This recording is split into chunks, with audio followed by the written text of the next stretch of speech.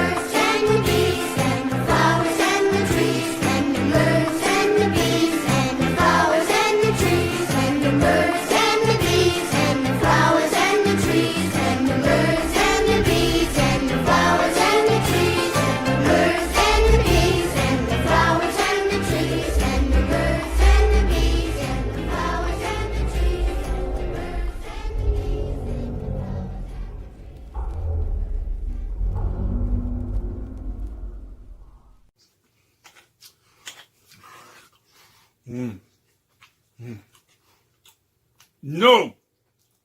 This is my cheesecake. Fuck off! Don't make me show my ass again. Jaeger. Okay. Freaky. Now we'll do the shower. That's it.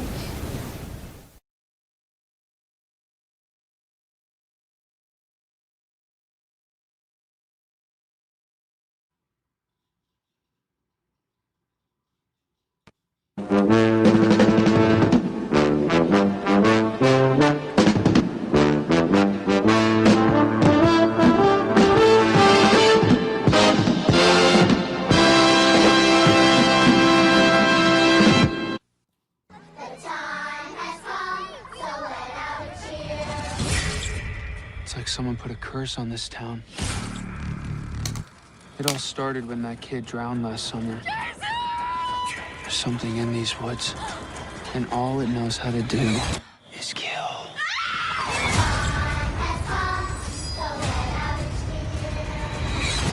Mommy's here.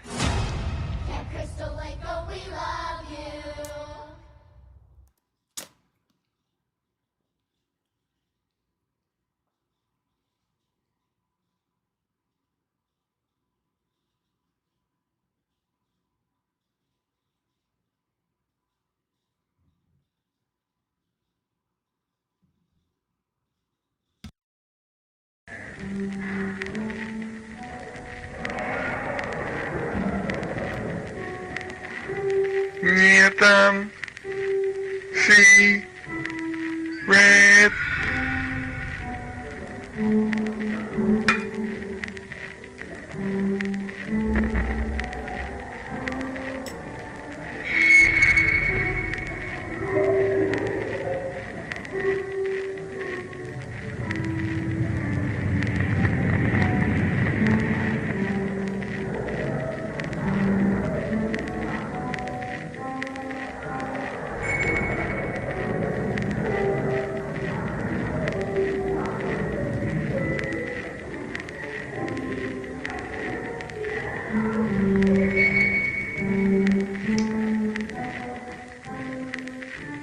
There is nothing.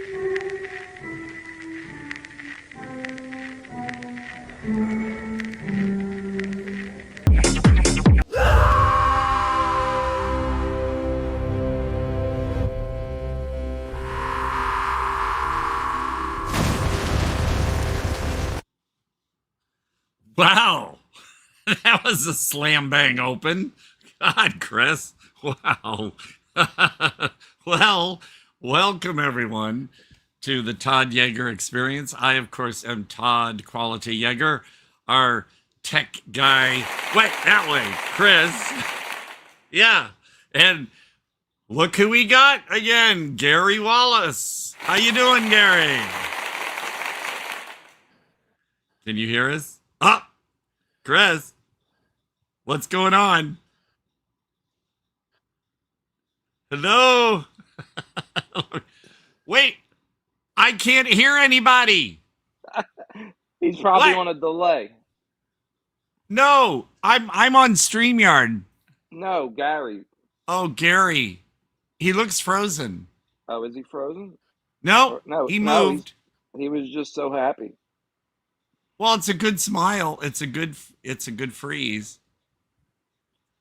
Oh, wait a minute. We should find out if he's watching via YouTube or StreamYard. Because Well, if he's the last time you guided him through it, you did a great job. So Yeah. I think you should well, we still have the clout of having Gary on the show. yeah, Even we if could, there's we could even just if- keep him like that the whole show. no, actually, I think it's frozen. All right, hold on. So Maybe I'll remove him.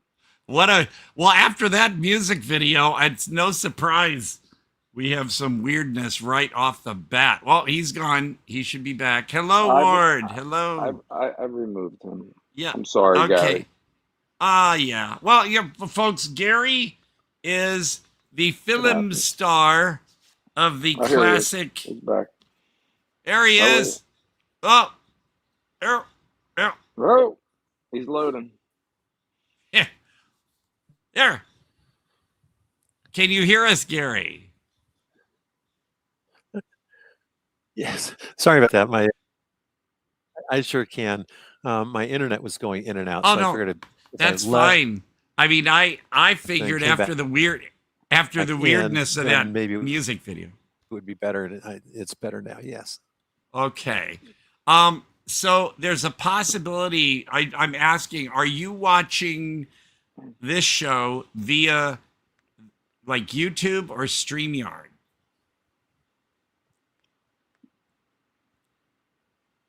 StreamYard.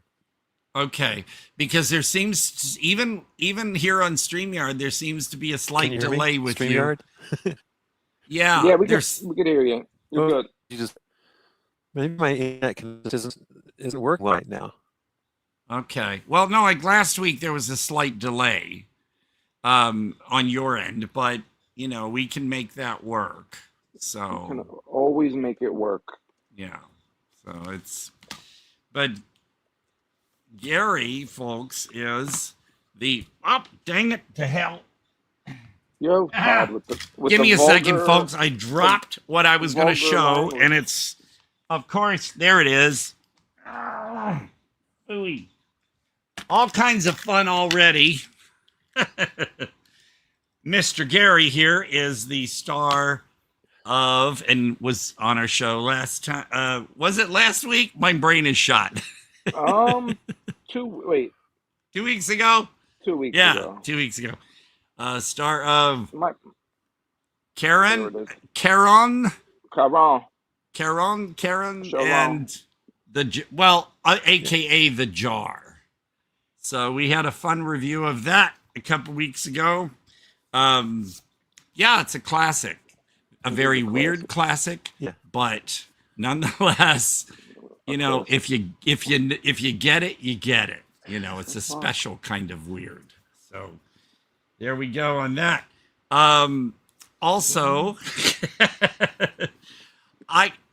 yep, there it is. And Joe Gatto. Gary told me that Terror Vision has like reprinted or has more copies of the soundtrack on vinyl.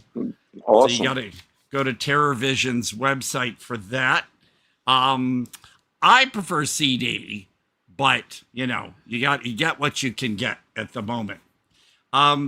So starting off, Birds and the Bees.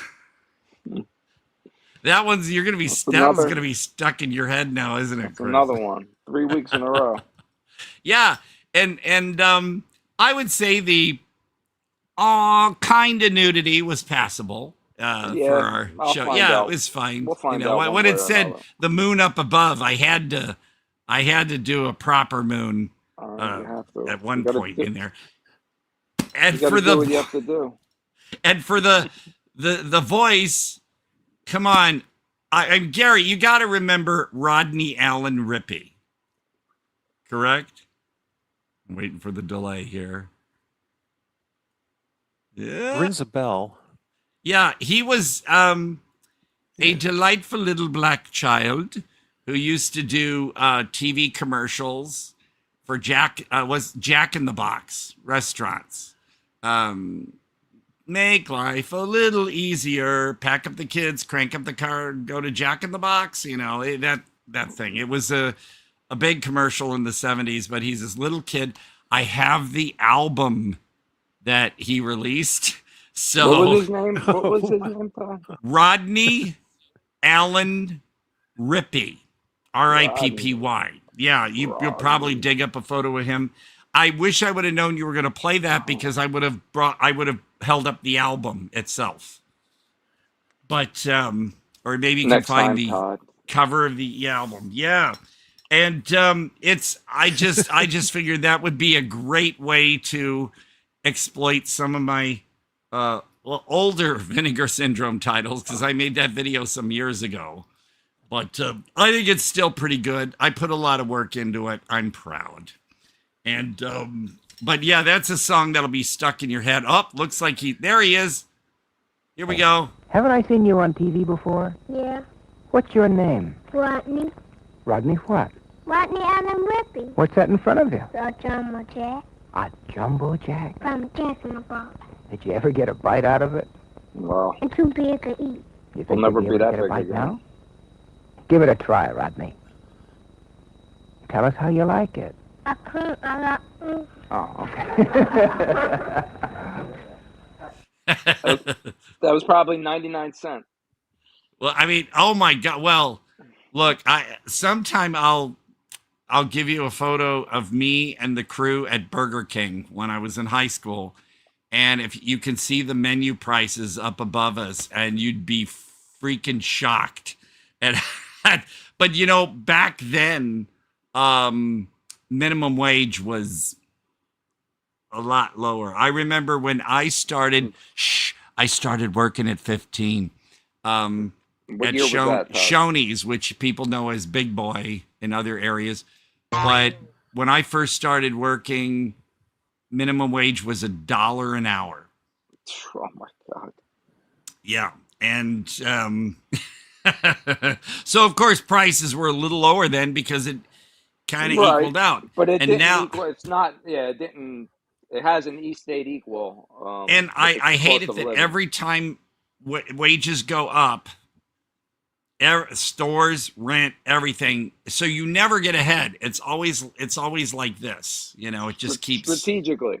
Yeah. So, but God dang. And there were other Jack in the Box commercials with him where he's singing and stuff like that. But you get you heard his voice. That was Rodney Allen Rippey. I don't know whatever became of him. I didn't research it.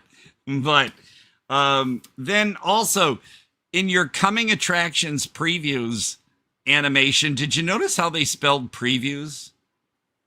Prevues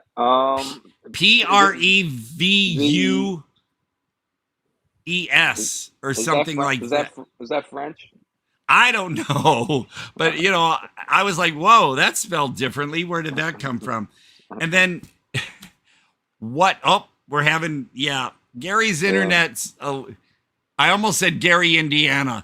Gary's internet is that little kid reminded you of Michael Jackson. Oh, okay, yeah. Gary, Indiana, wow, right? That's true. But you know, that was all popular around that time. But so yeah, folks, we'll be probably in and out with Gary. We're just happy to see him here. Yes. He's such a cool guy.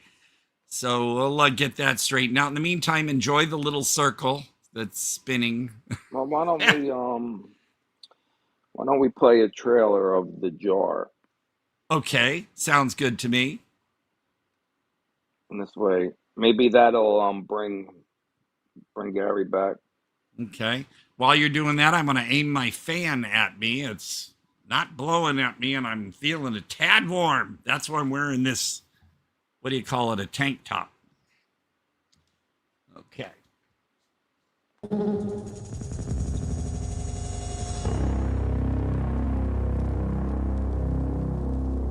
Where do you Sharona. live? No, I can't go home. What if I take you to my apartment, get you cleaned up, and then you are going to see a doctor? I wish we could hear him like that's that. good. To your Yeah. apartment. But just to clean you up.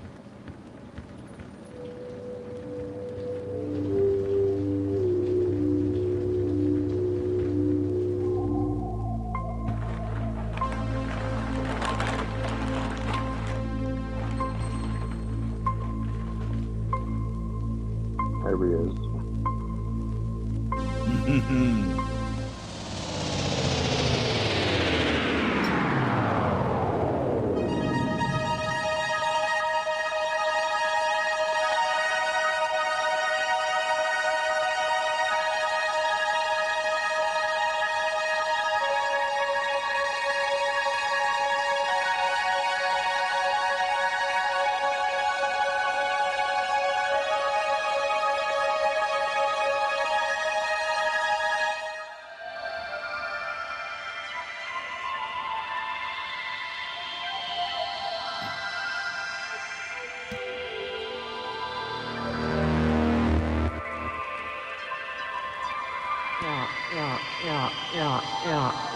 I always thought that was strange. Yeah. Just that? Yeah. That's the one thing that stood out.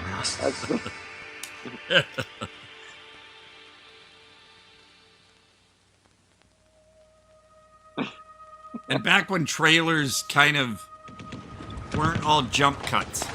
Right. And moments rather than lots of dialogue. Right.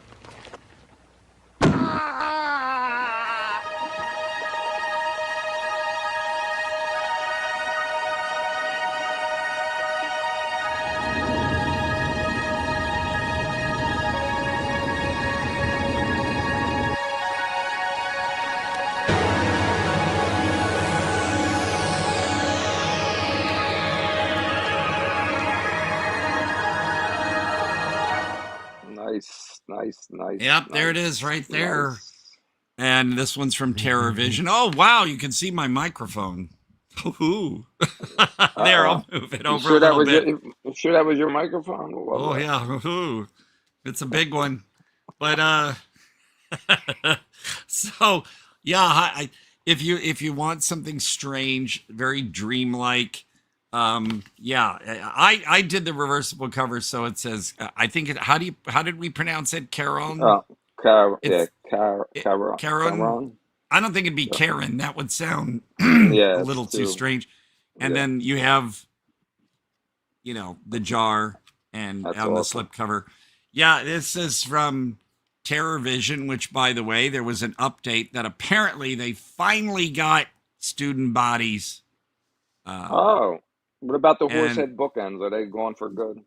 Those, yeah, what's strange is I wanted to get the Primo bundle that included the horsehead bookends. The bloody one, right? There was only 100 of those, I think, and they sold out right away. Wow. So I managed to get the next bundle that had everything except the horsehead bookends, and I pre-ordered that. I think like last September or something, and they just kept delaying it. And I saw a post on Facebook that they finally are getting it all together. Although it's strange because the reviewer, he goes by the name of, how do you pronounce it? Pizzoel? Hey, Jamie! It is, Jamie. You should see the jar. You should see it. Right up the back alley. Yeah, it's cool. I mean, get the Blu-ray. It's worth it.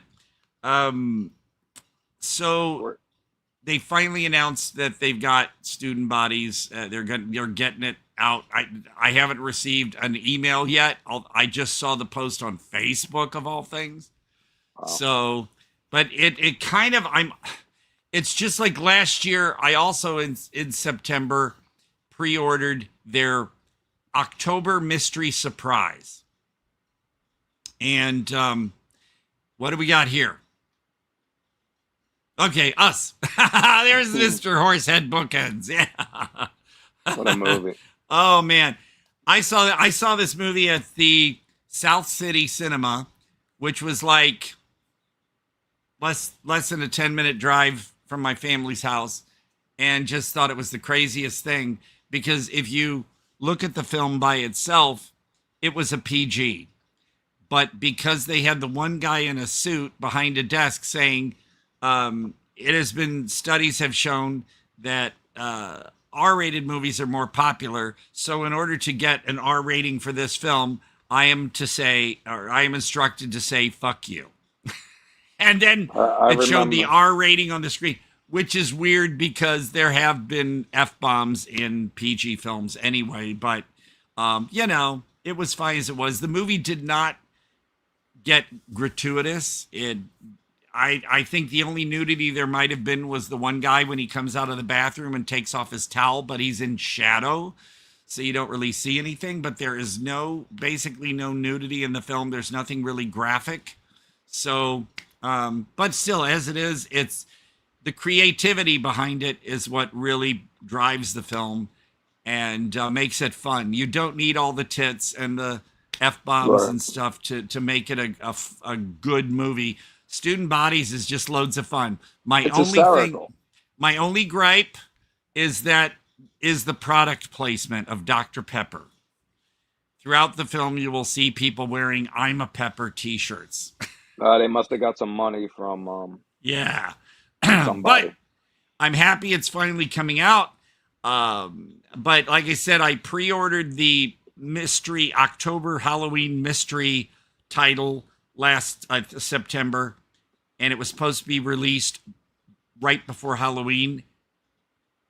Oh, you forgot about exactly. Word orders everything. That's good. Yeah, but the mystery surprise title was supposed to be released right before Halloween, and it didn't come out until sometime later in December. Always. And it was a shitty movie, but one of those shitty movies that you would enjoy watching. So I don't regret it. It's just that it's like, I don't know if there are too many whatever on the table, spinning too many plates, where they got so many titles they're trying to put out. Too many cooks in the kitchen. Right? There you go. You can't, too many cooks. I love that short. But when it's like maybe they got too many projects or too little of staff, so they have all these movies they're working on to plan to release, but they can't get them out in time. And I'm not trashing TerrorVision. I'm just saying it happens. That's twice that I've something's It's a while. I remember you were talking about it, and then I was excited. Right, I keep seeing updates too, like it's about to happen, and then it's about to happen. It's about to happen. But that reviewer, Pizowell, Pizzol. I'm sorry, I got to ask him how to pronounce it. He got his Horsehead Bookends like in January. He got the Horsehead Bookends, but I don't think he got the actual. He said he didn't get the actual film. Right. Well, I'd rather get the bookends. You always get the movie at some point. I would assume I could have at least got all the stuff that came with the bundle. Because I know I forgot all the goodies that are in it. I totally forgot. But what came with it? Mine was let's see, the Horsehead Bookends bundle was like $100, and the one without the Horsehead Bookends was like $70 or something like that. And I thought, Student Bodies, yeah, this will be fun. I'm still waiting. So I'm sorry. I love TerrorVision stuff. They got great stuff, but all the delays. Yeah, they used to be distributed through OCN or Vinegar Syndrome. And then they broke away, like Fun City Editions broke away. And so they're on their own, which is fine, but, So I'm sure somebody from TerrorVision's going to see this and be upset with me, but I'm sorry. I want my fucking Student Bodies. Gary's going to be upset with you. All right. Let's see here. Is Gary going to make it back in? It's a mystery. It's there. I hear There. 'em. I hear you, Gar. I hear you. We heard you for a moment there, Gary, if you can hear us. But you know what? At least we're getting a celeb appearing on our show today. You know, even if it's still image or Whatever. He's here, one way or another. It's like when Bill pops in and is only in for like 10 seconds. We're like, okay, our celebrity. My internet's been kicking me out, and I don't. Yeah. Good old internet. Good old internet on a Sunday. I have Spectrum. I don't. Spectrum. Mine seems to always be fine. I don't know what I have. Although, yeah, sometimes my Spectrum will conk out and I don't have TV for a while. But you know what? This makes it really fun. We got a celebrity that's mysteriously popping in and out of the show. Pops in and out multiple times. Somebody just sent me a message. He really wants to be here, Gary. That was. That's Jason. Is he okay? So I am today because I might. It was said that might wear it in the Gonzo Geezer Gore Fest. Oh, there's Gary. I heard his voice. There he is.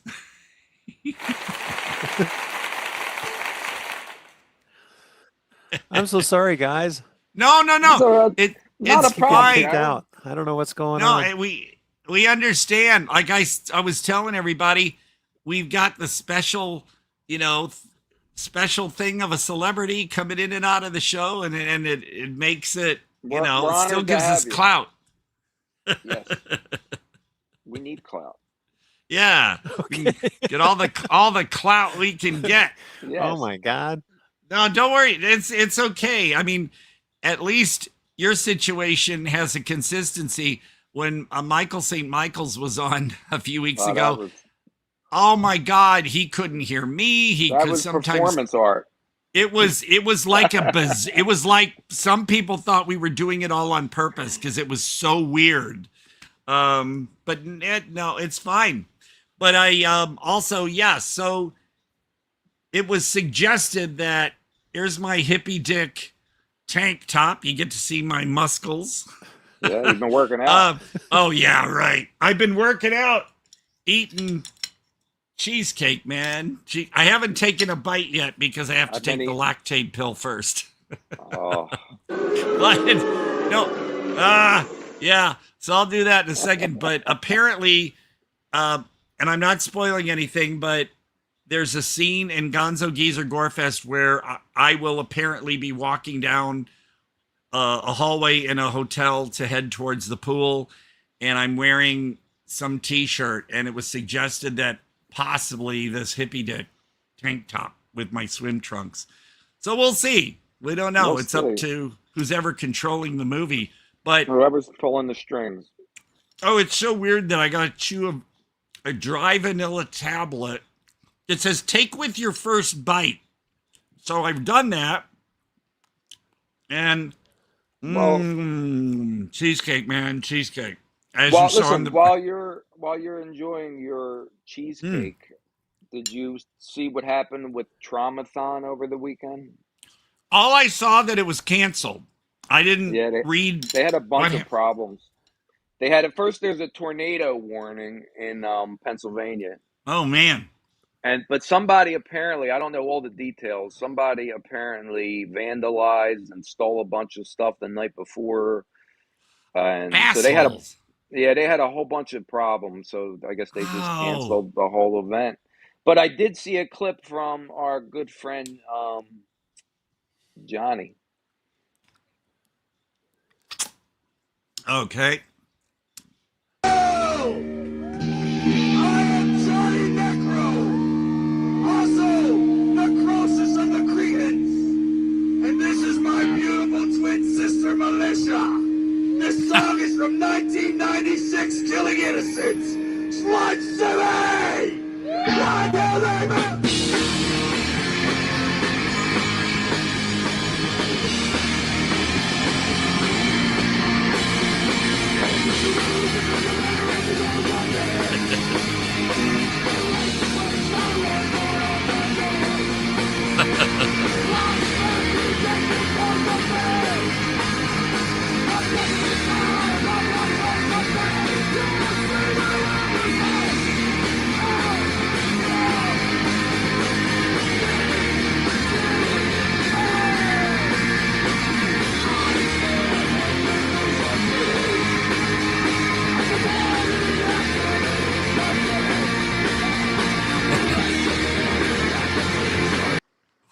Was that sign? I'm sorry. What did the sign say? At first, I thought it said slugs, but then there was a backward E.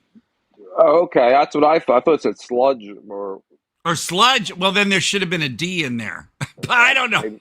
That's why I was like looking at the sign the whole time, going, "What is that? What does that say?" But off topic, Chris. Yes. Are you a Star Wars fan? I am.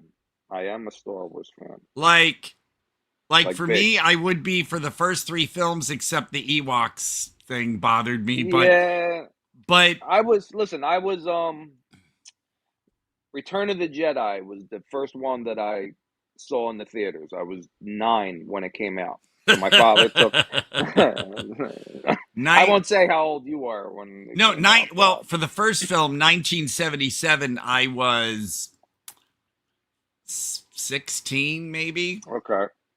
And there he goes, Gary. Well, we love seeing your face, Gary. You are a handsome fella, nonetheless.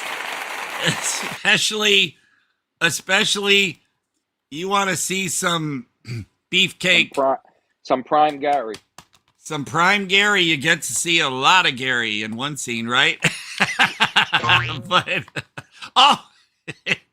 But no, we love. We it's fine, Gary. Don't worry. It makes the show fun. You keep trying. You know, we're fine with that. Yeah. But I keep just try restart. Well, if you need to, whatever you can, you know, you're welcome to keep coming in because it gives the show a little, you know, a little extra. So now Chris is gone. What the hell? No. Yeah, I'm here. Who is that in your avatar, Chris? Let's see if Gary knows. Gary, do you have any clue of? Although Gary's looking, I don't know if Gary's looking at it on his phone or his PC or laptop. But I can't really tell who that celebrity is. Oh, Gary's gone again.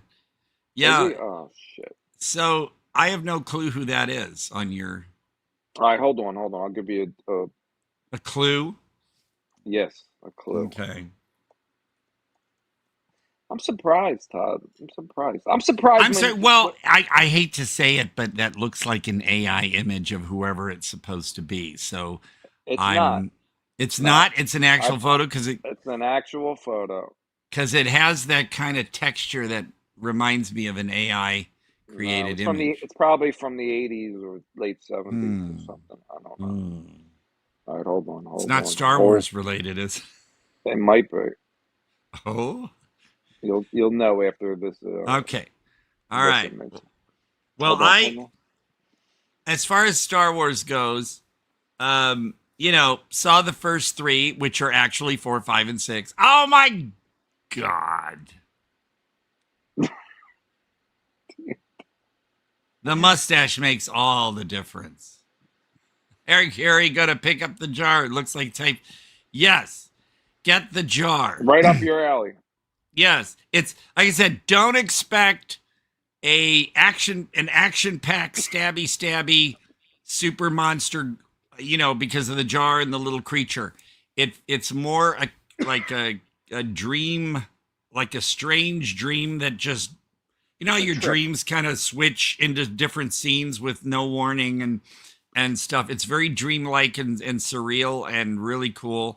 And for Jamie, the first scene where he picks up the guy after the car accident, it's all very dark, but that's intentional. So you're kind of like trying to get a good view of what's going on in the scene, but it's apparently intentional that you don't get to see everything clearly because you don't know. Like I said, it might have enough something to do with what goes on later in the movie. So yeah. Understand that part. And this is the best the movie ever looked. I mean, on VHS, that whole opening scene you couldn't see at all. Didn't know what was going on. So I'm curious to watch it the old way. Oh God. Jacob's Ladder. I mean, it's trippy like that. It's trippy, but it's not without the tits. Guys, I'm sorry, but they exploited Elizabeth Pena a little bit in Jacob's Ladder, like that scene where It she is. gets up from bed and she's trying to pull on her pants. So as she's doing this, Struggling, they're right. jiggling. I'm like, that was so distracting and so like we didn't need that. It's realistic. They do jiggle sometimes. Oh, the they pants do get jiggle. stuck. Yes. Oh, Chris is an expert. Yes. So the other Just film saying. that reminds me of Jacob's Ladder, there was one called Dark Heaven. A very low budget B movie. It had a very similar, and then also Jacob's Ladder, Sublime. You ever seen Sublime? I don't think you should so. dig up the trailer for that one. The woman who sang the Academy Award winning song In the Deep, I think it won the Academy Award from the movie Crash, the 1996 Crash, or was it? I think 96. Bird York. She was the female lead in Sublime. And it takes place in hospital setting and stuff. It's very much Jacob's Ladder, but it was still a very interesting film. So check out Sublime. There's Dark Heaven. I forget which low budget label. I picked it up on DVD. I think it's Circuit City when it came out. It was very cheap. So here's a horror film. I got to see it. Yeah, Dark Heaven. Most people would say it's not a good movie at all, and I can understand that. It's interesting. It's just it's just there. So Right. you're see at your own risk for Dark What Heaven. year did Sublime come out? 07, maybe? Let me do a quick search. Hold on. This might be it. Or you can look it up. Okay. I got you, Todd. I got you. Sublime. Yes. Sublime. Because Well, Target. it doesn't look like Gary's coming back. I don't know. We'll see. Well, we love you, Gary.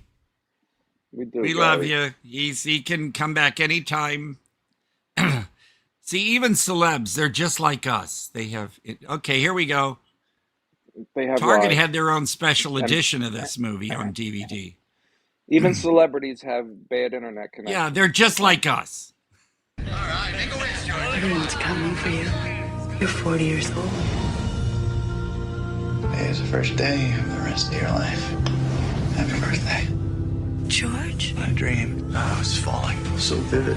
It's tomorrow. You're worried about tomorrow. It's a routine procedure. I know. It'll be fine. Right. When you close your eyes, there's nothing to see but memories.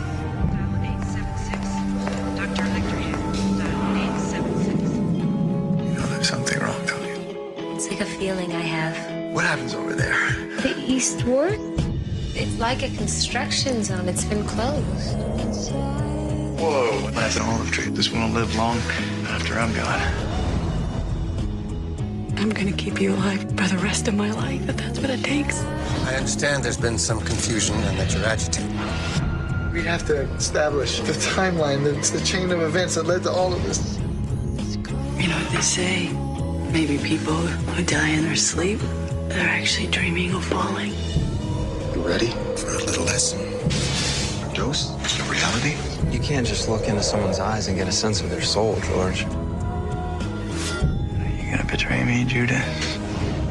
Do you know what I am? You can tell me what they've been putting in this IV here. Now, you're gonna face your fear. You won't be afraid no more. I'll set you free.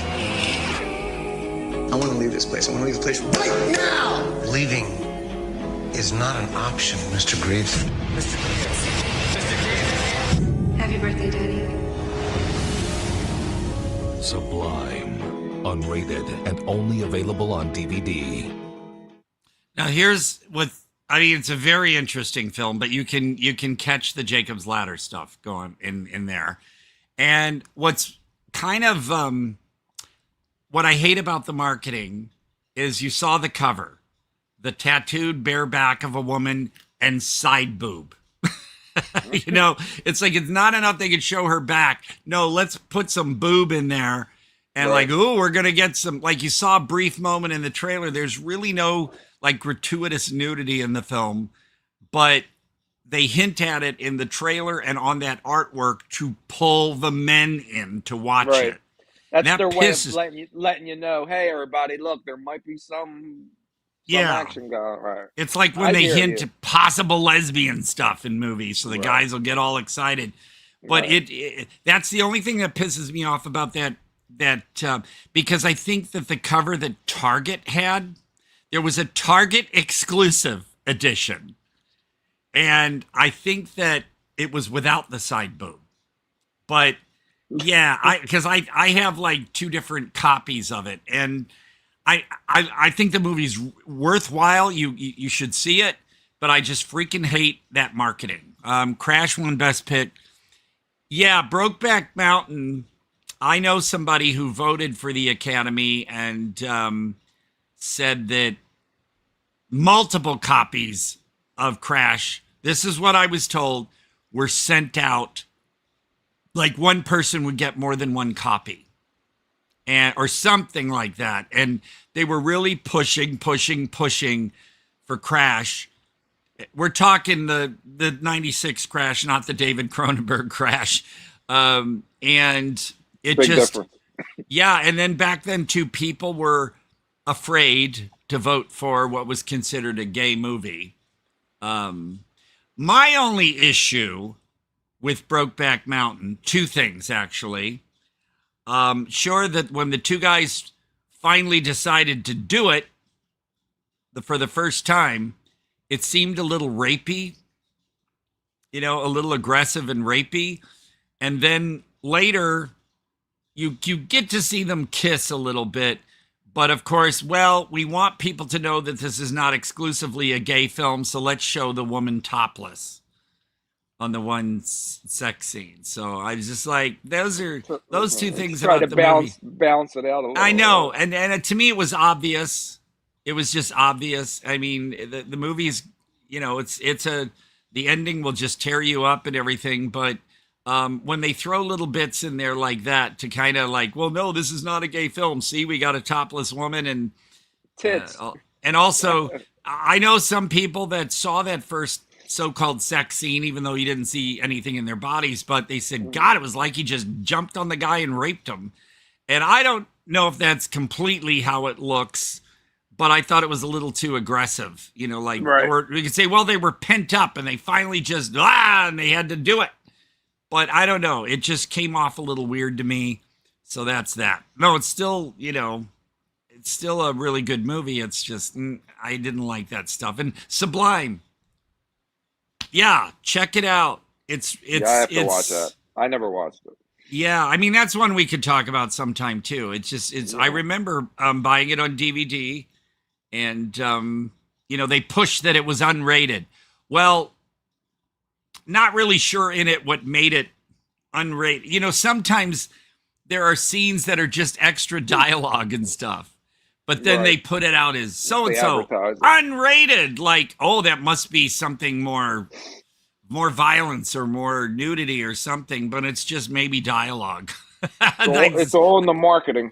Exactly. And I freaking hate how they market Sublime. That's the only thing that I tell people, don't go by that cover. That's, don't expect a weird, kinky.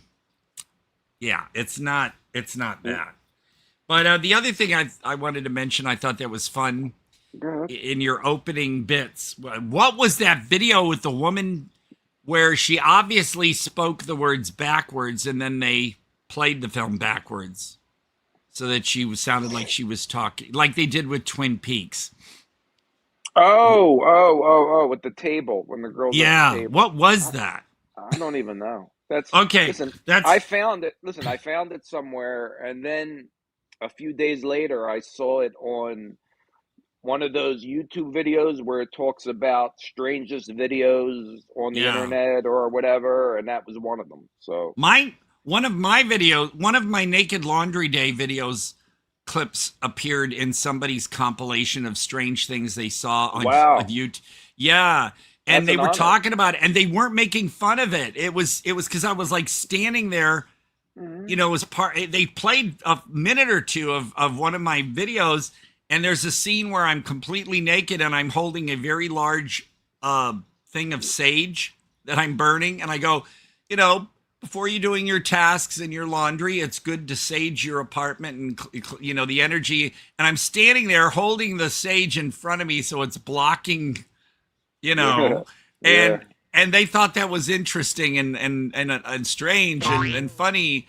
And I was really proud of that. And the video, I think I downloaded that video. You have to thankfully. send me. What was it, on YouTube or somewhere? No, it's no longer on YouTube. I looked for it. Yeah, it's no longer there. I mean, what I should probably do is put it up as a private link on my Vimeo and then give you the private link so you can see it.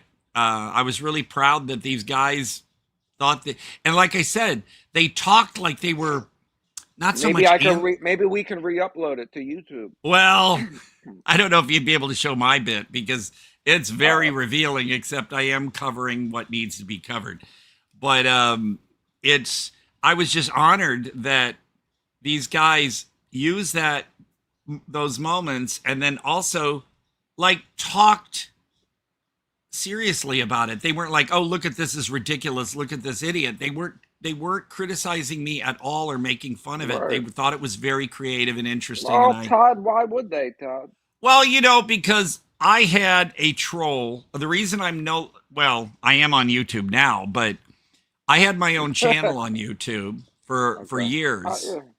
And when I started putting videos up like Naked Laundry Day and like Todd Jaeger lying around naked reading fortune cookies, they weren't explicit, but there was a troll, and I made sure all the videos were listed as age, the mature age listing. And some troll who just didn't like the fact that I was naked in the videos and stuff, because he would comment, nobody wants to see you naked. Why do you make these videos that no one watches? Which was not true. And I was like, I tried to, I would delete his comments, and there was, I guess, no way you could block him. But don't let a pair of tits ruin the whole number, Todd. Yeah, well, yeah. So it was very Twin Peaks. It was. But basically, this guy kept flagging my videos no matter what. And so YouTube, instead of checking first, YouTube would pull the video because it was flagged. And then it was up to me to try to do an appeal. And of course, YouTube was like, they didn't care. They were too lazy. So they just let it stay off the channel. So I got sick of that. And so I'm a Vimeo guy now, even though it costs me money every year to have a broader amount of videos stored and stuff. How much is that, Todd? Oh God, people, it's like $108 a year. A year. Do you pay it all at once, or do you? Yeah, they automatically. It's one of those auto pay things. So yeah, they make sure you get it. They make sure to get it. So they warn you. They send you an email and say, your payment will be on such and such, and then they automatically deduct it out of your whatever account you have. Welcome back, Gary.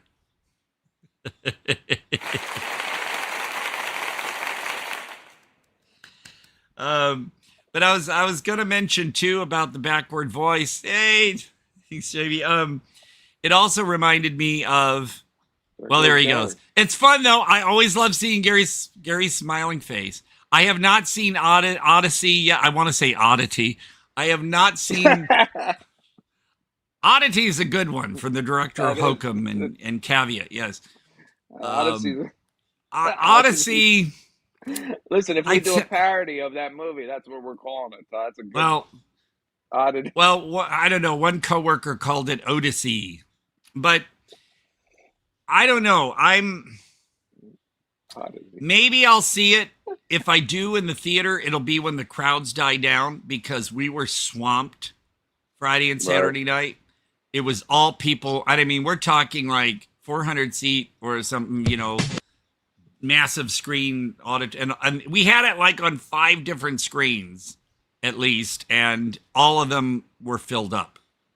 And I'm just not much good with big crowds unless you go to a special screening like in Los Angeles at the New Beverly or the Arrow and there's a Q&A. You know, a big crowd is fun. But when I'm trying to watch a movie, regular movie, and say, oh, you fell asleep. Okay.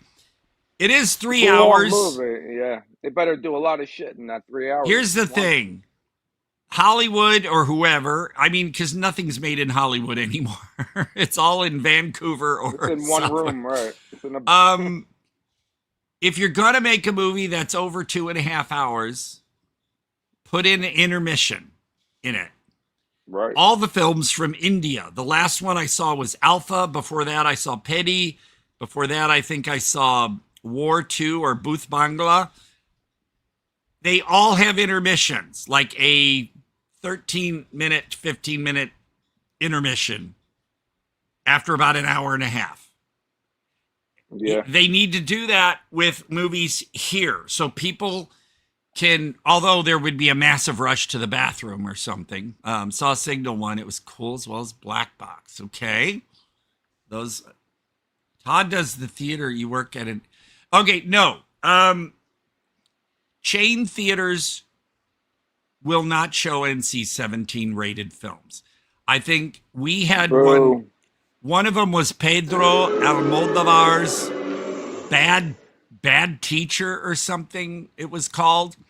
And we had that, but what had to happen was an employee had to be stationed outside of that auditorium door for the entire movie to make sure no one under 17 got in, because NC-17 means no one under 18. Doesn't mean if you're 17 you can get in. 17-year-olds and under cannot get into an NC-17. And so they had to station somebody outside for every showtime. And of course, they don't want that expense, you know, of having to pay for someone to stand there the whole time. They want them to be cleaning the auditoriums and stuff. So they, no, we won't show NC-17s. I think most chains will not, but here's how they get around it. Like with Terrifier, that would be, those films would be NC-17. But the chains know, oh, wait a minute, this is a movie that will rake in millions. So we'll just show it unrated and treat it like an R-rated film. Right. Apparently, they still had to go through the MPA and strike some kind of special deal to show the Terrifier films unrated. I know that In a Violent Nature was also unrated. Did you like that, Todd? I thought it was, creative. Once it got into it, I thought it was interesting because it wasn't just gory kills. There was more to it. But you know what I thought though, Todd, the whole time that I just watched the trailer for it. The trailer was really good too. It's just, it feels like a Friday. It feels like Jason. It feels like a Friday the 13th. It feels like that's what they should be doing in the next Friday the 13th. Something along those lines, a little different, but in those same kind of violence. Yeah, I've told people. Well, you don't like Friday the 13th, so I like the uncut original first film. So you don't like Jason? I don't like. I mean, we all know now. By now, I'm not spoiling anything, that in the original Friday the 13th, it was the mother. Mm-hmm. Okay? So this is what's going to be weird about this Crystal Lake thing. I mean, how they're going to do this. But, you know, the end of the first film, she was basically having a hallucination or a nightmare. And the final gal. But to have him say, well, that was just her hallucination, that Jason, some people are saying Jason, they may have thought Jason drowned, but he really didn't. And somehow he was living in the woods. I don't know how he raised himself. The squirrels were raised. And he became this big muscular guy, you know. Push-ups. Listen, he could have lifted logs. But I think I had something against part 2 anyway, because back then, Fangoria, they didn't have screeners. They didn't get pre-screenings of most of the films. They were given photos and material to print in their magazine and interviews, but they hadn't seen the film. So Fangoria had photos of all these kill scenes, because that's what Fangoria would do. And like they showed the couple in the bed, you saw the guy on top of the girl and the pole going into his back in the photo. And we were like, oh, wow. And what did you see in the movie? You see the pole raised, you see it come down, and then you see it hit the bottom of hit the floor underneath the bed. And you're like, wait a minute. What, it. So Fangoria, ruined. I mean, it ruined for a lot of us. And we were pissed. We were sitting there going, everything's gone. Everything's cut. You know what that was for, Fangoria? It felt like at the time, because I remember reading that was for like the kids who couldn't go see the movie. So right. They showed you everything. But they showed you stuff that didn't wind up in the movie. Yeah. And so what they did leave in was the female nudity. I mean, was that the one where a girl went into the lake and then she came back out of the lake and you're like, okay, what was that? I guess you thought maybe she's going to get attacked in the water, and then no, she comes out, but it's all frontal. That kill and a lot of the kills are all from Bay of Blood. Yeah, exactly. Right. Exactly. And Bava did it, what, 10 years earlier? Yeah, and like the guy in the wheelchair, the axe in the face, and he goes down a lot. Again, I saw a photo of him with the axe in the face and all that, and you didn't see that. And so me and the friend that went to go see it at Ronnie's Six Cinema in St. Louis, we were sitting there going, we were so pissed off during the movie that we weren't given what we were promised, that we hated the movie. Older. You were a little older at the time. See, I loved it. Friday the 13th, and I think the first 4 movies are my favorite as far as continuing storyline in a horror. I cannot stand any of the sequels, especially when they get into the realm of Jason versus Freddy and Jason goes to space and all this kind of shit. They're grabbing at straws. No, I don't. Like Jason X. I don't like Jason Goes to Hell. I thought that was terrible.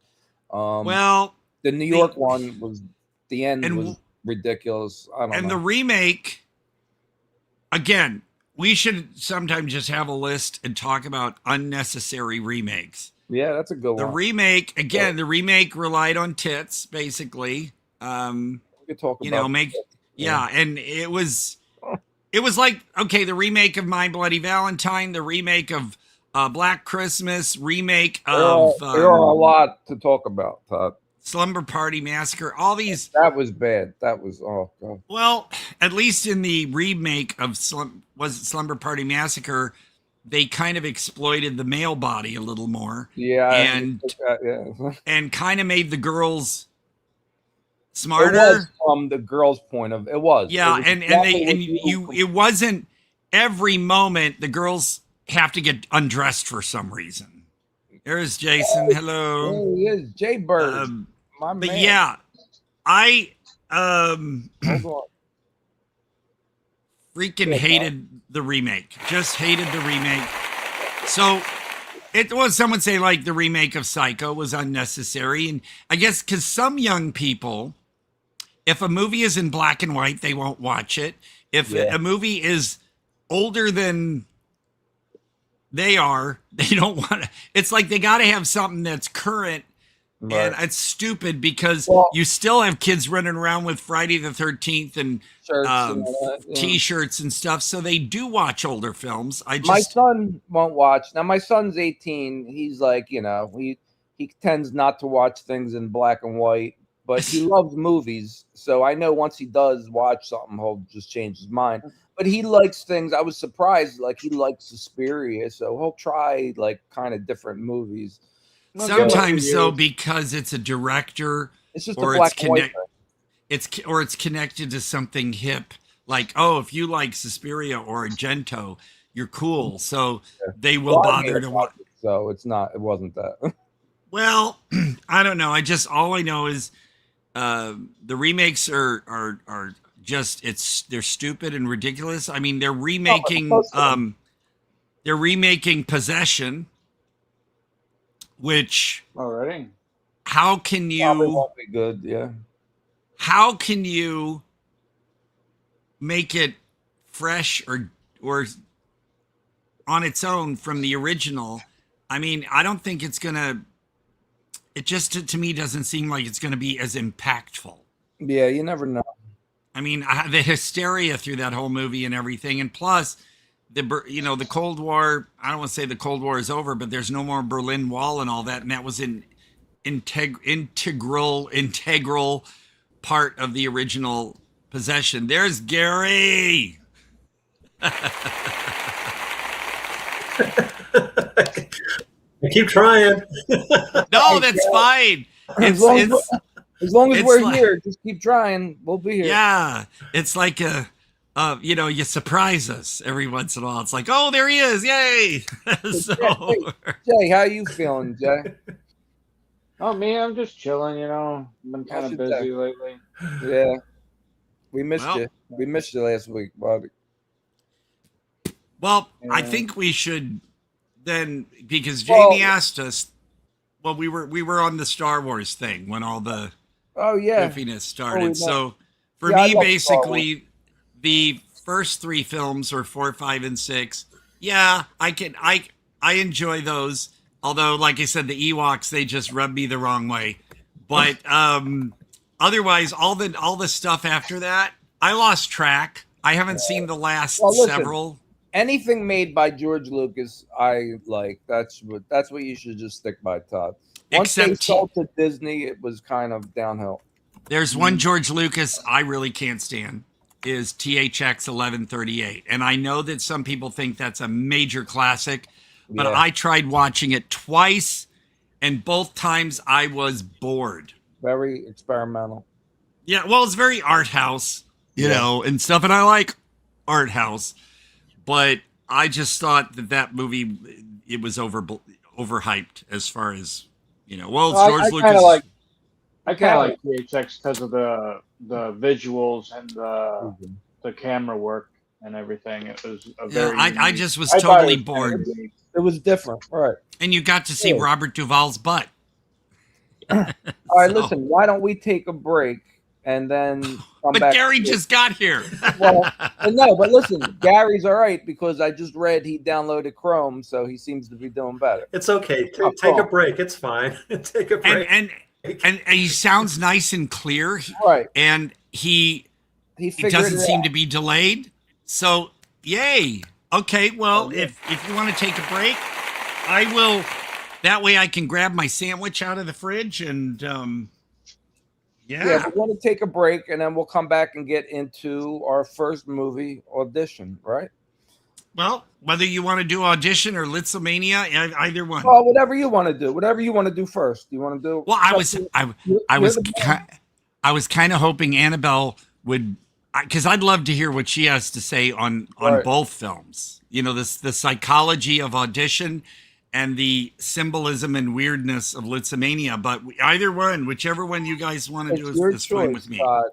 Okay. We'll do Lisztomania first after the break. All right. Well, throw us our surprises and I'll get my sandwich. Sandwich.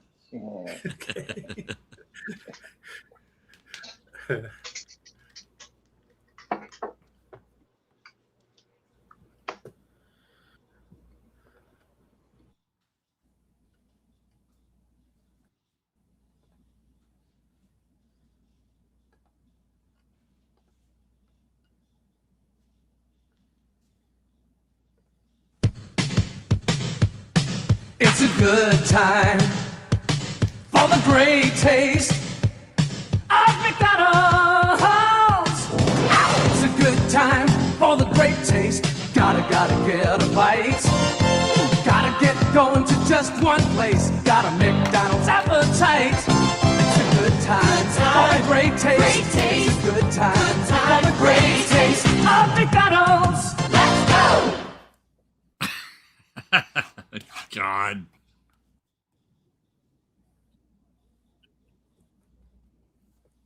Together, the happier we'll be. For your friends are my friends, and my friends are your friends. The more we get together, happier we'll be.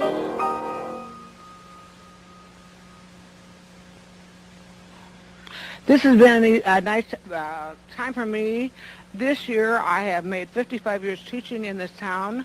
And for the students on this show tonight, go to the First United Methodist Church. That includes me. I go to First United Methodist Church. Reverend Jones, Bill Jones opened our show last time, and he's not here tonight. So John Baker's here, Bob Spencer, Michelle Casey, and I all go to First United Methodist Church. So John is going to sing a song that's very popular nowadays, and it's Christ the Lord is risen today, and he's going to do Amora too, okay?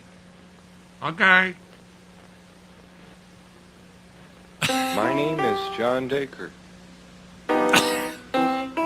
Lord is risen today, hallelujah. Sons of men and angels say, hallelujah. Your voice in triumph's high, hallelujah. Sweet voice in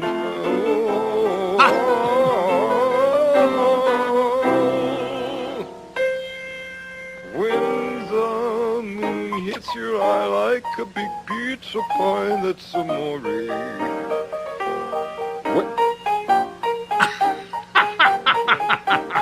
Amore. Bells will ring, ting-a-ling-ling, ting-a-ling-ling, and the bell ring, more.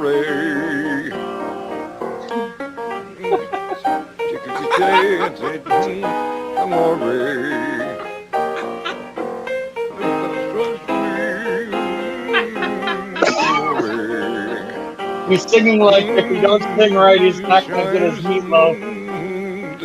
You're in love, and you know that you feel some more to me, but you see back in old Napoli, that's amore. Man, 10 out of 10, man. Gold.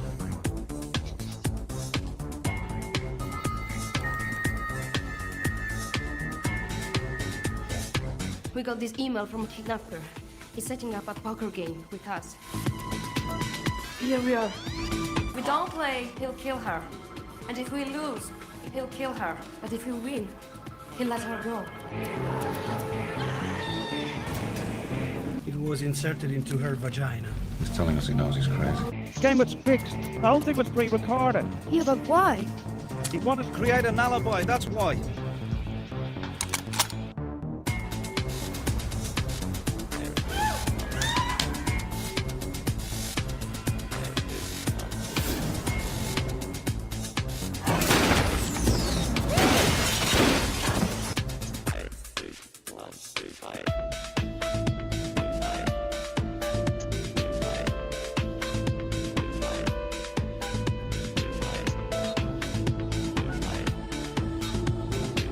That actually looks really badass.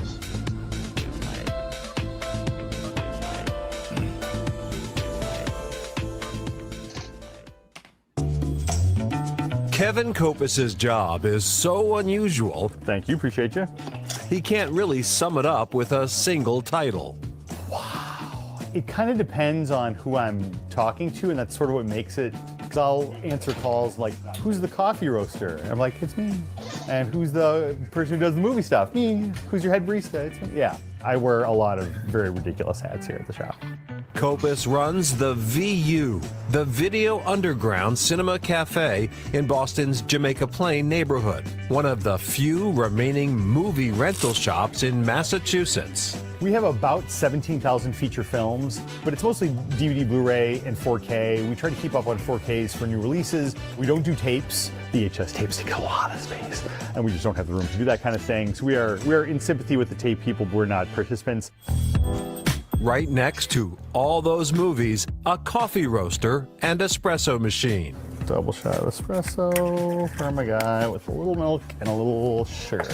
Not one part of me has ever thought that we could just do movie stuff. independent bookstores can't just sell books. They have to have the stationery and the legal pads and the pens. I would love to that, do that stuff matters. like this. The VU opened in 2002 in Hyde Square. In 2013, Copus Kinda like went a from dream of mine, do customer it up to north, owner, and the following year moved the shop here to Washington Street. This all works like kind of like a private library. Pay a flat fee, you can swap movies in and out as much as you want. The base rate is 2 titles out at a time with unlimited swaps for $20 a month. And being a member makes you eligible for member events that we do on Saturdays and Sundays. As the cost of streaming services continues to rise, the VU has been able to keep its prices pretty steady over the years, building a loyal following. Unless convenience is the #1 thing, you can't say that this is anything but a bargain. Or you can find the Ghibli films here, you can find the Criterion films here. We really focused on feature films and bolstering the back catalog, upgrading formats, and keeping up on new releases from boutique labels, imprints that we like. Oh, yeah. Copus says the number of media subscribers has increased every year since they introduced the model in 2017.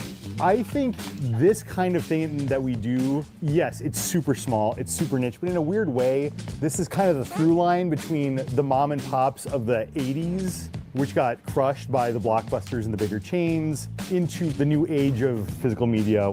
In addition to the borrowed discs, beverages, and beans, the VU also provides a sense of community. Not enough for someone to take 2 movies out twice a year and, you know, charge their card on file. And you want that interactivity, you want people to come in, you want people seeking things out. It's always fun to come in here and get to choose the new movie we're picking out and trading. And Kevin always has great recommendations. I didn't really watch a lot of movies before moving to the area, and now I watch like 10 a month. Meredith and her roommate Grace even added a second DVD player to their apartment to accommodate their newfound interest. I like being able to pick them out from the aisles. I think it's a great catalog of movies. I'm trying to make my way through it, but I never will. My roommates and I have been talking about moving, and this has been like a deciding factor in where we're moving. Businesses like this are all about finding your people and being good to your people with the idea that your people are going to be good to you back. We still have media accounts for people that opened them in like 2004, 2005, who have always been media subscribers, will always be media subscribers. They're on the team. Yeah, They're on the Part 4 road. is actually pretty good. I agree. I like Part 4. The VU, that is, offers different levels of subscriptions depending on how many movies you want to rent at once. Level A is $20 a month, and you can take 2 titles at a time. Subscribers also get access to private movie screenings. If you're curious about their inventory, you can search the catalog on their website. That is Chronicle for tonight. Thank you so much for joining us. I'm Shayna Seymour. Have a wonderful evening. We'll see you back here tomorrow night for another edition of Chronicle. Good night, everyone. East Tawas and Alpena, just make a really cool Because hangout. I know somewhere deep down in my heart, I still love you.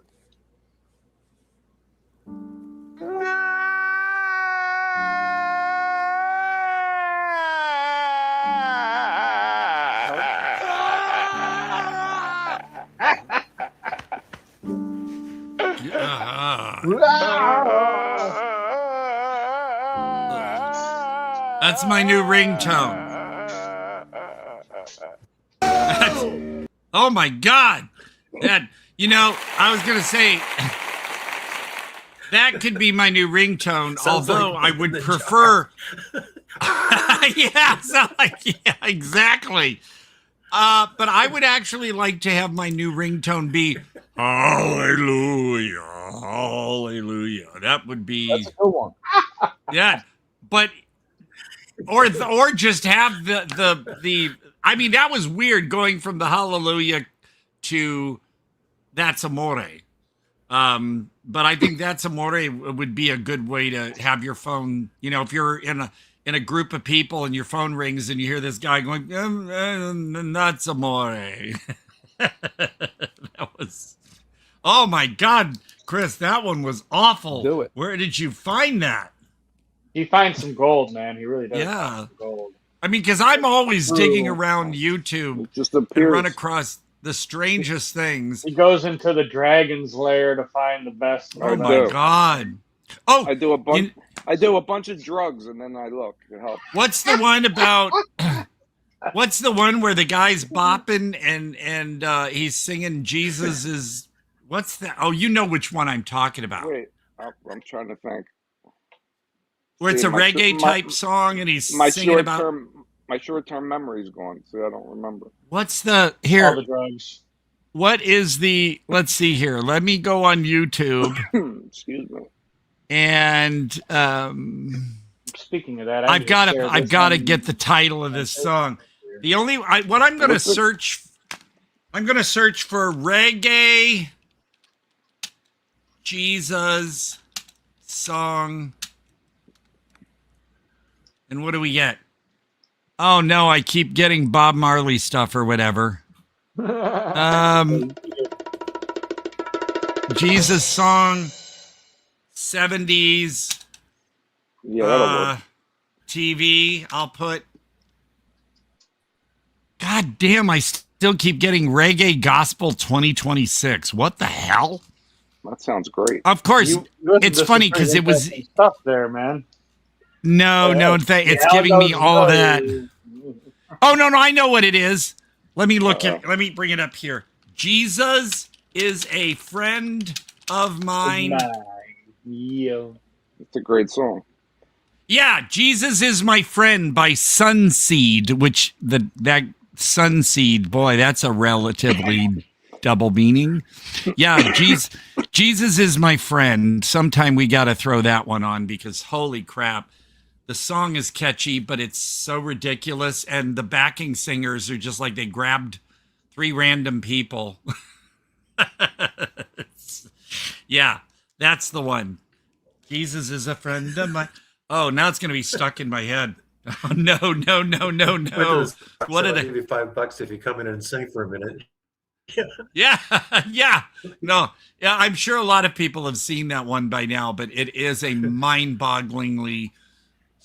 is that a word? Strange experience. But and yeah, thanks for that McDonald's commercial. That was funny. Actually, I enjoyed that one. I just like ew. You never know. Yeah. Well, at least you didn't come up with a Taco Bell parody with what's going on. Give him time. Give him time. Although it's not entirely Taco Bell's fault. It was not entirely Taco Bell's fault. It was Taylor Farm's fault because they weren't being... say it was Taylor Swift's fault. No, not her. No. And why is everybody getting... Well, I don't know. Some people getting all pissed off that she got married. It's like, well, she's not yours. So well, leave her. He's gay Taco anyway, smell. right? What? The guy she married? I call it Taco Hell over here in Michigan. It's made out of people. Yeah, Taco Soylent. Taco Soylent. Which thanks for bringing that up because I have to contact Barnes & Noble because Soylent Green is being released by Arrow Video this month. Nice. Yeah, so I gotta I'm gonna write that down. Do it. Whoops. Put it in your little Soylent book. Green. Because that's coming out this month. By the way, that trailer we showed last week for Some Things Will Be Different, got Barnes & Noble to order that one for me. It's only on DVD, but that's fine. I'll take whatever I can get. Here's our trailer. Please tell me it's not dubbed.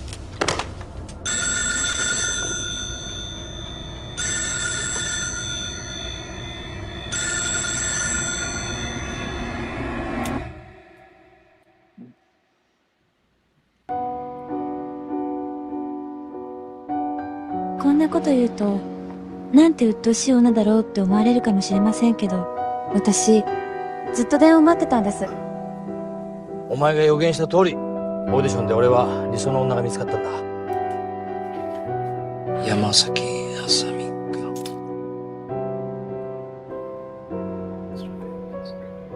君は素晴らしい。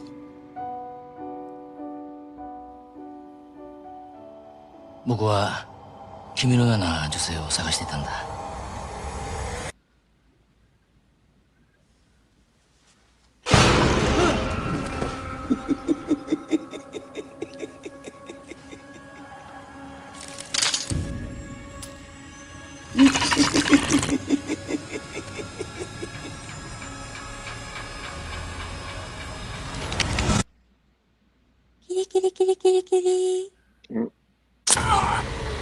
けを愛してくれなきゃ嫌よ。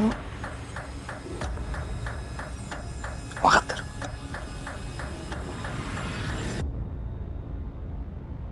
キリキリキリキリ。 And apparently she's saying kitty kitty, not kitty kitty, like a lot of people thought she was. The trailer, in a way, is a little misleading because they play a lot of the last third of the film. Right. In the trailer. Because the film itself, if you go in not knowing much about it, the film is very deceiving. And yeah, because it's very, it goes all over the place at one point. Well, I mean, you got, I'm not going to pronounce his name right. Shigari, the guy, he basically, the whole gist of it is he a producer? I never really understood clearly what he did, but his wife had died and he's raising his son. And so his friend who works for a film company and handles auditions, thus the title, they decide, well, let's kind of pretend, maybe the film will get made, but let's kind of pretend that we're going to get a film going. And this way we can audition actresses or women who want to be in the film, and you can find a possible mate. Because the Shigari's son is like, you got to find another wife. You got to get married, which I thought was really weird. It's like, no, take your time and date somebody, I would say. But apparently in this film, it's like you find somebody you like, you date them for a few days, and then you propose, which is very odd. I don't know if I'm sorry to sound on PC here, but I don't know about the culture in Japan Straight for that. shotgun wedding, man. Yeah, like, bam, let's find her. I love her. Let's do this. And the son was like, you're going to propose to her this weekend after they had just met and they're going to go away for the weekend. I'm like, Jesus. But anyway, so that's what happens. And he meets Asami there, who, the most perfect hair in the world. And so he really is smitten by her and what she wrote in her essay on the, what do you call it? Her resume, if you will. And so, yeah, and but his friend, the audition film guy, he just has this hunch that there's something just not quite right with her. And, but it takes a good 2/3 of the film, before, bam, it's a sudden switch. Right. And Japanese are really good at that kind of thing. Well, Asian filmmakers are really, really good at that kind of thing. It says the film, I mean, I'm not going to try to get too deep here because there are so many reviews and essays about this film online through external reviews on IMDb and stuff that really go into the whole headspace of the film. But basically, the film does comment a lot about men's view of things, like basically, these guys think that women should be, I don't want to say completely subservient, but, the guy's in power, and it's funny because he says he wants a mature woman, somebody who is a professional, but not entirely successful as a professional, because, again, a woman being more successful than a man is just no, So... Well, over there, it's kind of the opposite sometimes with the Asian cultures and stuff. Well, he also, it's funny that he says he wants a mature woman, but then he picks a woman who's like, what, 24? And she sounds like she's 14. Oh my God, her voice. I mean, she had a whispery, soft voice, and I'm sure that's one reason why this actress was chosen, because she had it down. Right. She could look sweet and everything, but you felt a little hesitant around her anyway. Right. Well, that made the change even more. Yeah. The whole movie changes completely after they sleep together. I mean, she initiates it, and she just, I don't know why, but it's never fully explained, but she disappears.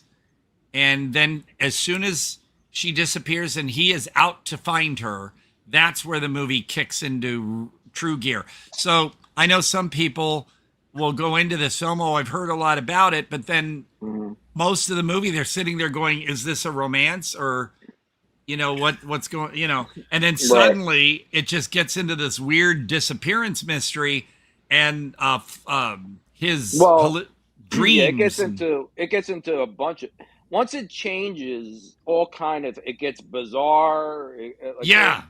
Once the man who took care of her, or whatever you want to say he did, the ballet teacher. Yeah, once they show his feet or whatever they did, then all things, something. Exactly, that moment in particular. But honestly, I think for me, the most disturbing aspect of the film, not so much the torture, was the ballet teacher's laugh.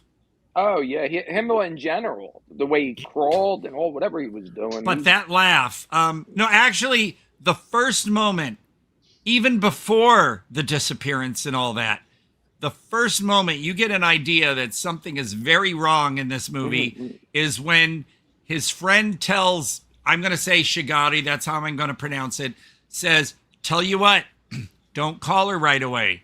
Make her wait. So what is she? It cuts to her sitting at home, like you saw in the trailer, with her head bowed and that bag in the background. And you're like, what the fuck is this? Yeah, that's all it took. And the phone ringing, as soon as the phone starts ringing, the close-up of her mouth starting to smile. Oh, he's calling. And then the bag, it just goes back to almost normal. And you're like, okay, something's wrong right there. But then again, you forget about that because it gets back into the normalcy of it. And then, yeah, bam, it turns into this bizarre movie. And also the film kind of like says, The Shining too, right? Well, the bar kind of had like that liminal kind of feel. Well, yeah, The Shining was a bit more sinister from the start, though. Yeah, this makes a complete shit. This goes from feeling like one kind of movie, which is, I'm sure, almost a rom-com. Right, very intentional, because once it changes, it just goes full throttle. It doesn't hold back. It says a lot about movies nowadays. I love that movie. A lot about she, when you learn about her past and what she went through, and like she was saying, you have to love only me. Well, that didn't mean just don't love other women. It was like, don't love anyone else. Don't love your family. Don't love your friends. You love only me. And that image there is just amazing.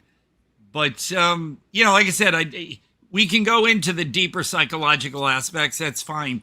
But I'd really like people to, from what we've said here, without really spoiling anything, because there's some brutality at the very end of the film, especially when he's having dreams, or because he was apparently drugged at one point. So it just goes all over this, and scenes that did happen they turn up in a different way. So it's like, what's going on? So your head's getting really messed with by the end of it. There she is with that smile. Hell yeah. Oh my God. Yeah. She's, the end. Yeah. Smile. I do recommend going in and just reading. The booklet that came with the new 4K release has a very, interesting essay in it, or essays. But sometimes the essays in booklets, especially in Criterion releases, are so stuffy. I don't know what these writers are talking about. But there are explanations and essays about this, if you go to IMDb and click on external reviews, that go into it and help you understand things or get deeper into the meaning without sounding like you're sitting through some kind of weird lecture. But yeah, the ending is, again, by now everyone knows, like with these images and the trailer, that there's a bit of torture involved and things like that. But but there is so much more, right? It's not. Yeah, to say more. If they're willing to show you that even in the trailer, then that there's a whole bunch Trust me, Yeah. that you Although didn't see. they do make the film look a lot more exciting than it really is, and that's but that's what trailers tend to do. Right. But this one, you can't really say much about the very last bit, or else you know what's coming, and you won't be so surprised. Right. But I'm sure everybody knows that there's some kind of torture. There's some and kind of whatever. torture, exactly. But Right. it's when I first saw it, I was like, what? You know? It and has now that effect. My wife won't watch it again. My wife will not. Oh. It bothers some people, this movie, for some reason. I guess it's that scene, but I guess it's a bunch of things. Because at least there's not a John Wayne Bobbitt kind of thing going on in here. Right. But there's some weird things going on. Yeah. It's so weird. But, also the fact that she seems to be this timid girl, except for that one early scene where she's sitting there just waiting for the phone to ring. But how this actress, she's phenomenal, because even while she's doing her last little bit with him, she still has this calm demeanor. Till the she's end, right? Being really vicious, she's still just like, she's got total zen going on. And yeah, it's I wish I would have grabbed my other editions. I totally forgot, but I remember this first came out on DVD while I was working at Borders, and it was from, I think it was American Cinematheque or something, who put it out on DVD. And then there was a Lionsgate DVD. Then there was another DVD release, which I got them all because each one had something a little different on them. And then Arrow put out a Blu-ray, which I have. And then Arrow finally put out this 4K release this month. I reversed the cover so that you get the original artwork. I always do that. I did not pay $49. I did not pay $49 for this. But that's Arrow's. Whenever they put new artwork on, it's fine. But sometimes, as long as they give you a choice, it's yeah. The original artwork is iconic. Yeah. It hints well, that's way better than the original. It's almost like Blu-ray. Dadaism. I kind of like that one. The one. I don't like the cover of the original Blue. I mean, it's okay, but it's plain. They don't give you. Oh no. Okay, so the artwork for Arrow's Blu-ray, whoever that artist is, they had that artist doing all of the slip covers at that point, including all the Gialli. Okay. So the artwork for the Blu-ray release I wasn't really fond of. And it wasn't reversible, right? I don't think I don't know. I don't think so. I'm trying to remember. I don't recall now. I have it right here. I could go get it. But it's hard to believe that movie's from 1999. I know. Yeah. Well, I didn't see it first until the last drive-in. The first season maybe was at 2019. See, I would have thought that would have not been a great movie to show on Last Drive-In because of how slow and uneventful most of the movie is up to a point. That's odd. Maybe because the one of the audition girls undresses. Maybe that's what Joe Bob Briggs liked. Maybe. Quaid, look in the description of this video. Just click on description. There's if you below the Mutant Theater thing, there'll be more information. I didn't see Audition until it came out on the first DVD release from, I think it was American Cinematheque is what the label was. That's when I first saw it. And I too was like, boy, this movie has really been talked about and hyped. What's going on here? Because I was watching and waiting and waiting and waiting. And then the moment where she's waiting for the phone to ring, then I knew something was a little off. But otherwise, if you have watched it, I loved it. Yeah, if you have patience, it pays off very well. Yeah. I just it's funny too how the ending was almost kind of abrupt. But there's the new artwork, which is fine. It still says enough about the film and everything. It's better than the Blu-ray cover, that's for sure. Right. And there's a whole bunch, like you said. Wikipedia had a very good. Sorry. No, I'm No, sorry. go ahead. Go ahead, Gary. No, go ahead. Yeah, Wikipedia had a very good article about it, and apparently she was a model, and this was her very first movie. And I read the synopsis of the plot, and it sounds like there are a couple of scenes I probably would not be able to watch. Yeah. I don't want to give anything away, but well, have you seen Gary? Gary, have you seen Hereditary? Oh yeah, I loved it. Right. It was Yeah, great. I love that. Well, do you remember when she had the thing and when she Yeah, was she's gone? with the wire. Yeah. Yeah. There's some of that going on. And also, Audition is very much a precursor to Obsession. In a way. Yeah, I mean, they're not the kind of same, but you can see. The body part stuff wouldn't is not what I was talking about. It can I actually say something? Would it? Yeah, spoil go if ahead. I say That's too fine. much? Yeah, sure. In one of his hallucinations, she pukes. He says he's hungry or something like this, and she pukes into a bowl and feeds it to him or something like this. And it's like, oh my God, that sounds really gross. Well, I don't know what she was feeding the guy in the bag, because remember, she brought over a bowl full of some liquid and set it in front of him, and the guy just started burying his face into the bowl of liquid. That was pretty unsettling. But yeah, it's the movie. It's gruesome in spots, but when I first saw it, I was kind of like, oh my God, but not like freaked out. Just like, oh, because it was very the visuals were effective. But rewatching it, I'm more into what's going on head-wise than like any actual violence. I'm kind of thinking more each time I see it.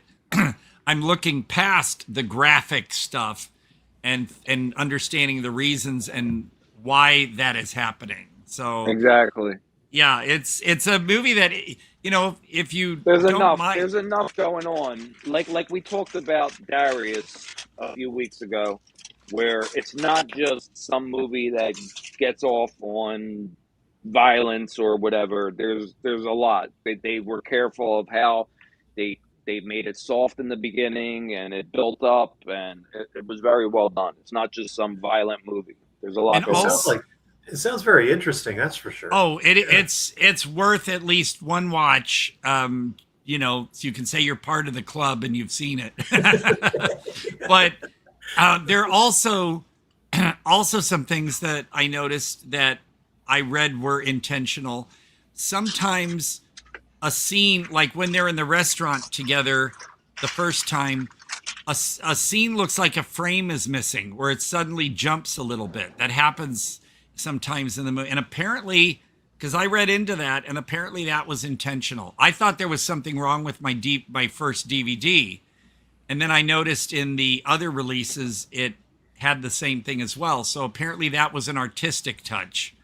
But sometimes it looks like one minor frame is missing. So like, even when she's looking at him and talking, suddenly her face, like that, like a jump. And those were all intentional. So if people are wondering, trying to show like craziness or something. I guess there's all kinds of. That's a cool way to do it. There's a lot of stuff that goes beneath the surface that I haven't even caught yet. And, you know, like this time around, I caught bits of conversations and things that I just kind of let go when I first saw it. And then this time around, you're like, oh.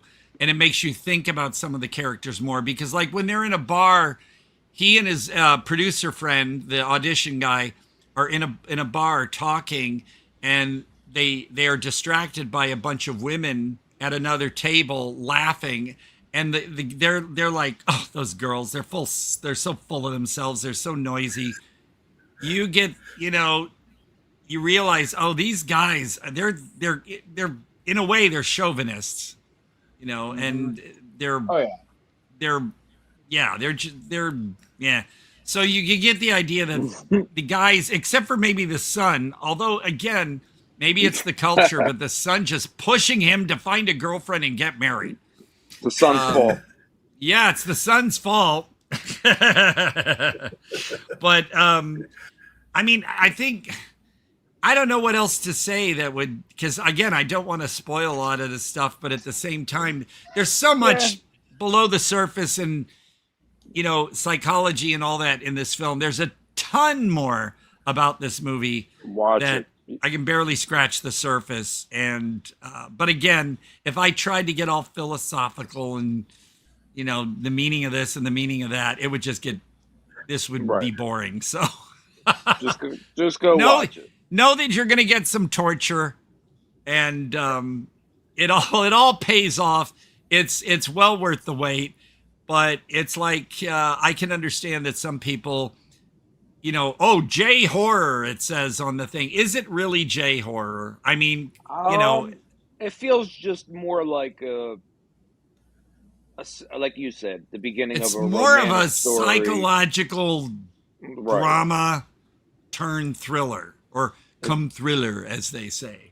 I wouldn't outright call it J horror, because it's not one of these movies with, well, she's got long hair, but she's not like a creepy girl crawling along with long hair and all this and doing the same old. It's a little softer than and like I would say more pure J horror would be a film like Infection, which is one we have to talk about sometime. That one, that is pure J horror. Yeah. And like you said, it's more psychological. It's more of a build up of a and it's more realistic too. And even the romantic and slightly humorous part of the beginning of the film and through the first half, it's not really typical romance and all that. There's like I said, an art house flair to it. But man, does it? I don't want to say it doesn't turn on a dime, because there's one hint and then later it starts to build. So it doesn't like suddenly switch, although you can tell where the movie starts to change. It starts. And once it does, it does. There's no going back. But for me, one thing I don't understand, especially about Japanese horror films, you've got this movie like Audition and even Uzumaki, and then when the end credits start to roll, it's da-da-da-da-da-da-da music.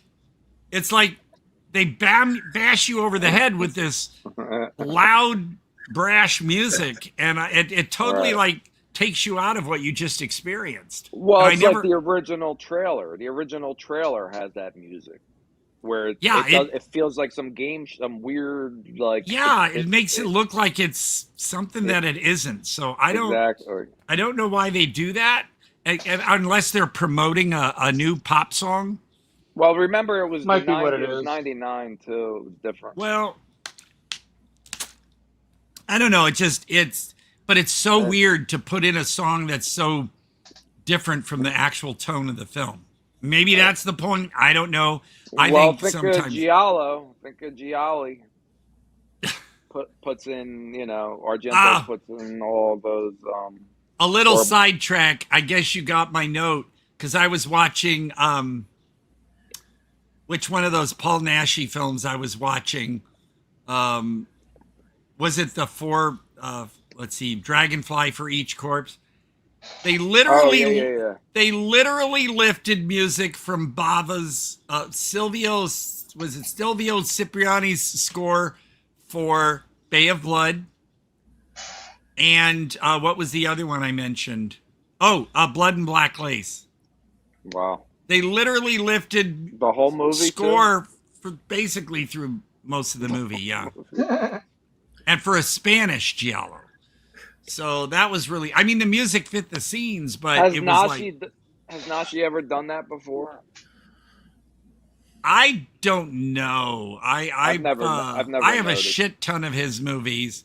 Yeah. I love how they list him as Paul Naschy as the star, but then it says written by, produced by Osino Malint, whatever, which is him.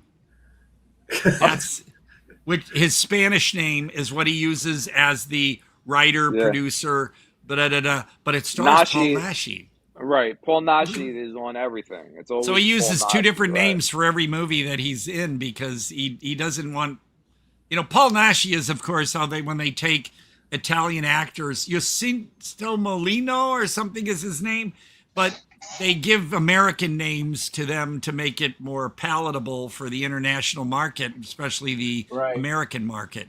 But it's interesting how he does that in all his movies, which I will tell everyone, get the Paul Naschy collection 1 and 2 from Scream Factory. A lot of cool stuff in there. But of course, I have all of the old BCI Eclipse releases on DVD. I have some of the Mondo Macabros. I think I'm missing 1 or 2 through Mondo Macabro. And speaking of Mondo Macabro, Chris. I have one. Wait, you have Panic Beats. Yeah, I ordered the DVD by mistake. Oh, instead of the Blu-ray. Okay. Yeah. Well, here's what's weird about Mondo Macabro. I mean, this happens with a lot of labels, but of course, for the first 1,000 copies, they have a red case with a little slim booklet. Okay. After that, you get a standard edition. I only managed to get the standard edition of Who Can Kill a Child. And coming in, is it August or something? Or October. I think it's Imprint. One of those labels is putting out a deluxe 4K of Who Can Kill a Child. It's up for pre-order right now on Diabolic DVD. And it's like $41. And I really want it. But maybe I'll get it. Because I did splurge and order the double. Remember that one I gave you a link to that had what's his name from Short Night of Glass Dolls? It's a Giallo I'd never seen. So and yes, Gary. I need to run. Thank you all. Oh! It's been a lot of fun. And Gary, I'm glad I finally got a good connection. So it's perfect. It's absolutely wonderful. I'm so glad you were able to do that adjustment. Yeah, we hear you great now, Gary. But and yeah, Gary. Doesn't seem to be a lag either. So everybody, how is it pronounced? Karen? Okay, cool. I don't know how it's the exact. Yeah. And the jar. So it's the same movie, folks. Gary here is the star of this movie, and you've got to get it. No, Gary, it's so cool. I'm so glad I wrote to you that one time. I think I had a question or something about the film, and you wrote back, and I was like, oh, he wrote back. And here you are hanging out with us, and it's like I feel like I'm schmoozing with the stars. I'll tell you what, it's been great. I'll tell you what, you guys know a lot more about movies than I do. That's for sure. Well, it doesn't. Come back anytime you want, because that way you can get a live education. There you go. Sounds good. All right, take care, everyone. Thank you. You too, Gary. If anybody wants an autograph or something, I'd be more than happy to send you. I don't know how we can do it, but if you want to send me. Well, I'm going to. You're going to send me that one thing you said. Like you said, I'll send you a little something back. But yeah, you're welcome to send me any kind of autograph or something you want. Okay. No, I just it's so cool. Right. So cool. Yeah. But thank you so much for hanging out with us, and come back anytime. All right. Well, good to see everybody. Take care. Have a good afternoon. Take care. Okay. I think you can. I think you click on the little red thing at the bottom. I think that takes you out.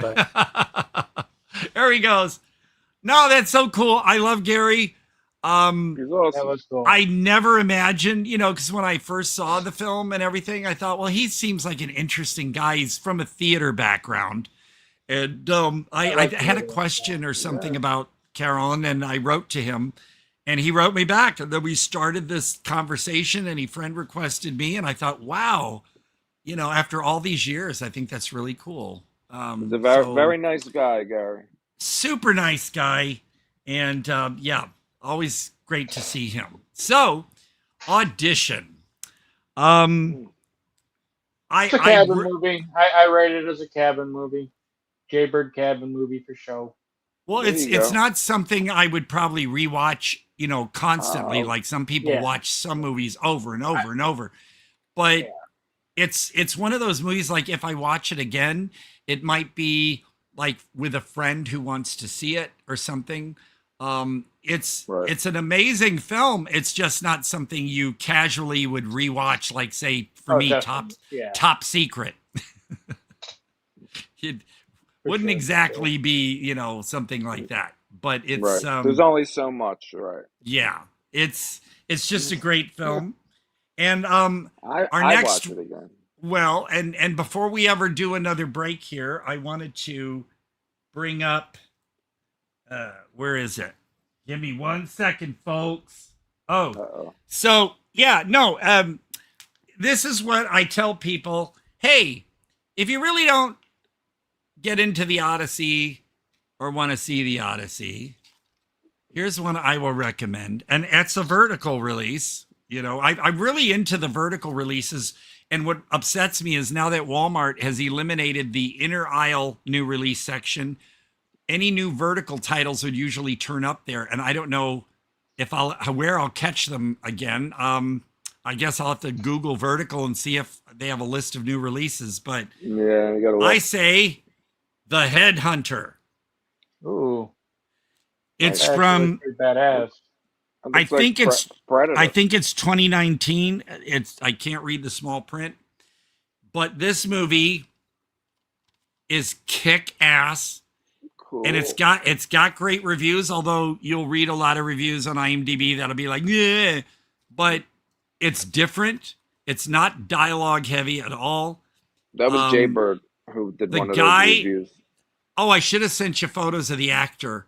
The guy has a magnificent beard, and his armor is so basically. Does he have a beard outside the armor? Oh yeah, and you can. No, it's on the armor. Like the armor it's has a beard. sticking out right there, but on the back cover, he's got a big beard hanging out underneath. Okay. But basically, so the basic thing, the log line is, on the outskirts of a kingdom, a quiet but fierce medieval warrior protects the realm from monsters and the occult.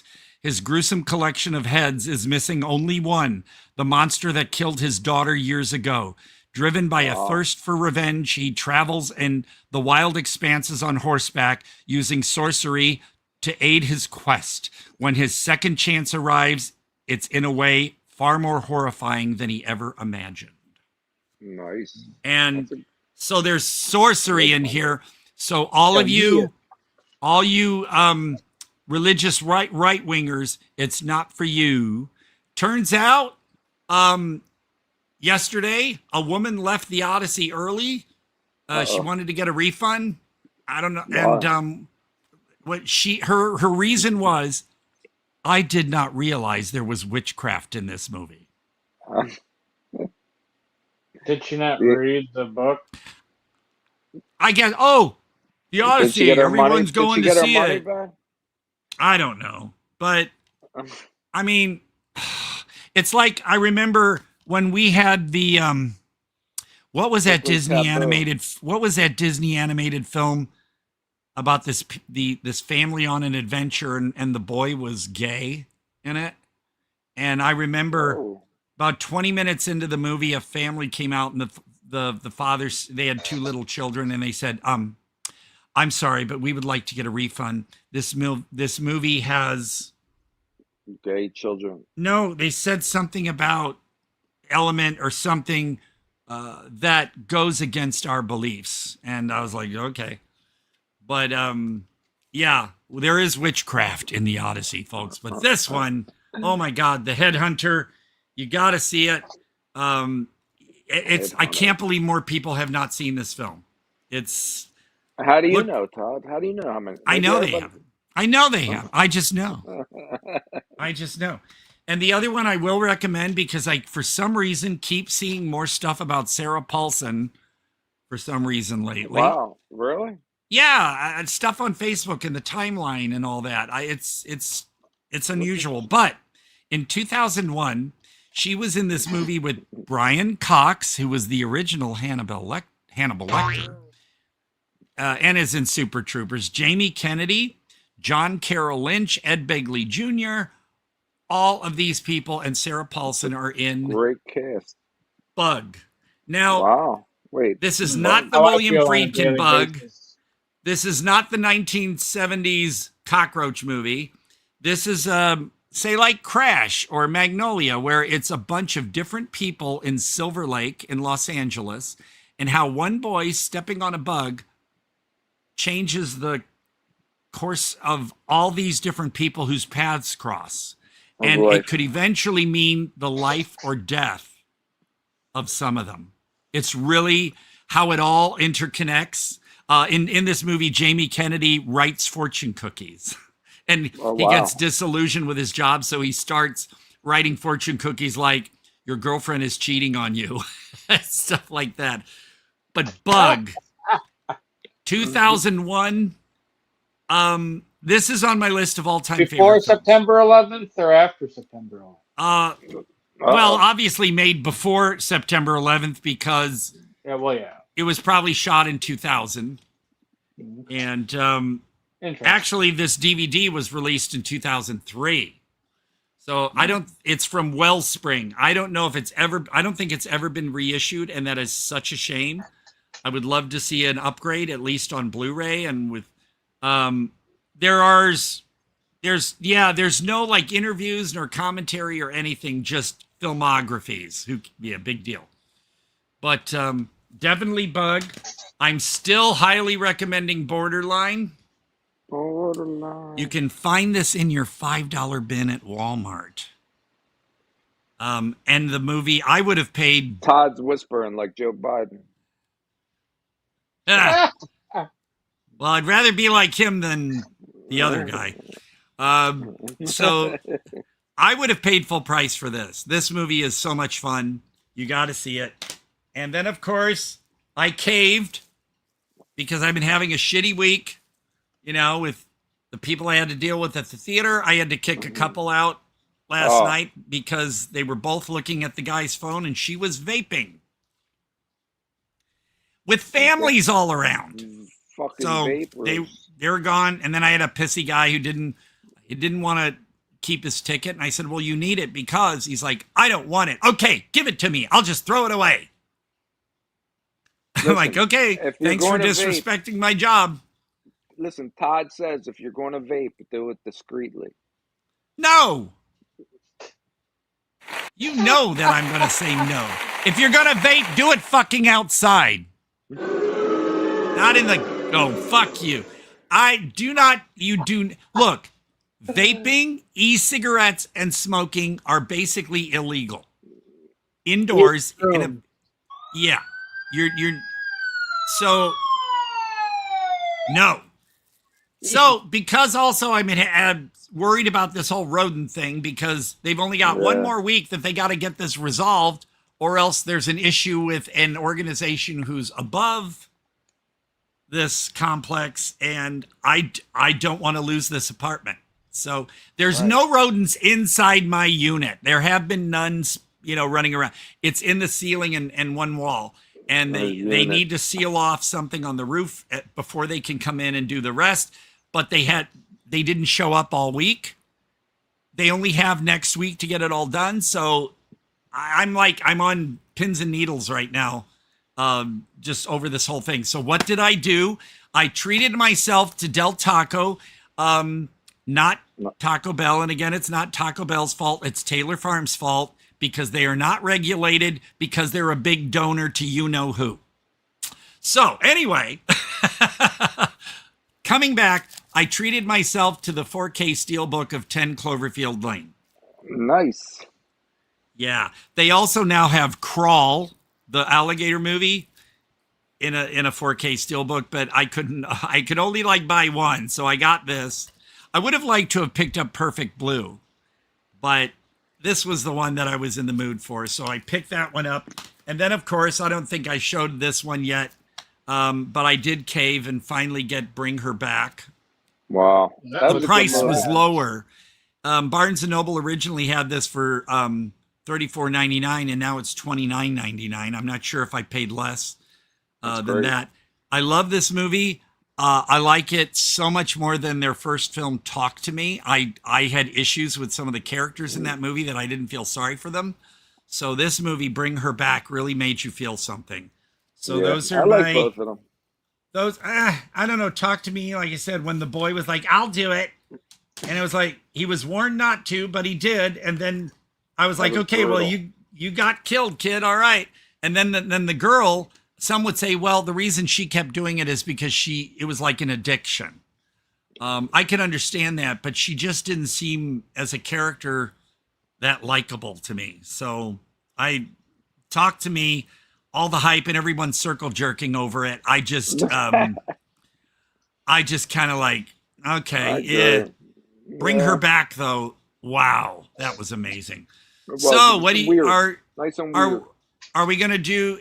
I mean, since I don't know, are we gonna do another break? Or are we gonna do something else? Or are we gonna what?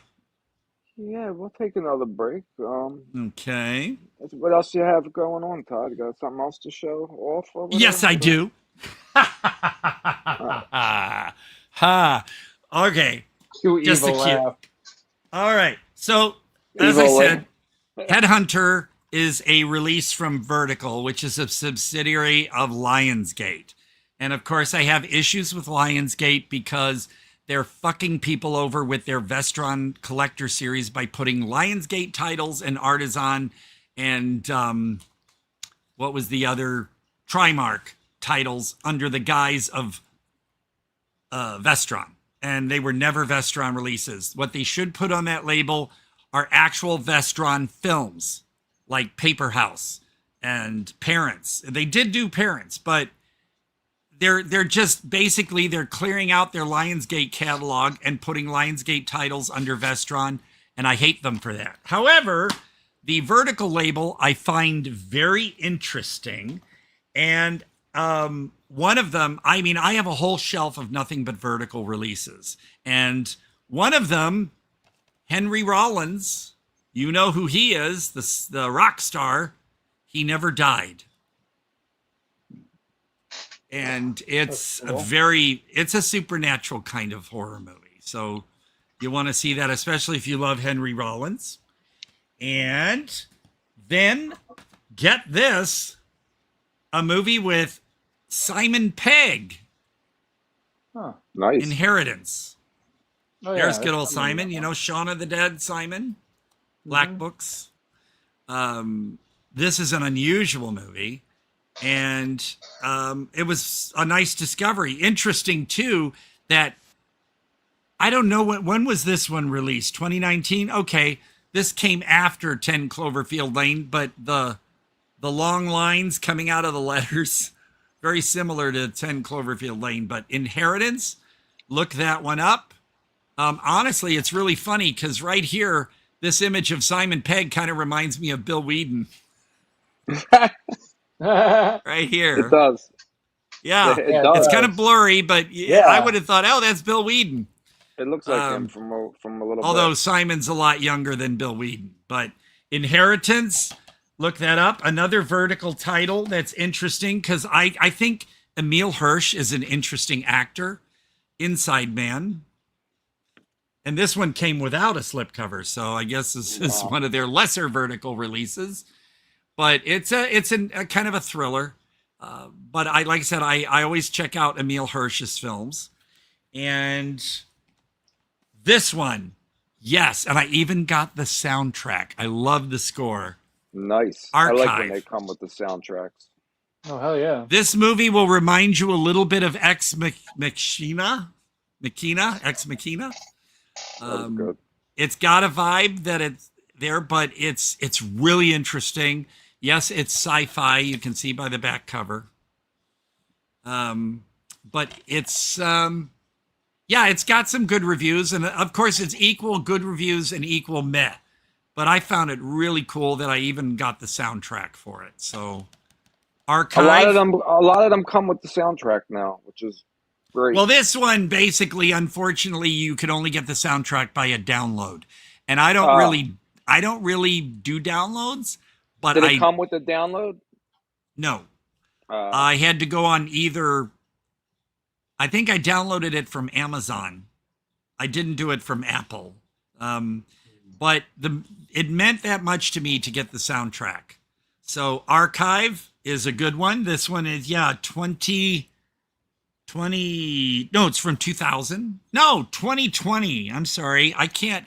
The print is always so tiny. Even my glasses won't register it. And then the reason I have two here is because they star the same guy. Death in Texas, which has Stephen Lang. Oh, cool. Yeah. I like and Bruce Dern. Wow. Oh, yeah. And also, okay, so the star who's in both of these is a guy named Ronnie Gene Blevin. And if you look him up, Ronnie Gene Blevin. I know, it's interesting. There he is right there screaming. It's how I feel on a daily basis. Both of these movies, in this one, he's a bad guy. In this one, he's someone who's kind of redeemed. But Death in Texas, I mean, look at that cast. It's amazing. And Feral State, which involves a cult. And this gal here who looks super pretty to be some kind of, I don't want to say police force person of some sort, but she basically, a misfit gang of runaways and orphans are taken in by a dark and charismatic father figure. That's Ronnie Gene Blevin. Together, they wreak havoc throughout the swamps and trailer parks of Central Florida. Hot on their tail is Detective Ellis, Anna Lynn McCord from Excision. Did anyone see Excision? Nope. Tracy Lord, John Waters. Oh, wow. You got to see Excision. It's a very cerebral horror film. You had me betray Tracy Lord. Excision. Excision. Excision. Look that one up.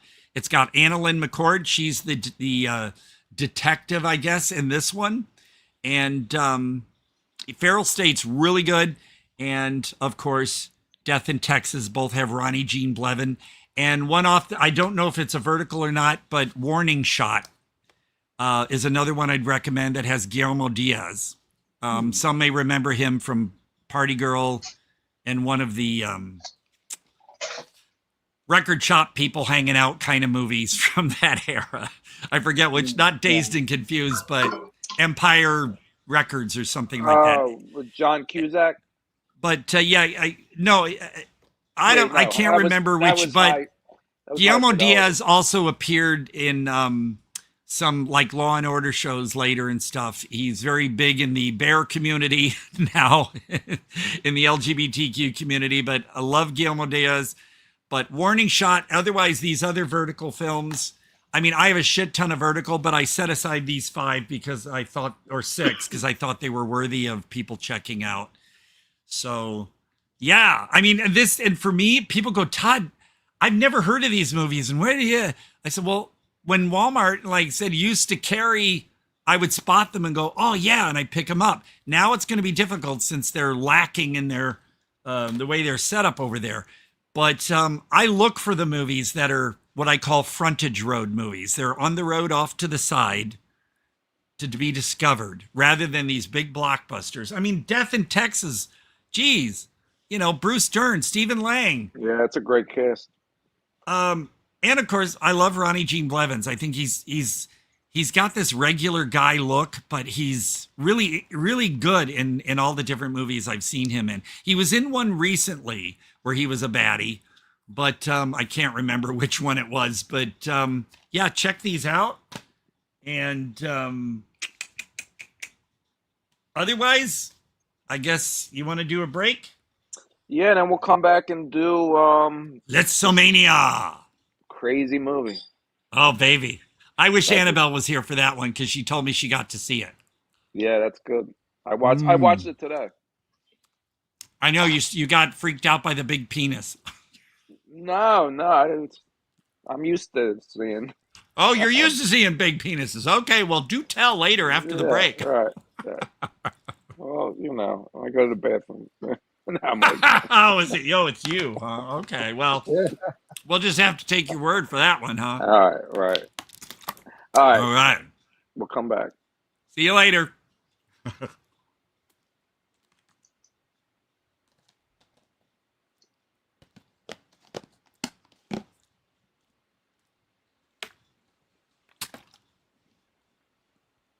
You got a real naked woman there, okay? A beautiful girl.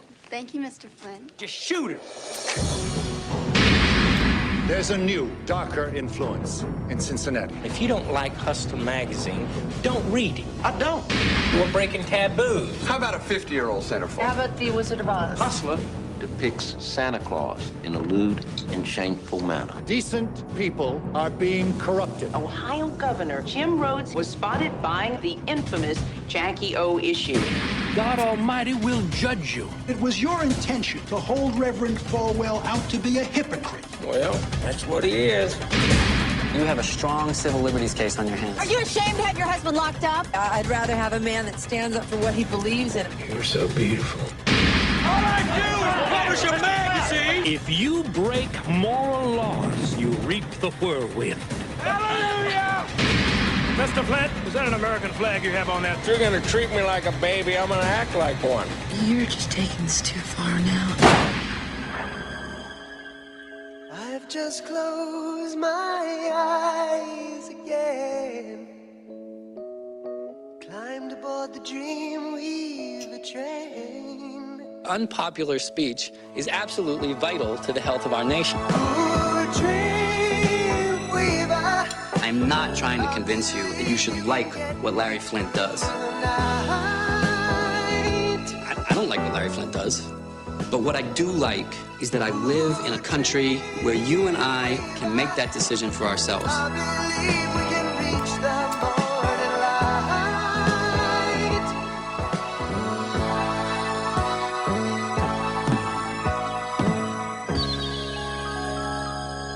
You get on that plane, I quit. You don't want to quit me. I'm your dream client. I'm the most fun. I'm rich, and I'm always in trouble.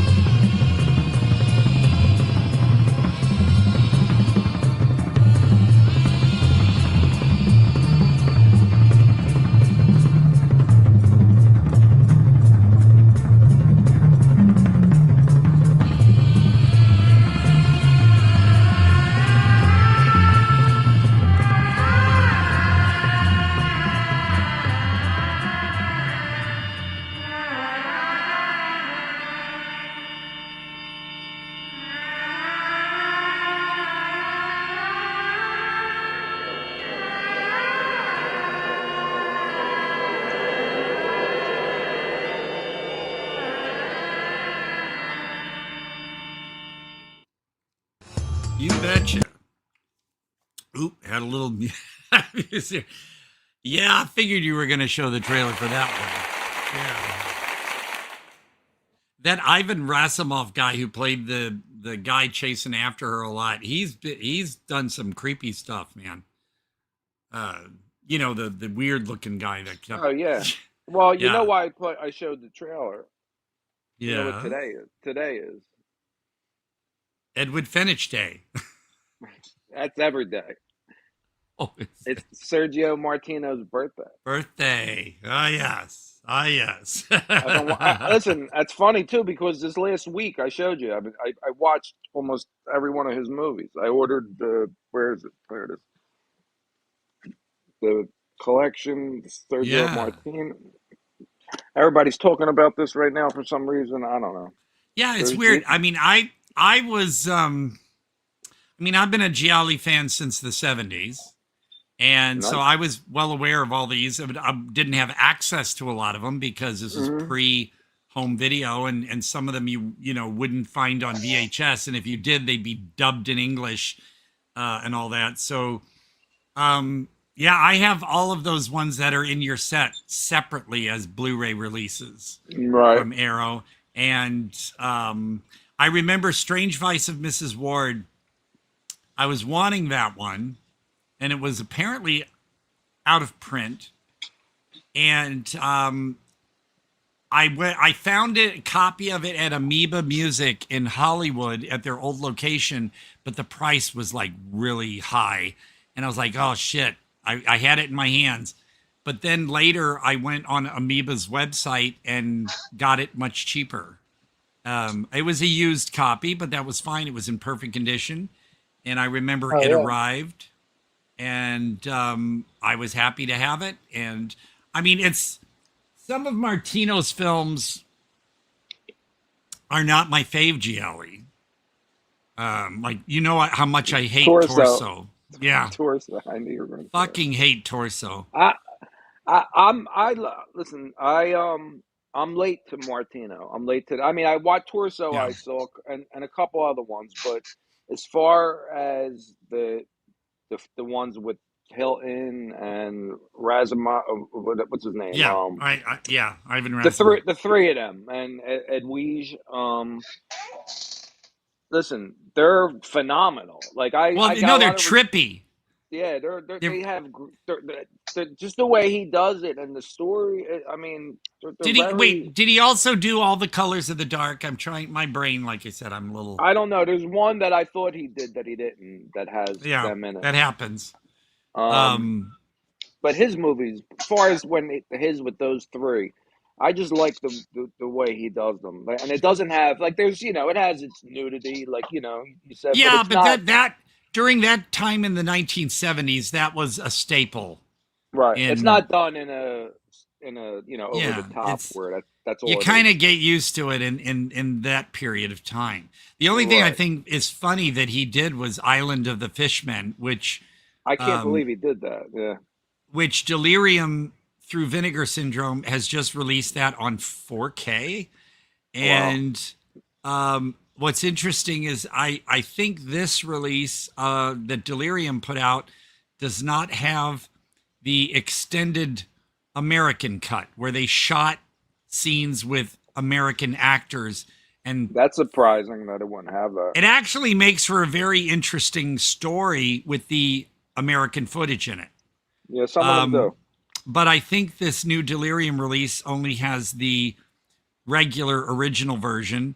And Delirium is a magazine, by the way, a horror magazine. I know that author and critic Dennis Daniel writes for Delirium. But yeah, they're the ones behind putting out the Island of the Fishmen. I have Island of the Fishmen on a full moon DVD. And then I have the American cut as Screamers on a Code Red Blu-ray or Scorpion. I think it's Code Red.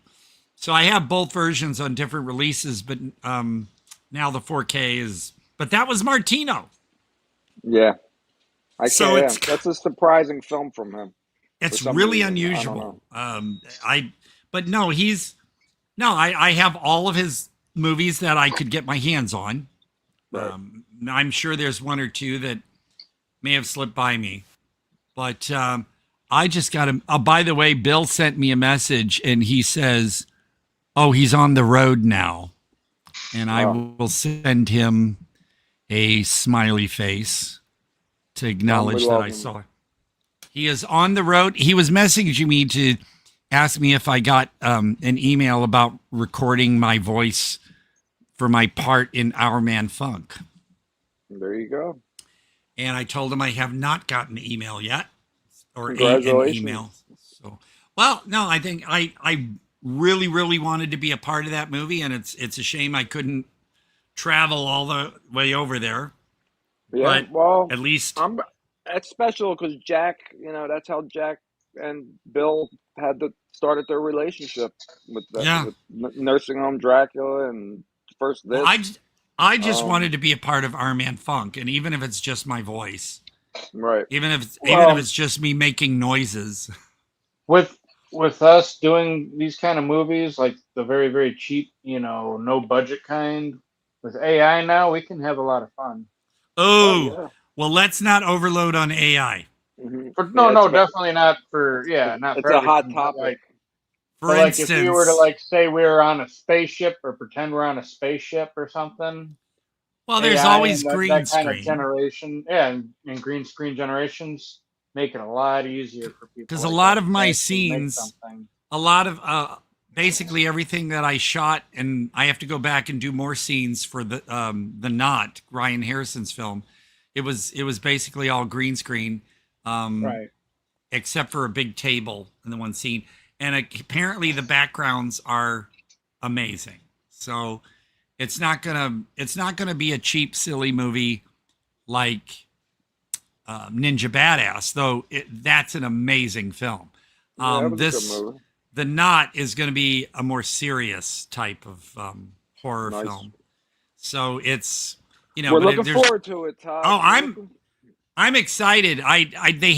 Ryan hasn't told me when they're going to have me go back and finish my scenes, because that means at least one of the actors has to come back as well that I'm involved with in a scene. But I'm excited about it, and unfortunately going to have to wait because the post-production is going to take a long time, a lot of the effects and stuff. So it won't be out until next year. But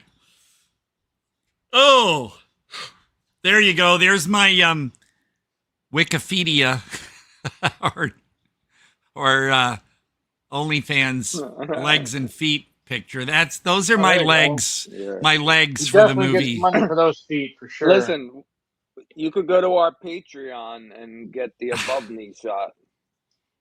I'll autograph a photo of it.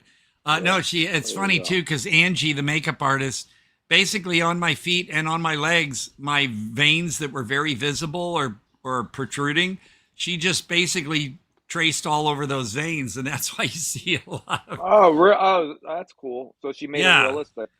I made it easy for her because my veins are very visible, or they, protruding. I got veins to be seen.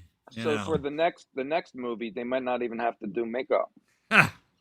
Well, let me tell you. The 2 days I was there, they had to do the makeup each day, 3.5 hours at least for each day.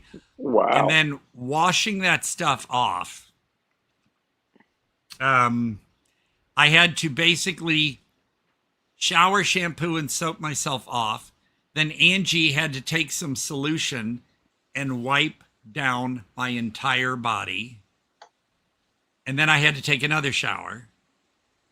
And then when I got back to the hotel, I took another shower and shampooed. So, it was. You know what? It was worth it. Yeah. No, it's fun. I'll be happy to do it again. And my character is going to be a bit memorable, let's say, particularly because of my lack of clothing. Yes, exactly. Yeah. But I don't, By the way, I was going to ask you guys, Chris, what do you think of this whole thing of the Onion taking over InfoWars? What? Oh my God! Didn't you know that? No. See, Todd, listen. I've learned now to turn it all off. It's better for my brain to not even listen to any of the media. The less I know, I already have an idea of what's going on. So now the less bullshit and that filter that comes into my brain, the better. So you know what? It makes sense because InfoWars, The Onion, MSNBC, Fox, CNN, they're all basically The Onion. They're all basically bullshit. They're dividing us. They're selling us a gimmick story. But The Onion shows us basically truth and It's hypocrisy. pretty much just admitting admitting to everybody that actually everything is like The Onion. Fuck you guys. So basically, exactly. The Onion's in between, connected. It's like what Annabelle was talking about with A24 with Jared Kushner's brother sitting on the board of directors. That's ridiculous. A24 is gonna fuck themselves up if they keep. And listen, and I'm not saying that for coming from a left or a right. I'm not left. I'm not right. Whatever. That's just it's actually starting to get past that point for a lot of people. Right. It should be. It should be. It should be. Well, companies because like it's getting really obvious about what's happening and how our leadership's trying to purposely divide us and how they're bullshit stories. I mean, and even the war in Iran and everything, it's all bullshit. They want to take out all infrastructure everywhere and make it to where we're living in these fucking little 15-minute cities so they can fucking like. What they want is for us to be living in. They want us to be living in idiocracy. We have a guest. Hi. There's Annabelle. Yeah. Hey, Annabelle. I'm sounding right Annabelle. now. Pretty amazing. So how you feeling? I'm feeling like shit. I spent 2 hours at the urgent care, which is fine. You know, I didn't have an appointment. Your voice sounds a little different. Yeah. Yeah. Yes. Yeah. You sound butch. Hey now. Todd likes that. Can it just be like, we'll just go with sultry. Does that work? Oh, there you go. We'll do that. That's better. Yeah, that's better. sultry. No offense to anybody Butch out is there, old. but Yeah, Butch is kind of getting old now. Right? No, come on. Butch is cool. Butch is cool. But no, I'll finish up with the thing is InfoWars. It's fun because basically a lot of the proceeds from stuff from InfoWars goes towards those Sandy Hook families. So they are helping the families that never got paid from you know who. So, but I just like that the person they have as their spokesperson for The Onion is Tim Heidecker, who you know from Tom Goes to the Mayor. Oh, no and Tim and Eric, awesome show. Great job. Yeah. I have that one. Is that season I one have and all two or four. whatever? I have all four of the awesome show, great job DVDs, as well as the Tim and Eric awesome show Crimbus special, which is nice. not on disc. But anyway, no, he's the spokesperson and he's having a blast, just pissing off all the people who used to be loyal to The Onion. So, but otherwise, pissing off the people that were loyal to not The Onion, because The Onion is still amazing. No, loyal to InfoWars when the other guy ran. I'm sorry. Like I said, I've been kind of in a brain fog. A lot of people weren't really loyal to InfoWars because they understood that Alex Jones was always kind of like a paid agitator. Right. I mean, if you actually went really into the InfoWars comment sections, most of the time, if you read the comment sections, everybody was calling Alex Jones that one dude from the early 2000s who died the comedian. That one dude, and they just say that he's just a paid actor, a paid agitator, one of those what do you call it? Central casting. Agent provocateur. Yeah. Oh, okay. Yeah. I can believe it. I won't get if you look at a lot of podcasters and a lot of the influencers nowadays, especially the ones that suddenly get like really popular and blow up, a lot of them have that agent provocateur. They're trying to be like Alex Especially Jones if and you Charlie study- Kirk. Especially if you studied that, like I have. Like I've read quite a few books about how the ruling classes used agent provocateurs and Oh, yeah. certain actors and certain people Mhm. in order to move the people this way and that way. And pretty much like we're going back to a lot of politics really goes back to the Napoleonic age and the Revolutionary age and the elite trying to pretty much put the genie back in the bottle of free thought and equal opportunity and all that good stuff. Well, Annabelle, what were because you? Good, Annabelle. Annabelle, what were you Oh, gonna say? I was gonna say that I'm not gonna like call out any particular groups of people that I may have been around. I won't be naming names, but I've been around a big community of people who totally believe the bullshit. They're totally believe it. And so you can see people writing in the comments, but like if you watch any streaming political thing, you just and it's the comments are never ending. There's just back and forth and trolls aplenty. And I feel like the comment section, you cannot always necessarily have faith in that's the representative because those are the biggest mouths.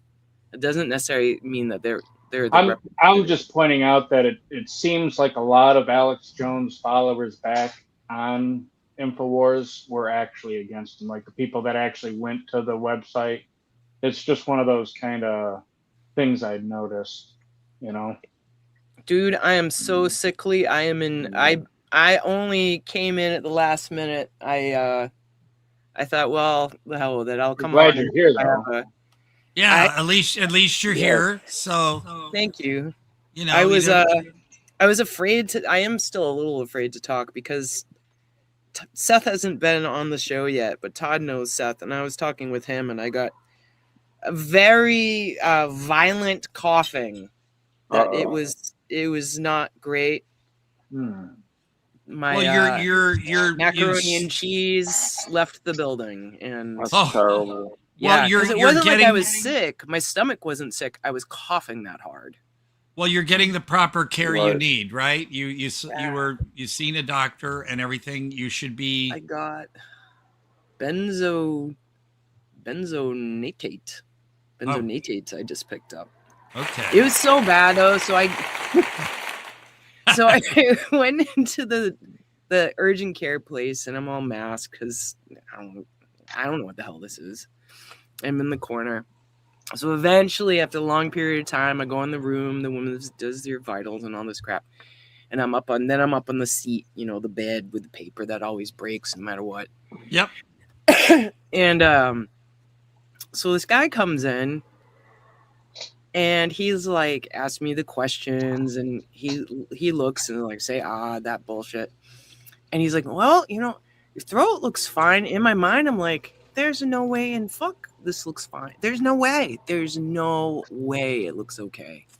How could it possibly look okay? You guys can hear me. There's no way my throat looks okay. Yeah. So, and then I'm feeling gaslit. I have this problem of feeling like I felt very gaslit.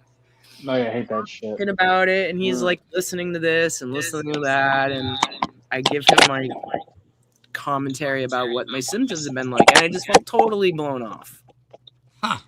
So then I started thinking, this guy, and now my nephew is very short. And whoa, I don't know if what's going on. Yeah, Chris, is that? Are we good? Yeah, you're fine now. My nephew is a really small guy. I have no problems with small guys at all. However, it occurred to me because that table is up. You're like boosted up. And I thought, I think this guy was too fucking short to see what he was doing. So when he told me my throat looked fine, I think he was too fucking short. So that's in my head now. And the woman comes in to send me on my way. And she was very nice. And I said to her, there's no way on God's green earth my throat isn't red. I think that guy was too short.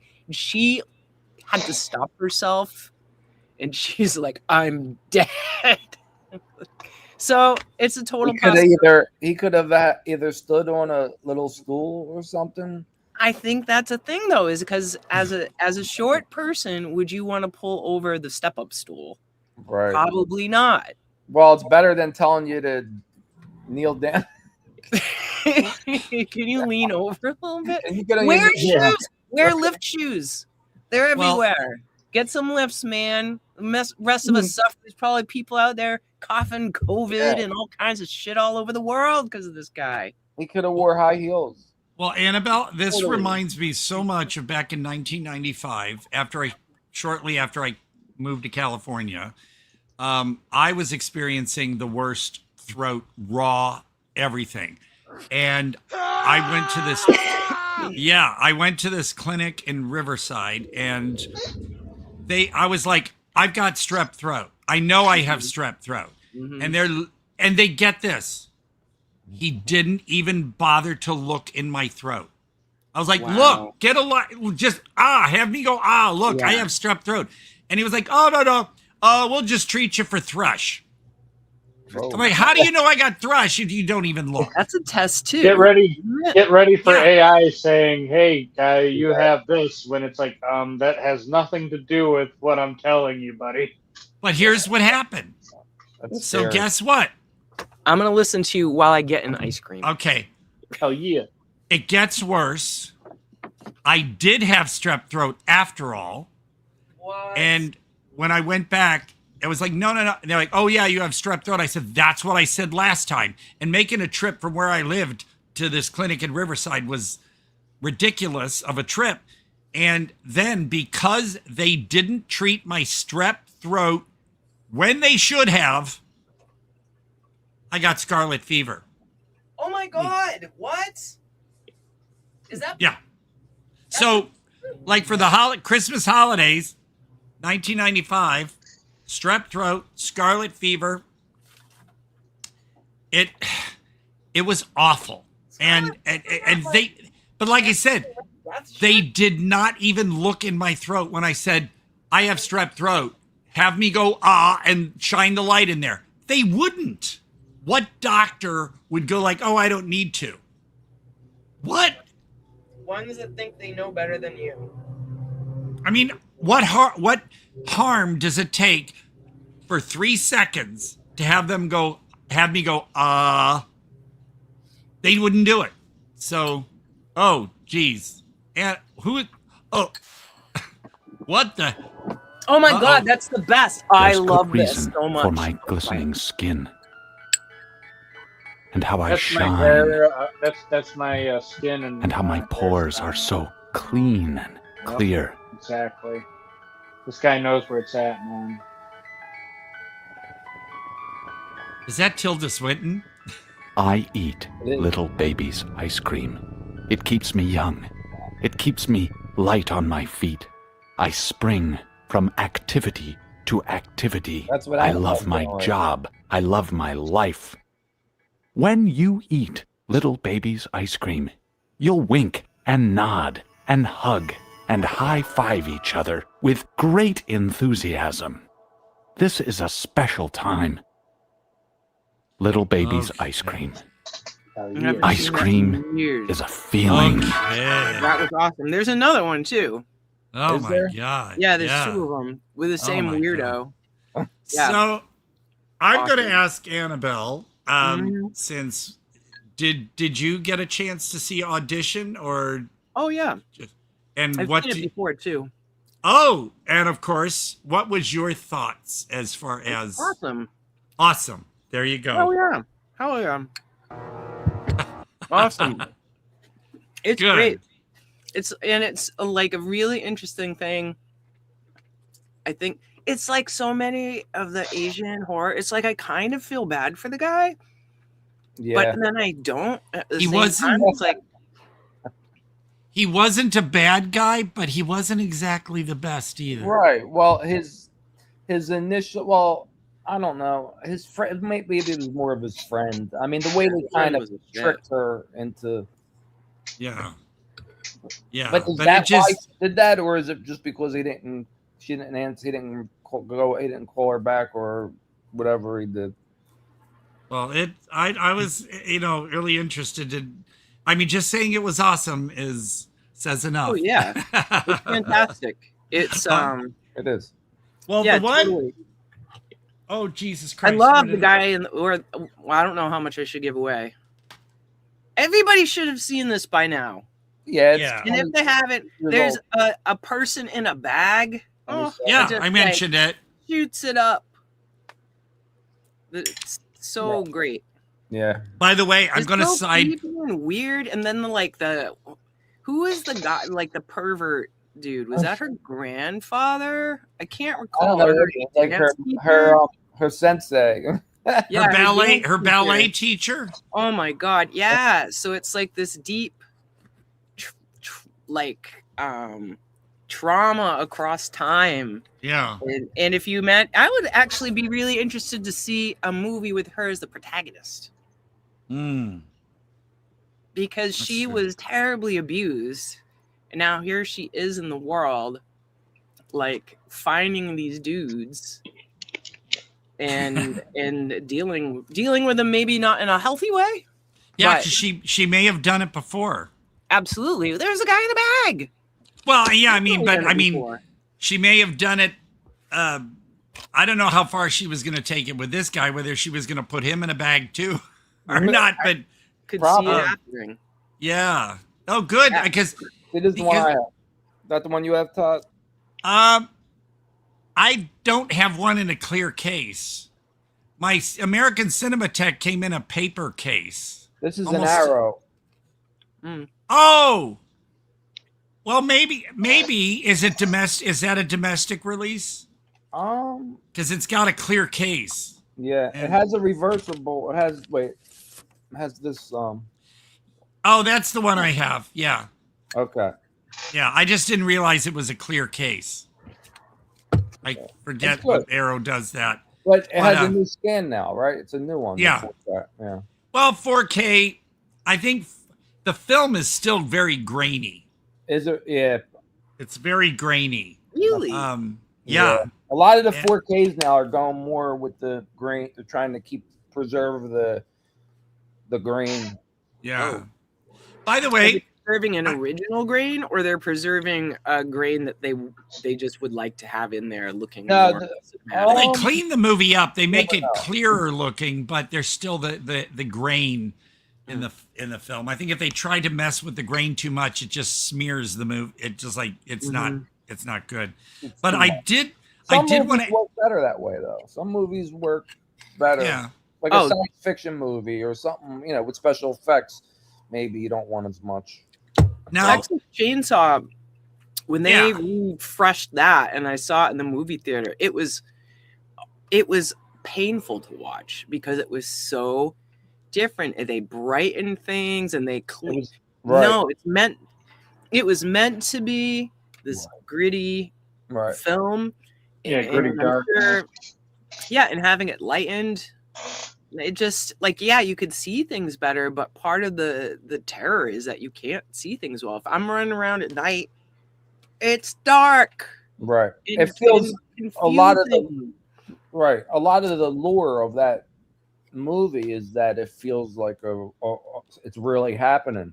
So when you clean that up and polish it up, it feels like a Hollywood production. It doesn't feel like it's But it's like some things though are better cleaned up a little because like with the jar, with the jar, that opening scene with the car accident, you can barely see what's going on the screen, even in the restored version. But which I was told was a bit intentional, that so you can't really clearly see everything.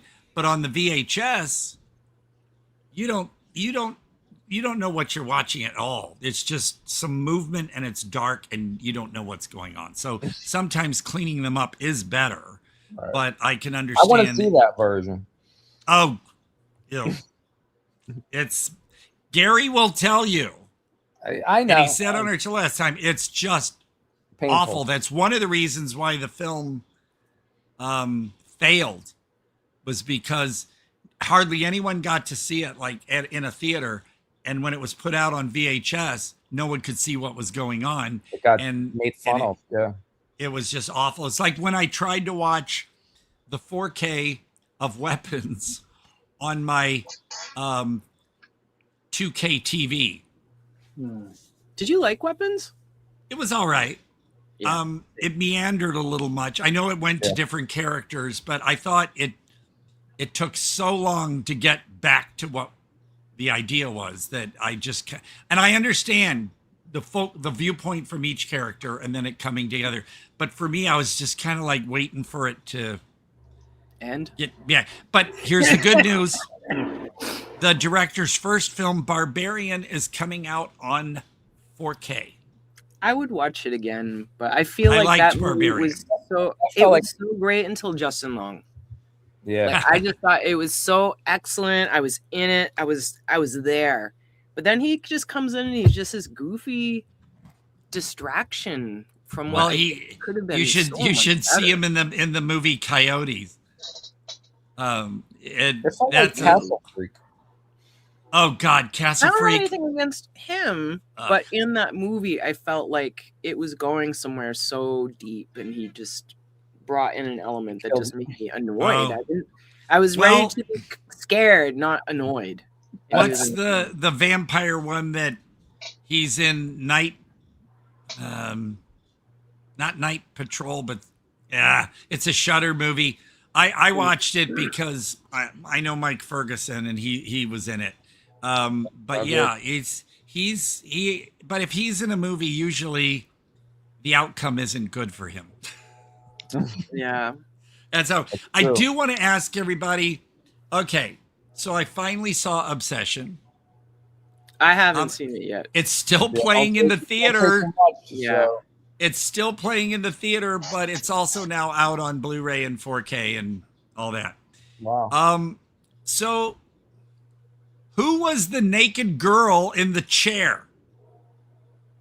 When he comes to the house and she's like, oh, hey. And there was a naked girl in the chair. That's where the graphic nudity came from, because she was full frontal naked, but there's this dead woman in a chair. And I don't have any clue who that was. I think this is I only watched it once. I don't know. No. Okay.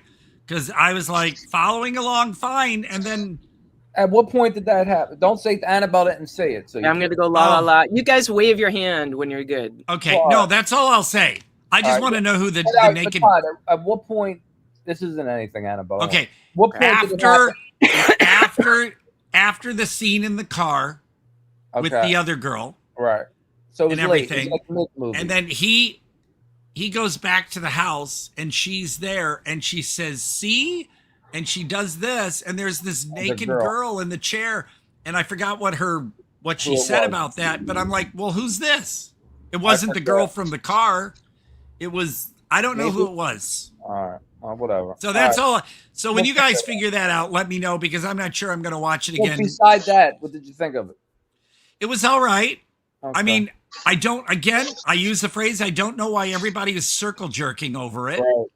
Right. It's nothing new. It's nothing it was okay. I mean, it took, honestly, it took a lot longer for the stuff to really happen, because there's a lot of, it's like down here for the longest time. And then boop. It does. You know, who made this movie? Maker. I'll look there. Hold on. Well, it's from the director of Barbarian, right? Yeah, that's right. It seems to be more of a, I don't know, maybe it's more of a younger generation. You know, maybe we're used to these. What got me was it was released by Focus Features, which usually, you know, we're talking Focus Features from Brokeback Mountain or what, all the other, you know, serious movies. It was directed by that YouTube guy. It was. Wait a minute. Who did Barbarian? I'm sorry. Curry Barker. Look, like I said, this past week has done a job on my brain. So I'm sorry to everyone out there that I'm getting my facts wrong today, but yeah. So otherwise. Yeah, you know what I like about Barbarian? Richard Brake. is amazing. That guy is so good in things I don't like. Well, what I'm going to do right now so I can clear my brain up is type in Barbarian on IMDb. Are you sure it's the same director? See, that's why I'm looking it up right now. Okay, here's Barbarian. Fuck, what just happened? The page went back. Barbarian. I'm clicking on Barbarian right now. Wait, bye. Now what? I'm sorry. Barbarian is Zach Kreger, and he did. He also did Weapons. That's right. See, I'm crossing Weapons with Obsession for some reason. So, all right, well, viewers, we were just talking about Weapons. So. Yeah, we were just, and that's why like I said, my brain was still sticking on that one. But no, Obsession. A lot of this stuff because I'm looking at Obsession and this guy's IMDb list. I am certainly not as knowledgeable about cinema as you by far. Well, I haven't watched any of his YouTube stuff. Yeah. Is there a lot of? I'm seeing like TV. There's some shorts, but there's a lot of TV. He did. This is a bad idea. I think is the name of his series. Yeah. The other thing too is I'm rather disappointed is now with all the gore that some movies have and still get an R rating. It really annoyed me that they made a big deal of this head smashing scene in Obsession. Where they said they had to damn it, Todd. No. God, you know you're going to get some gory shit in the movie.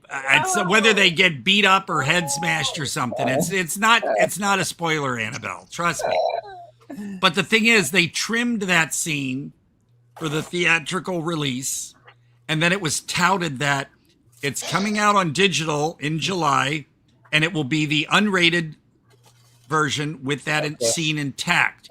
So I figured when it came out on disc, on 4K and Blu-ray and that it would also be the unrated version, but it's not. It's the R-rated version, which has some of us thinking what they're going to do is make you double dip later. They're going to re-release it on disc again with the unrated version and make you buy it again. So you'll be buying it over and no, I'm curious to see what you do. You have how many on this movie? I don't know because it's enough, but it's not a movie I'm gonna like watch 10 times. You know, right. It was fine, but I'm not like all these other people who, like with Sinners, thought they saw the most amazing thing in the entire history of the world. Right. Gotcha. I don't regret buying it. I just am not all whoop-de-doo as everybody else about it. So, but I'll tell you one movie I am whoop-de-doo about.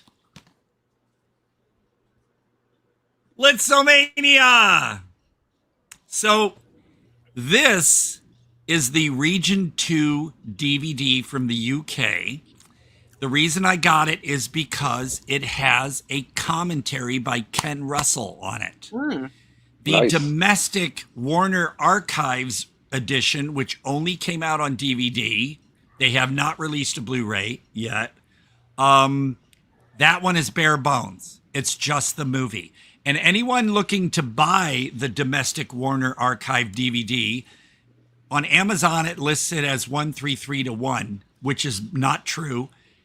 It is, in fact, the original 2.40-1, which is unheard of, and which is on this. So most widescreen films, when they're super widescreen, are 2.35-1.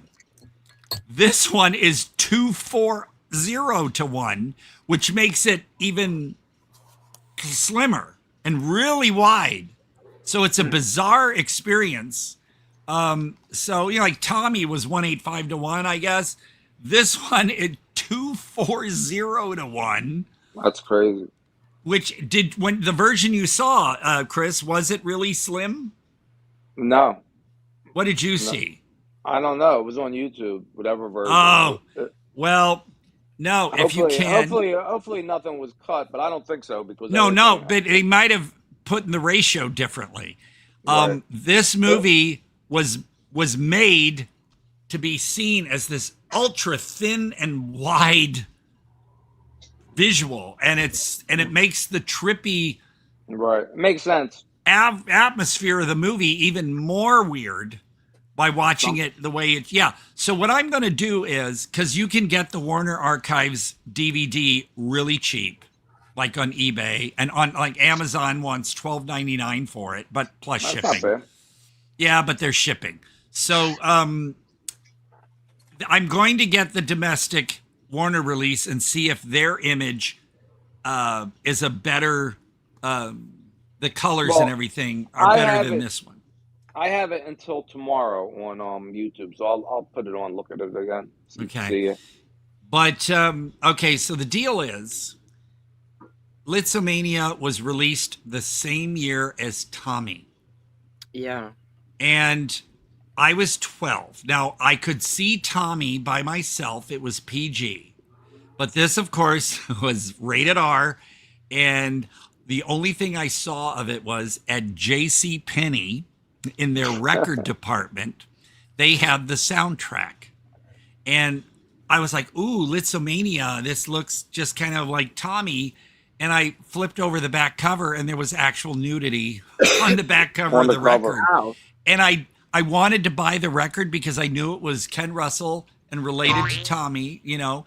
But I was afraid that if I tried to take it to the checkout, the woman would see the back cover and not sell it to me.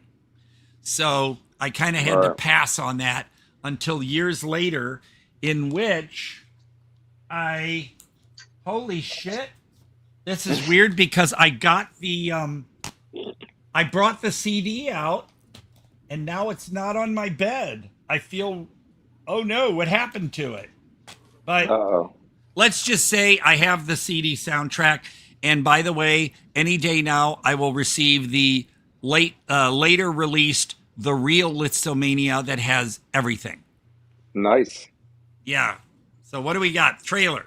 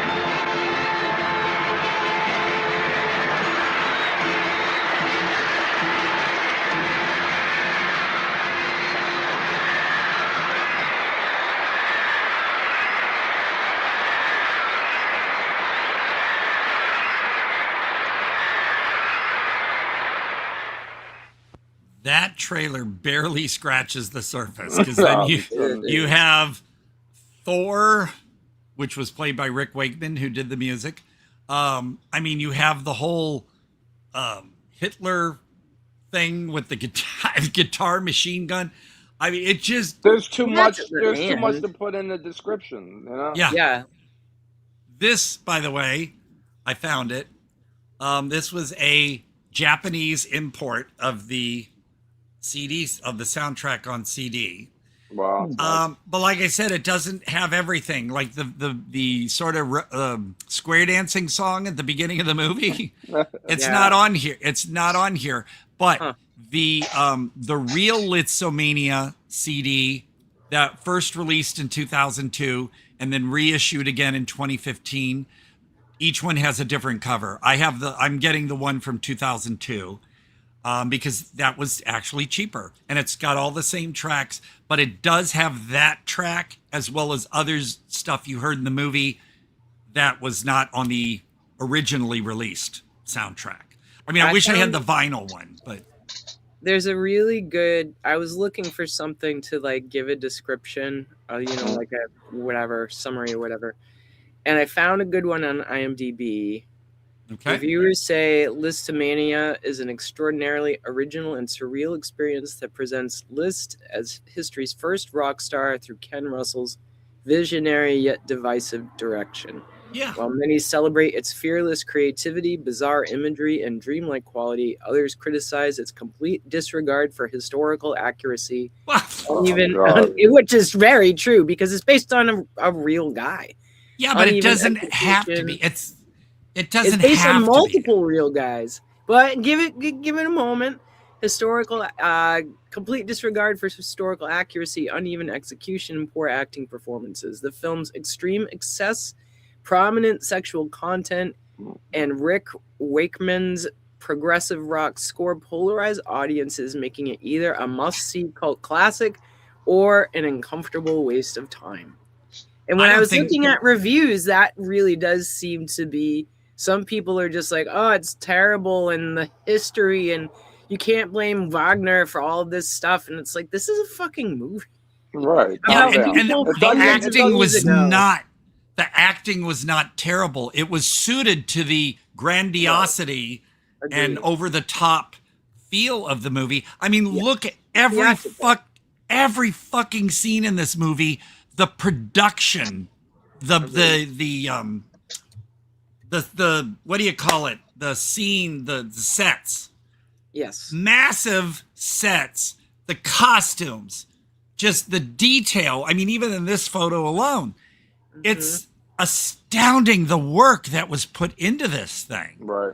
And it's theatrical. This is like a theater production with all of the extra large things, which what you would have if you had like some big musical. The first time I saw it, I knew what I was getting into. I knew it was Ken Russell. Even his more serious movies like Women in Love still had a bizarre tone to them. But this one, after Tommy, this one I expected to be even more out there, and I got everything I expected and more. As far as historical accuracy, no one said it was an official autobiography. And if you look at the backstage party before his first performance in the film, all these different famous, like Debussy and all these other composers who were not all like really alive at the same time, were all there. And I mean, look, it's got electric guitars. It's got when Liszt mentions, oh, he's gotten into electronic music. You're like, wait a minute, what year is this? So there he is. There's Paul Nicholas as Wagner. Yeah, that was great. What a surprise when his villainy came to the surface. Oh my God! After his role as Cousin Kevin and Tommy. Well, that's again what made this so good is that through all the craziness, through everything going on, the music, there's actually a plot. There's actually something going on, and it doesn't. But the movie is like in two distinct parts, because to me, everything up to a certain point is one thing, but once he gets to Wagner's castle, Well, yeah. The Thing just is a completely different movie from there. Still surreal, but it's like they're two, I don't want to say halves, because the last That's what Wagner's happens with an intermission. Yeah, and also, did you notice this movie was one of those movies that after the credits, there was exit music. So like, if people stayed during the credits, then there was music playing for when they leave the auditorium. Oh yeah, Little Nell from Rocky Horror, Nell Campbell in the background there, and Ringo Starr as the Pope, with cowboy boots, insane, and spurs, and it just every scene had a surprise. Right. I loved it. I loved it. I can't get enough of this movie. And for the people who don't like it, fine. But to say that the movie is a trash, it's elegant trash. It's no, you know what it's like. It's almost as layered as that the movie House, the 75 with the. There's no animation like stuff like that, but there's just so much going on. Oh, you mean Hausu? Hausu, yeah. It's like there's so many. It's so layered, and it's just without explanation. Like there's so many random things just start happening, but it's done in a great way. It's not done like it's done shitty or anything. No, but every scene I'm looking around the set. Right. I'm looking at all the details, the constant phallic imagery. So you had all your naked gals, sure, but there was enough phallic imagery to even overshadow that. It was pretty even, right? Yeah. And how for right now, I don't know if a film would get an R rating with the giant phallus scene. They might have to lower it, right? It wasn't like hyper realistic. I know, but you know how movies now, stuff like that would say, no, that's NC-17.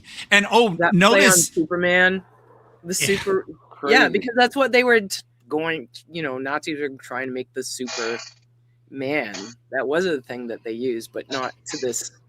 It was so fun the way they took history and they played around with it and took things that were said and created them into symbolism and broke down symbolism into stupidity like this.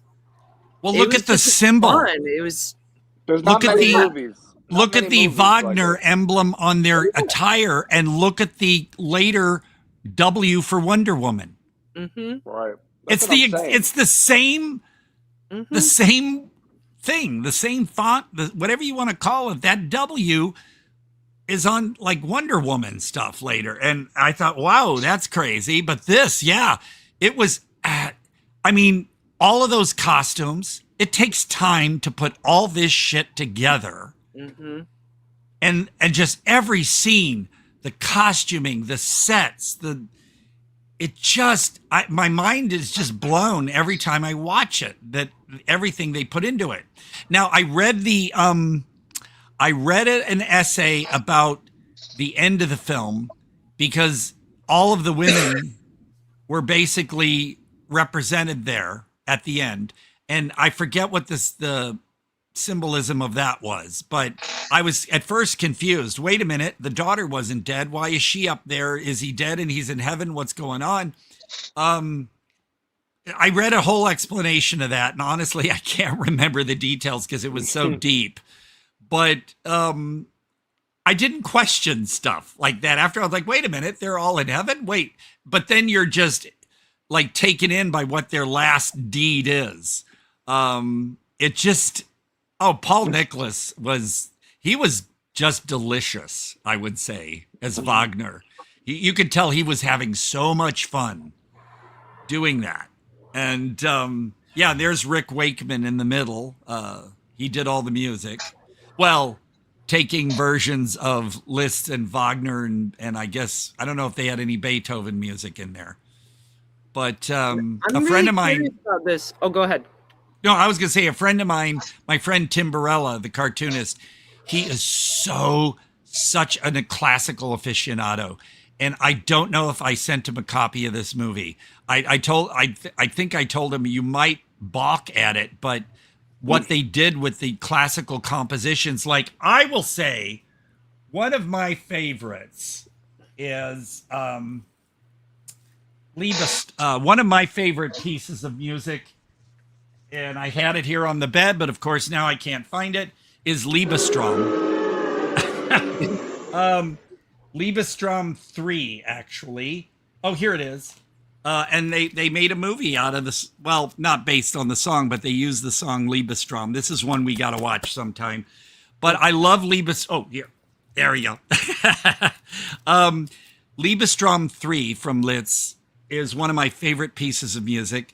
And the fact that they set a vocal to it, 2 different vocals, when they were doing the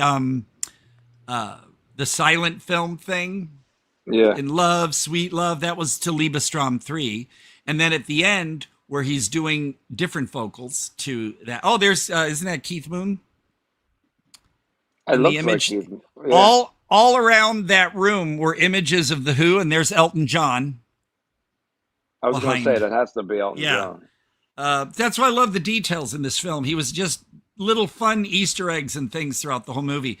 But I really like that they are able to set vocals to some of these classical tunes. That's kind of a feat, you know, to manage, like, how do I put a vocal or a song to this piece of music?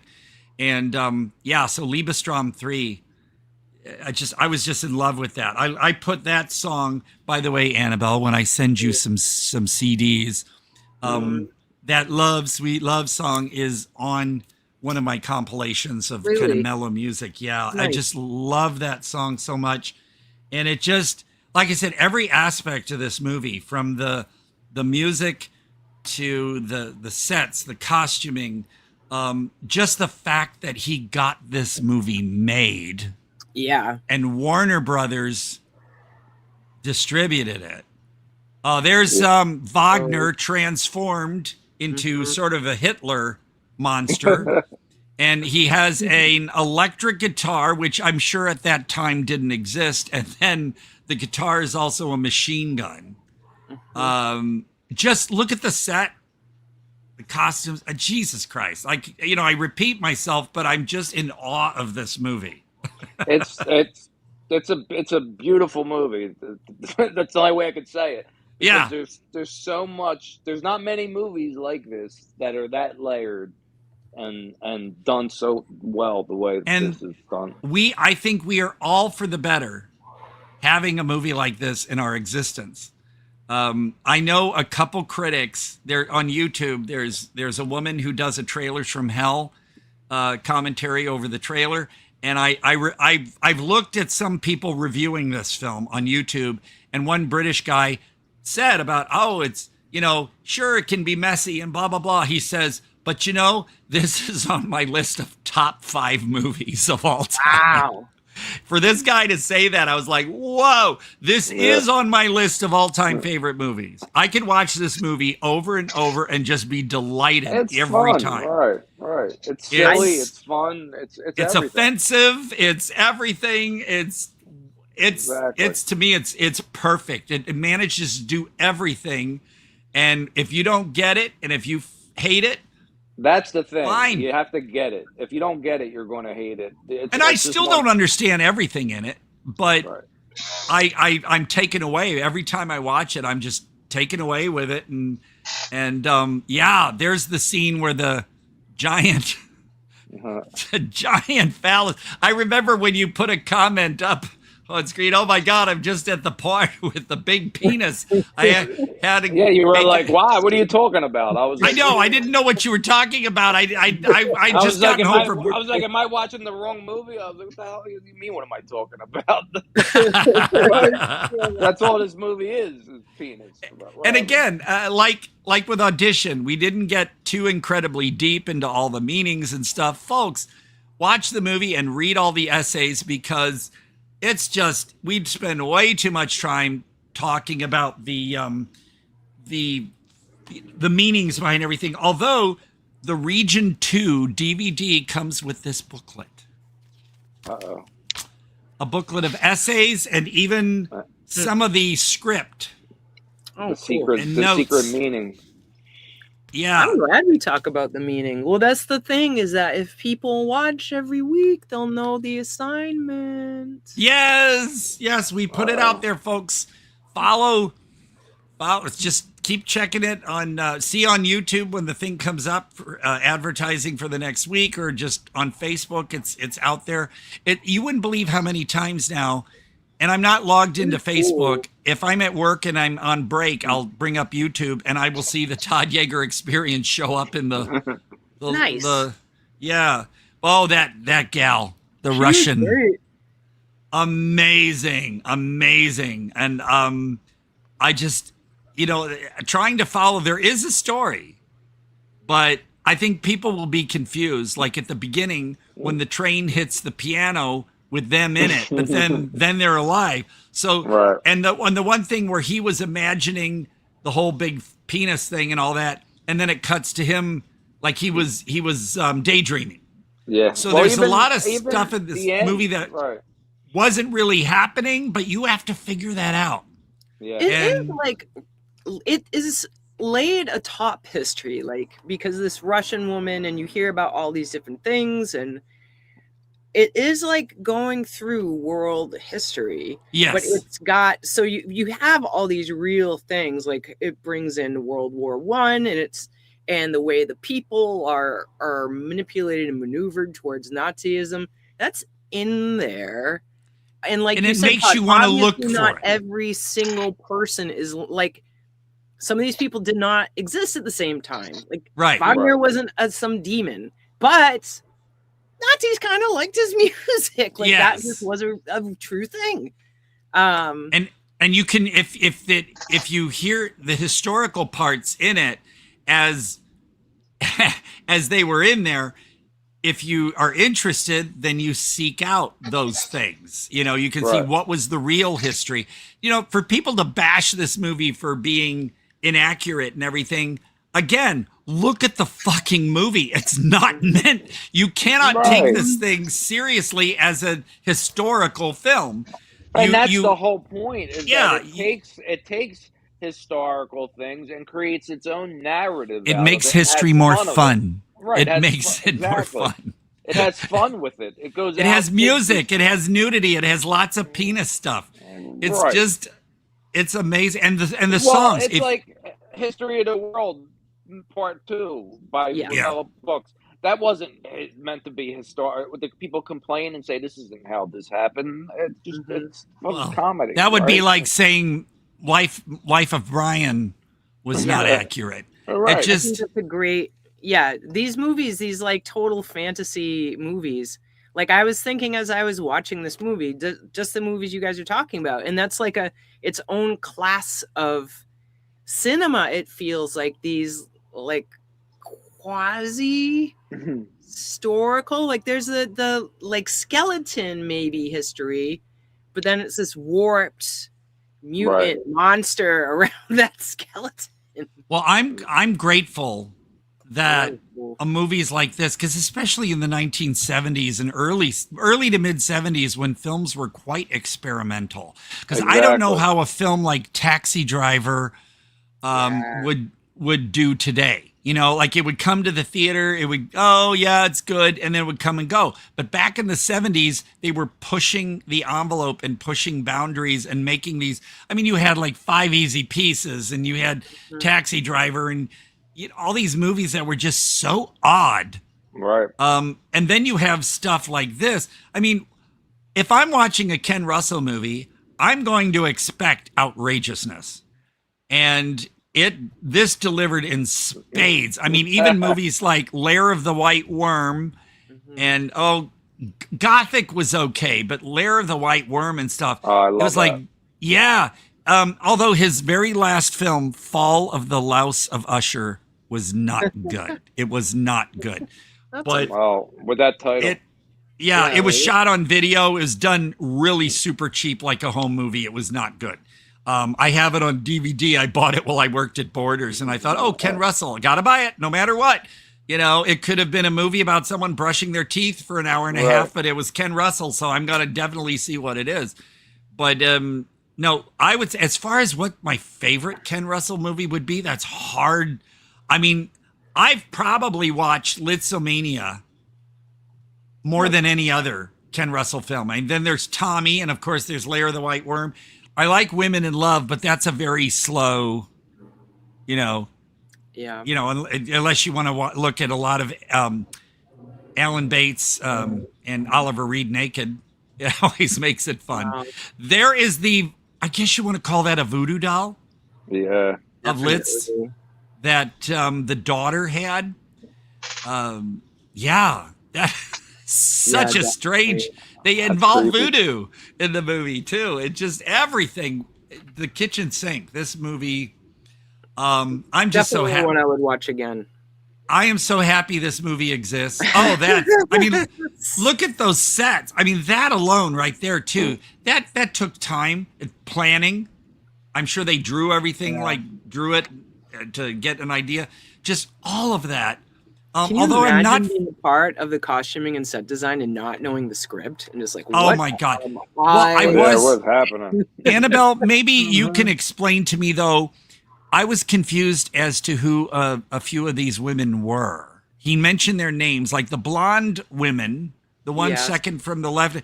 I don't know who they were because I figured he would have like all the women that were dancing around in the phallus scene. I figured those would be part of his thing here, and Little Nell. But there's the blonde women, second from the right and second from the left. I don't know who they were. I'm wondering if you know how like very early in the movie there was a few different. There was like some royal woman, and then there was this other woman, and he said, "Well, have them both at the same time." I'm wondering if those are those women. I thought that the royal woman that was up in the balcony was the Russian woman. Is it? I've only seen it once. I'd need to see it again. I thought it was her, and I've seen this movie numerous times, and I always think it's her, but I could be wrong. There's so much going on in this movie, and the trailer, that trailer in particular, didn't do the film justice. It showed some, like him with the piano turning and all the women. They showed way too much of that in the trailer when they could have showed other stuff. But I loved how, look at all those. Now a crowd like that, they would do CGI and AI to create more people in the audience. But did you notice how many women were in that audience and they all had costumes? Mm-hmm. It was, again, I think about these things when I'm watching it. I'm so blown away by the time and effort they put into all of it. Oh yeah, that bit right there. Oh my God. It just, and I would like to think that while they were filming this, I'm sure it was a very serious, get this done and get it right. But I would think that they had some fun. Oh yeah. With this. Oh yeah. Roger Daltrey had to have some fun. And apparently, from what I understand, he really wasn't a piano player. He had to learn. When you saw him actually hitting the correct notes and that's what I read in two different things. So I don't know. I'm going to have to Google for sure. Did Roger Daltrey know how to play the piano? Would you say Daltrey's the best rock actor? I really I haven't seen In the Wall. That guy, I think, is phenomenal, but he's not actually a member of Pink Floyd. Right. There is no public record of Roger Daltrey having formal piano training before he starred in Lisztomania. His on-screen piano playing in the movie was part of his performance rather than an exhibition of pre-existing keyboard skills. But I had read that he wasn't a piano player. I mean, he could have sucked and they just had piano. But if you notice, they would show they would show his fingers hitting the correct keys, and then the camera would pan up to his face. I don't know if they're the correct keys. Do you? I watched carefully, and he was hitting some correct exact on note and things. It looks like it. Yeah, it looked like how it. do you know, Todd? If I did that with conviction, you would also think that you could believe. I guess you could believe anything. Oh, yeah. It's all in the flick of the wrist. Well, I mean, oh, there's Ringo. You know, honestly, Ringo was my favorite Beatle. Yeah, why is that? He was also Bill Whedon's favorite Beatle. Also, I gotta say it, he looks kind of handsome in there. He looks cute. Oh, he was. Did you see a boyish way? Did you see him in Caveman? Yes, love the comedy. He didn't look bad. You know, I have the DVD or no? I do too. Blu-ray, I love Cave. Blu-ray, I don't know what it I is. saw Caveman when it first came out in the theater. But Ringo, I mean, Ringo what a your favorite because you think he's cute? No, I just think he's just sort of the He's funny. He's funny. He's overall he's the in a way he was kind of the Peter Tork of the Beatles, because you know in the Monkees, Peter Tork was kind of the goofy, the funny one, right. you know, often kind of goofy, and Ringo was always kind of portrayed as the guy off to the side and the funny one. And I don't know, I feel a connection with Ringo. And I like his comment in this scene, how when he said, well, we've been trying to get that thing believed for the past 2,000 years or something. You know, when he made that comment and the nuns giggle, I just thought, oh my God, perfectly said. Making a comment on religion in general. Right. But he's just, I don't know. But it wasn't like anti-religious. No, it wasn't. But he made that one sly comment that I thought was really good. Religious, but not anti-Christian. Does that make sense? Exactly. Yeah, definitely. He was making a comment. Right. He was making a comment on organized religion in general, I believe, in that scene. Yes. But I mean, come on, him as the Pope with cowboy boots and spurs. He's adorable. Just all those little ideas, like this is how we're going to do this, and this is what he's going to wear. I mean, and the nuns, and just again, everyone's costumes. It's mind-boggling to me. I think they really played on his appearance, because even in that picture, he looks small. He looks like a boy. He's this tiny little guy in this big giant chair, and all the women around him, even though he's up in this chair, still look bigger adults than him. And do you know how much? I mean, that not that specific artwork, but I saw a poster on eBay, an original poster, and they wanted $300-something for it. I mean, and right there, you had newspaper ads and stuff, and I guess people overlooked the phallic imagery of the hand holding the thing with the naked. It's funny. Things back in the 70s, they got away with a lot more in ads and stuff. But no, as a 12-year-old, I was like, I didn't care about the nudity I saw on the back cover of the album and stuff. I just wanted to see this movie because I loved surrealism. Oh, there's Ringo. I loved surrealism. I loved Monty Python as a young child because it was so strange and surreal. And that's why I loved Tommy, because of all the weird imagery and stuff. So Lisztomania, I was just pining for. I wanted to see Lisztomania so bad, but I'm sure I wouldn't get the adults to understand. I don't care about the nudity. I like the weirdness. I want to see it for that. And of course, what adults nowadays it'd be different, but my parents and stuff back then would have said, you're not seeing this movie. So I had to wait a few years before I could catch it at a repertory theater. But Lisztomania, man, I'm really glad you liked it a lot more than I expected. I'm used to. I think, Todd, it takes years. Maybe some people catch right on to certain movies right away, and if you're open to watching movies, but I think certain people take a while of it's like a curve. You have to appreciate one movie, and then slowly start to say, okay, if that was good, maybe I'll appreciate this, and blah blah blah. But then again, other people pick it up right away. So. Well, once you like a weird movie and you're into that, it's hard to go back to appreciating regular movies. But it's not just a weird movie. There is a lot to offer in many different ways from this movie. Right. No, I know you mean that, but it just watching this movie once or twice is just not enough. No. I mean, I watched it again Friday night actually, and I was just, there was stuff that, I mean, I remember the whole movie, but it's just like some scenes, there were new things for me. And paying more attention, especially to things after watching it a few times. It's so fulfilling to me.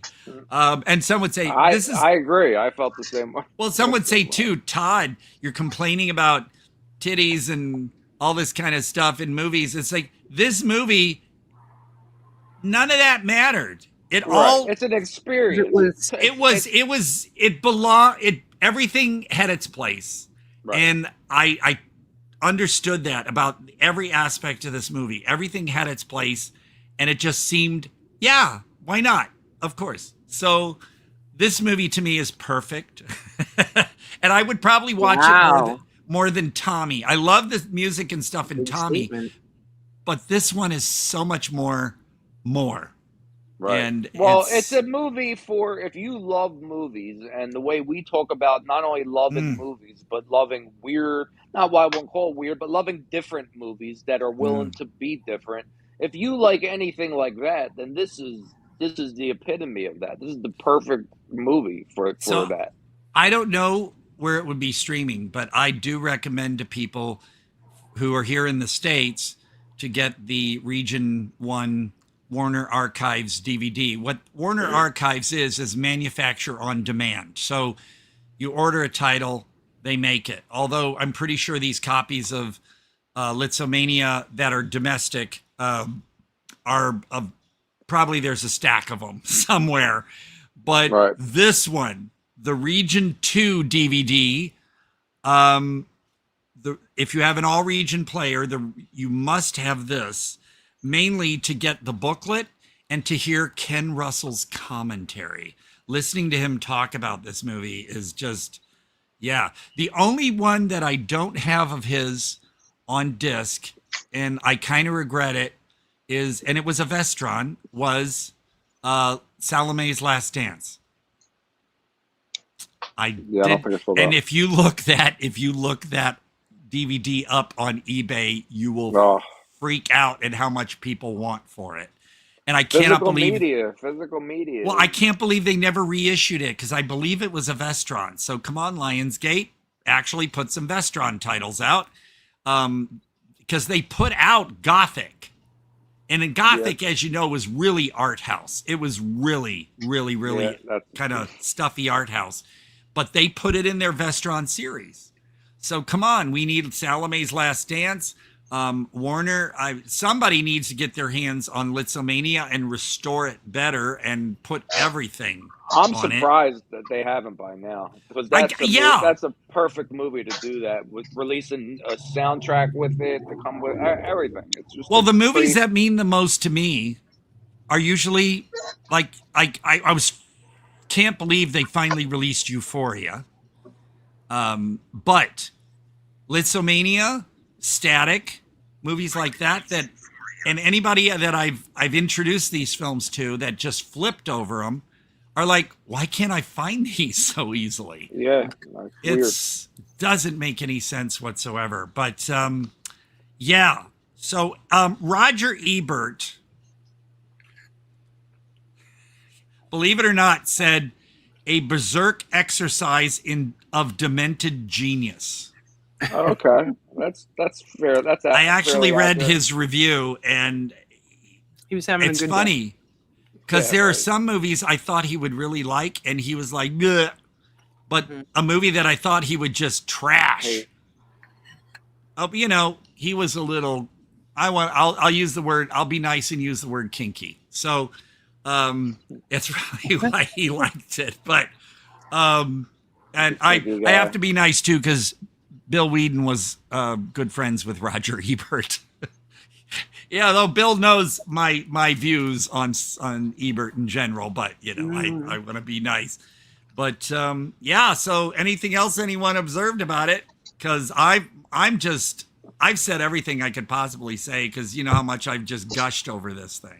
Well, what did Ken Russell? You saw the Ken Russell bit, so what did Ken Russell have to say? Oh, it's been several years since I listened to his commentary, but he talked about everything, and I'm gonna actually, when things settle down a little bit here, and what's going on in my apartment and stuff, I'm definitely gonna watch it again with his commentary again, because it's been years since I've listened to that.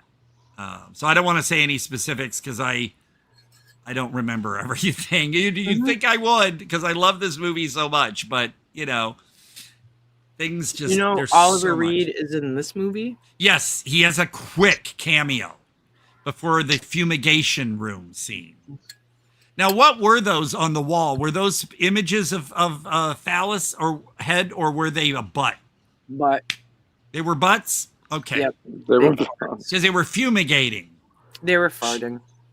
Okay, because I remember the reason for all that was she told him that apparently people were contaminated. She doesn't go outside. So she had to fumigate She wants him. them to stink because they smell fresh or something like that. Yeah. I think people would come inside smelling like fresh air, so she have to make them stinky. Yeah, man. I know. And it's again, I've seen this movie so many times, and yet things. It's like, I don't know why. It's like the movie doesn't want me to remember certain little things, so I could watch it again and like feel astounded all over again. But this is, like I said, folks, get the Region 2. Until they put out the perfect edition, get the Region 2 disc for the commentary and the little booklet, and the Region 1 Warner Archive DVD.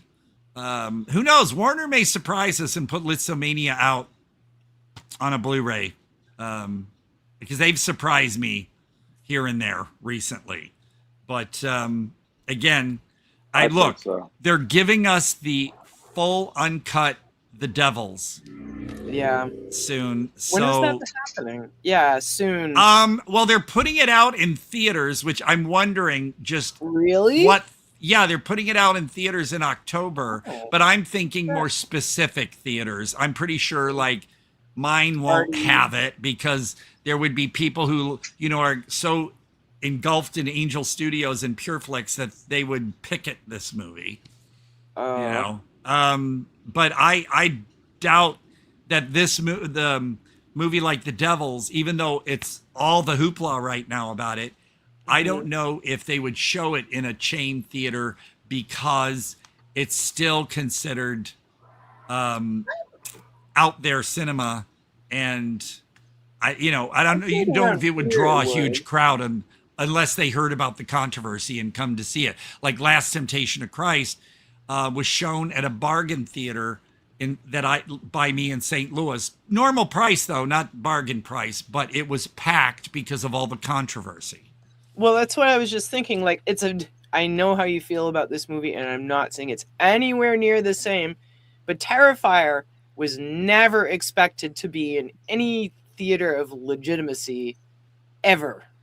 And yet it did. So is that something? I mean, if people were willing to play that. But Terrifier's a horror movie, and all the gorehounds and kids would flock to it, even if it was the shittiest movie on earth. It's gory and it's a horror movie, so yeah, they're going to go. And the theaters did, as far as I understand, did a deal with the MPA that we can show it unrated, but treat it as an R. Because if there was an NC-17 slapped on it, before you came on the show today, I explained that the only NC-17 the theater showed was Pedro Moldovar's Bad Teacher or Bad Education or something. And it was NC-17. So every showing had to have an employee stationed outside of the theater's door. Wow. Like the auditorium's door, so that people under 18 could not get in. Yeah. They wouldn't wander in there. And they, of course, theaters are not going to want to spend money on having an employee stand there outside the door every showtime, for how long. So yeah, they won't show NC-17 in chain theaters. If the distributor was clever, they would just pay someone to stand outside the door. True. Because it's different. What movie did I go see? I went to see a movie at our like indie theater for a film festival not very long ago. and they had guys in black shirts who came with the film. Well, It it's was also crazy. No one was allowed to pick. It was wild. You would not believe. One of the guys looked like a scary mafia. There was one black dude. He looked like the sweetest man on the planet. This other guy looked like he would break you. Well, there's a Black guys would reason. break you too, but there are very different vibes being put out. There's a reason probably why they have. It's like when I saw, I've seen a screening, like when the remake of The Producers came out, and when I went to see Toxic Avenger up in LA in 23, they had guys there because mainly it was to keep from people getting photos and videos. Yes. Because I caught a customer recording a movie. Well, at least part of a movie. I guess I mean to say it had an impact on the audience. It wasn't Yeah. just like fear. It's like, ooh. So when you have that kind of presence, it makes people go, ooh.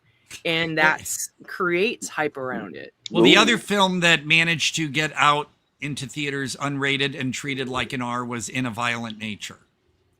Yeah. They did that too. So, it's silly to say, well, then why not just give them an NC-17? It is weird because movies like Terrifier, and let's face it, movies like Terrifier are NC-17 material. Absolutely. But, we can't give it an NC-17. Even like Hostel and stuff like that too. Well, Hostel was rated R.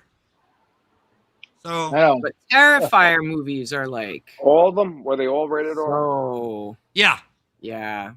Those are so beyond. But the Terrifier movies, they knew, the theaters knew that this is going to rake in millions and millions of dollars. So I think they, like I said, I think they did a deal with the MPA, and so that we can show it unrated, but we're going to treat it like an R. And I know that I think it was a Regal theater in my area that was first showing Terrifier, and we're letting kids in because it was unrated. Like when we get animes that are unrated. And of course, apparently parents found out or something, and there was hell to pay. And so by the time my theater got it, it was set that, it's not rated, but we're going to treat it like an R rating. So if people say, well, it's not rated, we're like, no, our policy is we're treating it like an R. So, no, you can't get in unless you have an adult. Yeah. But, it raked in millions and millions. And I'm still shocked at the amount of people every time I work, besides Scarface t-shirts, have Art the Clown shirts. I will say Scarface is number what, 2? I don't know, but let's face it, Scarface is not the guy you really want to emulate. So I don't know why they have him on all their shirts, like they want to be a badass. But I will say this to everybody out there in the world. One thing you need to fucking stop doing now is wearing all those shirts and hoodies that say that's an awful lot of cough syrup. What? Whoa. I see at least 25 people every night with that on the front or back of their t-shirt. Really? It's from some rapper or something, I think. Really? I've never heard of that. And it's not even grammatically correct. That's an awful lot. That's a awful lot of cough syrup in giant letters. It's on hoodies, it's on t-shirts, and I'm just like, enough already, because everybody's wearing it, which makes it less effective. Cool. Less interest. So dub. Yeah, everybody's wearing it, and I don't know who's behind that. And I'm not meaning to disrespect them, but it's just like when you I think Jack's behind it. It's like right now, also what everybody's wearing. Everybody's wearing hoodies and shirts and sweatpants with what they look like scrunchies. At first I thought it was popcorn, but they look like scrunchies, and they're all over the clothes, and I forget what that is. But it's just like, no, they're too. Well, if they are, they're well used because they're wide open. They're well used. And it is a little bit funny here. But no, there's certain things like, folks, you're becoming sheep. If you're all wearing the same. Funny. I'll tell you what the story is. Yes. The saying originates from a viral arrest in LA involving LA-based rapper and streetwear designer Desto Dub, whose real name is Darian Hardaway. Is this for the scrunchies or the cough syrup? The syrup. Okay. Following his arrest, an officer saw a massive amount of prescription cough syrup in his possession and exclaimed, "That's an awful lot of cough syrup. You must be sick. You must be sick or something." Okay. So like, no. And so the guy laughed and coughed and turned that viral quote into massive successfully streetwear millions of dollars. That's pretty funny, but honestly, everybody's wearing it. Everybody. So LA, you know, LA based. It's just like you see it all night long, and after a while it becomes passé. You know, it's just too everybody's, well, you know, I could say back in the 70s, what everybody had Gloria Vanderbilt or Sasson jeans, and so everybody wore the same stuff. Speaking of Vanderbilt, just a very quick thing. I learned that Lisa Vanderpump from Housewives was in Lisztomania. Housewife? Really? Yes. I mean, I remember the name. I remember the name from the credits, but Lisa I would not have made, because I don't watch the Housewives shit. No, neither do I. That's another Seth thing. I know too much about Housewives. I don't fall for the cliche. I don't listen to diva music. I don't say girl. I don't do any of that stuff. So any of that would be beyond me. Girl. I'm just Joe Schmo here. So the Vanderpump thing, while I just do, thought that was super funny. It is. It's amazing. I would not have made the connection since I don't watch any of the Housewives shit. So I would not have known that. But that's amazing. Forward, we're gonna also know something. Well, maybe not against your will. Mine is a little bit against my will. Just sit there and listen to Housewives bullshit. Oh, if you're out there listening, yes. I hate how they call it. Understanding that he talks about Housewives so much more than I want to hear. Oh, I don't understand why they call it reality TV anyway, because it's obviously not reality unless they're intentionally meaning verbal irony. You know, I got these two specks on my glasses and this crap, Todd. Don't watch it. It just makes me angry. Well, it's like the real the Jersey Shore and I'm a teenage pregnant mom and all that kind of shit. No interest in that drama. It's all staged. It does not appeal to me at all. It's like Love Island and all these pretty people with problems. Not my thing. People kind of have problems, but I know, but it's always about pretty people I don't with want to problems. watch them. Yeah. It's like I loved how one critic I saw on YouTube, her and her husband review some pretty interesting movies, but they bothered to review the Angel Studio I keep wanting to say Young Frankenstein, Young Washington. And she said, points taken away too, because Washington was not that hot. Because they chose an actor who looks really, really handsome. And you've seen images of drawings of Washington. He was apparently not the most, but you know, they made him out to be so freaking handsome. And, but yeah, all that stuff and all that drama and all that, it's not me. I like the weird. I like, well, that is why I'm just so cuckoo for Cocoa Puffs over Lisztomania.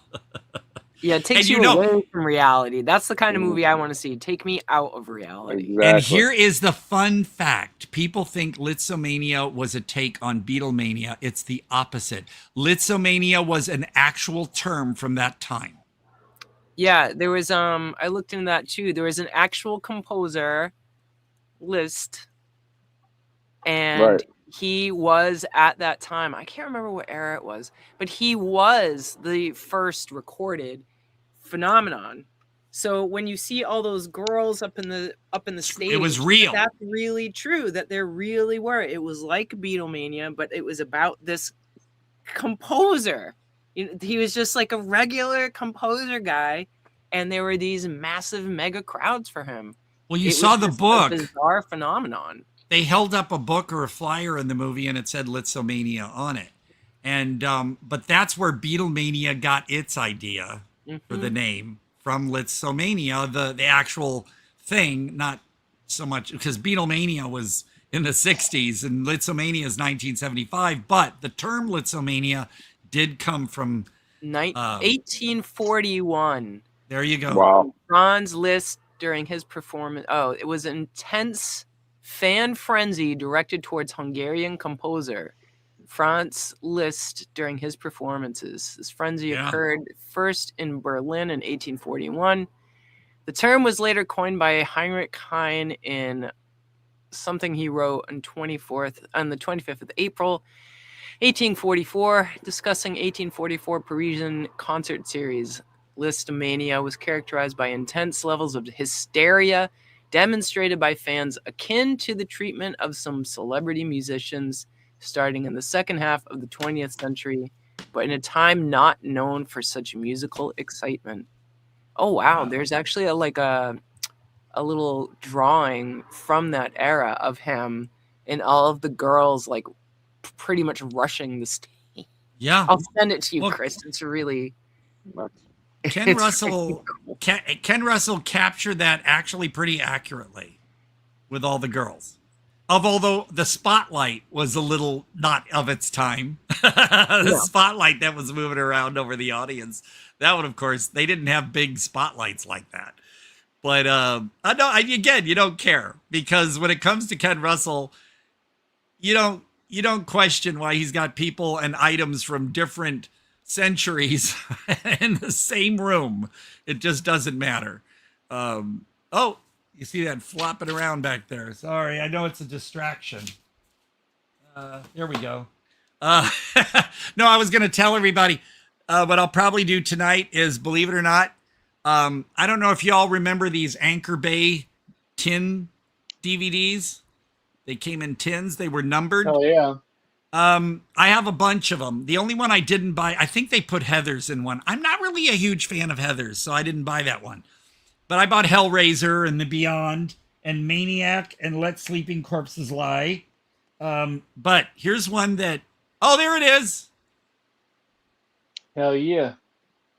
Party time back in the day. Yeah, he was a rock star, man. He was a rock star. That's pretty cool. But yeah, that's the one I'll probably watch. I never watched this.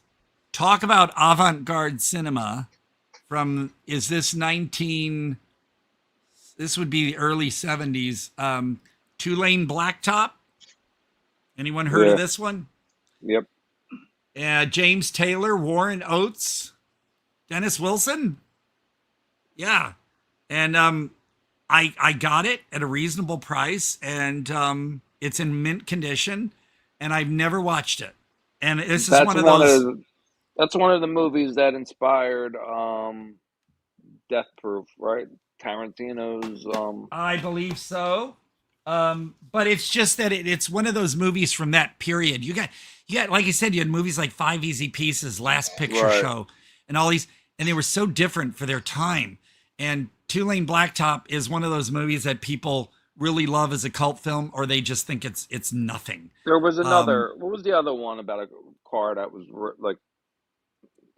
not racing, but it was a car movie like that. I forget who was in it. There was a few of them at that time. I can't remember. There were. Blu-ray.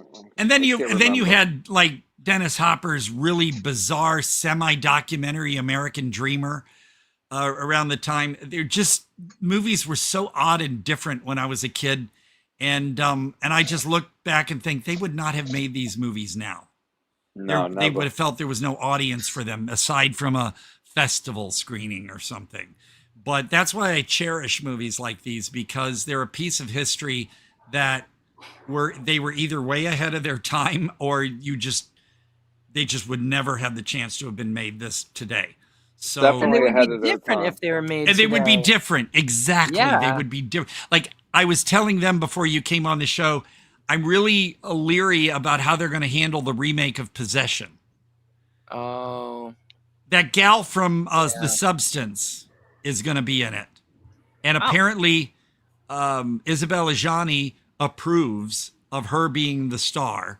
But the thing is, the first film, a lot had to do with the separation of the two Germanys and all that. That was all in the plot. And I'm thinking, how are they going to make this a remake and make it? Politics are perfect now. I'm sure. No, but it just makes me wonder. It's going to look more slick.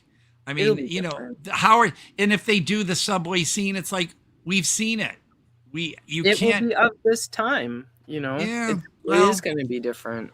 We'll see. I will check it out when it comes out. I will give it a chance. But it just kind of, you know, a lot of these movies, like I said, Possession. If it weren't for Possession having been Possession in 1980, I don't think they would have made a movie like that today. And if they did, we probably wouldn't, you know, be as in awe because of the power of the original.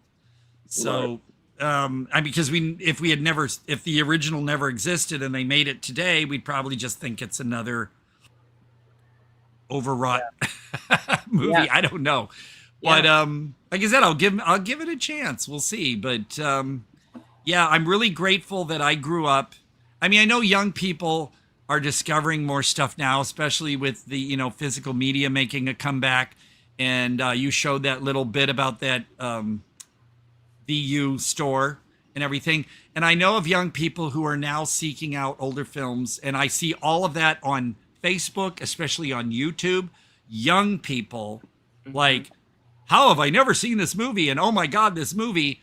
They're just now discovering movies that I had been used to back in the 70s and the 60s. Well, it's not just movies that people are changing. It seems like people are making a change back to physical hardware, like it's not so much even an iPod, but something like that, to where. Well, now they got tiny turntables with these tiny records. They're making small CD players now that you can just hit a button and convert it to a FLAC or a file where you can. Yeah, one said you can store 30,000 CDs in this thing, and I'm like, I don't know, because here's the thing: you have 30,000 CDs. How many thousands and thousands of tracks? It's like with iPods. Every time I saw someone, like when I would ride the bus and they're searching through their iPod for a song, or maybe they have a playlist, but they're always searching and searching. What I do is I have a portable CD player, you know, like they call the Walkman, and those are making a comeback. Right. You know, when Bluetooth and all, a CD has 1 hour and 19 minutes of music. Whether I make the CD myself or it's a CD I purchased, I know what's on the CD, especially when I make my own. I know what's on the CD. It's going to be 1 hour and 19 minutes of music. Sure, have to change a disc or bring a couple discs with me. What's the problem in that? But people have this idea that, no, you want it compact. But when people do the iPods and things, they're constantly searching. And you know what? With 30,000 CDs in your little thing, you're not going to remember what you have. All right. You're going to be like thousands of them you're going to forget are in there because you have to go through all the. No. Right. But in comparison to paying for like Spotify or a subscription where after 5 years you paid $2,000 and you don't own one song. And they pull content, even music. They pull music.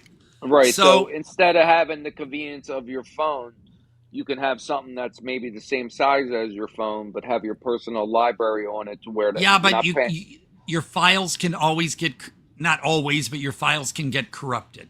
Well, you have them backed up on your computer. Well, the CDs, and you know, some people say can get damaged too. It's like there's no. Yeah, they can. Thing. You could have like a fire. You could have water. Right. True. You just drop something and it gets broken.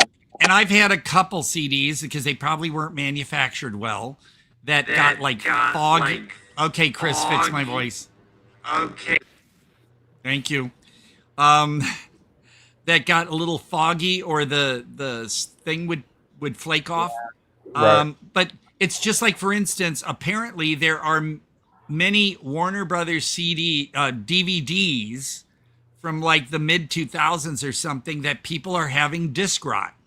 Well, yeah. Yeah. Even right DVDs. But all of mine in my apartment, they say keep your discs stored under 80 degrees.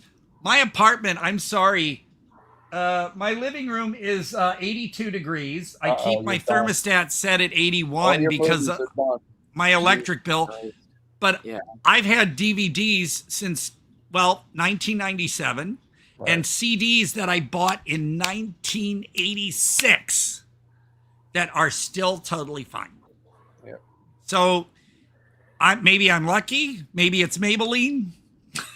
I don't know. You have lived in the same place for a long time too. Well, but we're talking about in St. Louis. I didn't have air conditioning in my apartment. I was on a third, and I just had ceiling fans and stuff. So it get warm in my apartment, but everything survived. And then when I came to California, but I could never on my own afford like these rich folk with these $1 million homes here, with their air conditioning cranked down to 65 degrees. I can't do that, but everything is okay. And I'm grateful for that. So I can always have this close by. God. But, did you guys hear about? This is so unrelated, but it just popped in my mind because you're what's the sun. I saw on John Duggan's page earlier today that there's going to be these space mirrors. They're going to have. Apparently, there's already one up there. They have mirrors pointed down so that you can pay. Obviously, none of us are going to pay, and I wouldn't anyways. Pay to have sunlight on. Whenever you want, by the way they have the mirror refracted towards. How is it going to get just one specific spot? It does, because it's, how like if you have a mirror and you're screwing around and you could like mess with someone in the eye and things like that. Yeah. When you're a child and you're or an adult and an asshole. But it would be noticeable from other. Like if someone, they don't give a flying fuck. If you've got some bajillionaire, I would like the sun right now, please. They don't care. Does it follow you as you walk around? Like if you're walking down the street, you have a light on you everywhere you go. But if I guess it probably could with like a GPS. It would be annoying too, because if you want darkness or something, and there's somebody walking along and it's got light on them, no, you would. If your neighbor, but if that's your light. And I just heard about this. Like it's gonna fuck with all the plants and the animals beyond the people. Exactly. And they don't care. They want the now, what's now, and how they can profit now. Yes. They don't care about the and so it's thankfully there's no smoking in my complex at all, not even outside. So I don't have to deal with a neighbor, like even if they had a fence, I don't have to deal with a neighbor smoking pot and having it waft over and come in my windows or whatever. I'm grateful for that.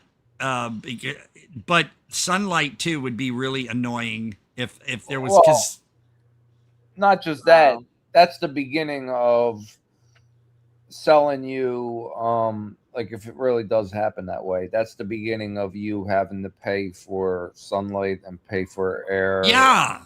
Things like that. Yeah. And I just found the website. It's reflectorbital.com. Oh. And it's so weird. It's like the Sunlight Company. What? The Sunlight Company? Reflect Orbital makes clean, abundant energy available on demand. We exist because reliable access to affordable energy is the foundation of human progress, economic growth, and health. But there's a reason there's night and day. What? Yeah, right? You don't... If you're a witch, if you're a pussy whiny bitch that you've got to have sunlight on you all the time, but these people with loads of money, it's like they don't fucking care about consequences or other people. It's if they want it, so like, okay, as I'm thinking about it, could you have the mirror shine down on solar power things? Maybe. Well, but still, it's like the idea of you can do it. No, sunlight on demand. I'm so curious what it would cost.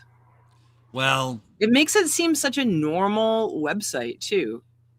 Currently, they have 2 satellites. Jesus. Yeah. Strict exclusion. We maintain strict exclusion zones for astronomy and sensitive environments. Oh, yeah, right. They say that. You know. Yeah, this was great to bring into the conversation, wasn't it? No. It's interesting. It's fascinating. No.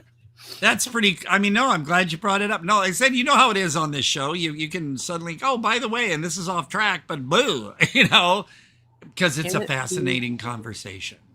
Can it be avoided is one of the FAQs. Yes, we will only provide redirected light when is specifically requested and approved by the appropriate local authorities. In addition, we will share positions in advance so that scientists and other stakeholders can plan around this weird fucked. They're in such a sci-fi space now. We live in sci-fi. We have now come to the place that for the last 100. Oh my God. Yeah, that's the one. Look at that. Oh my God. And this is not an endorsement or free advertising. We're just reporting. Oh my God. Backrooms. Yeah. Which, by the way, I have not seen the extended version of that yet. So, oh my God. Oh, happy-go-lucky young people. Look at them. Well, I mean, you gotta have a job. Like, I've worked in factories, and I'm sure these are people that are just. This is probably their local. They're all smiling. Look at me. I'm happy at my job. Oh God, I don't know. Like many people involved in the scientific land, a lot of people think that what they're going to be doing is for the good, and then they end up like Einstein, who is like, "Holy shit, this is not being used for good." Yeah. So the sun shines on them and burns them. Look at that. Yeah, and melts all the snow. Oh God. Oh God. By the way, you know who I am happy for? And I know you've all heard what's going on, is that Hive Bakery. Hive Bakery sounds familiar. Tell me more. Yeah, it's the small bakery, award-winning lady who makes all the good stuff.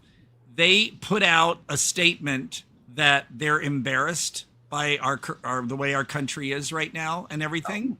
And of course, MAGA went ballistic on them. But because MAGA went ballistic on them, they have lines down the street outside of their shop every day, and they sell out every day. They come up with merchandise that they sell out. Wow. They now got orders from all over the world. Wow. They had a fuck ice cookie and stuff, and everything just, it sells out every day, and there's always a line of people. They had to shorten their hours now, obviously concerned for them because they get really threatening calls every day. Right. And the woman answers calls, and you don't hear the voice on the other end, but you hear her answering that caller, and she puts them out as videos on Facebook. Wow. And concern for their safety, definitely.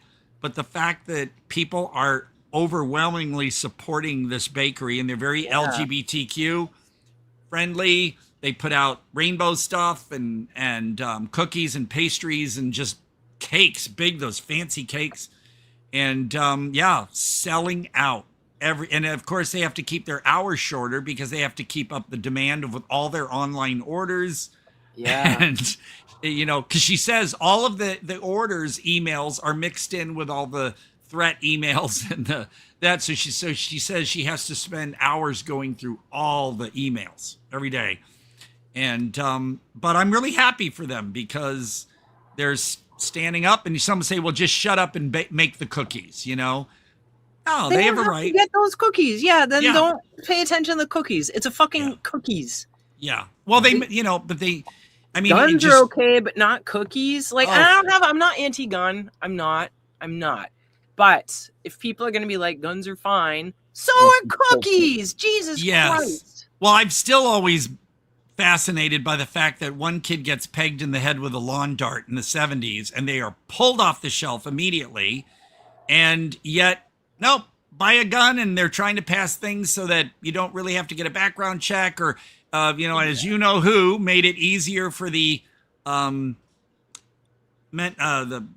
mentally unstable ones to get more guns. My cookie is not loaded. Really okay, yeah, I like that. But no, yeah, it's this bakery. She's just, she was already a bit of an activist, and for the LGBTQ community and stuff. But the fact that you say what she did with her, because they had stuff on their cookies, like they had distressed American flag. You know how you have the upside down or something on a cookie and all that, and people like, oh, you can't do that, and blah, blah, blah. It's like, hey, freedom of speech. So, no, I'm really happy for Hive Bakery. They're in Texas. That's another reason why people give them guff, is because they're in Texas. So, and people are like, look them up. People are making trips hundreds of miles trips to go there and buy something from the bakery instead of just ordering online, to show their presence and show their support. So that makes you feel pretty good that there are people out there that are still trying and still giving the good fight. They definitely are. But other than that, hear about dude dipped his balls in glitter. Yeah, pretty nuts. What? Thank you, Quaid. Pretty nuts. Oh, isn't that cute? Isn't that true? But no, I mean, like I said, I'm pretty right now because of the whole rodent thing. There are none in my apartment, folks. Just in the but they gotta fix this situation, and I think they only have a week to do it, or there could be trouble for me. Yeah, trouble for you. What's the trouble for you? Well, because of move them out. My assistants and stuff, basically the people who are above all of these, the apartment, they are demanding that this be taken care of. And if it's not, then I could wind up stuck with, a different apartment. I can't, what am I going to do? So, well, I mean, it's not like they wouldn't put you on the street. No, but if Orkin, for one thing, they're the company. If they've handled things worse than this, then they should be able to take care of it. It's just that right now, like I said, they apparently got to take care of the roof first, so nothing more can get in. And then once they do that, then they come in and do all the rest. But the thing is, the hole inside my living room closet is plastic and taped over. But then my closet door has a tarp over it, taped around the edges.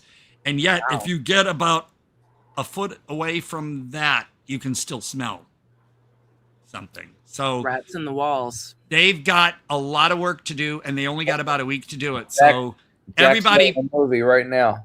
I've talked to my mystic, and he, gave me instructions on what to do to help, get out to the universe. Oh, we just met by accident. I call him my mystic. What I do is every few months he'll call me up and tell me things and get what I call a spiritual tune-up.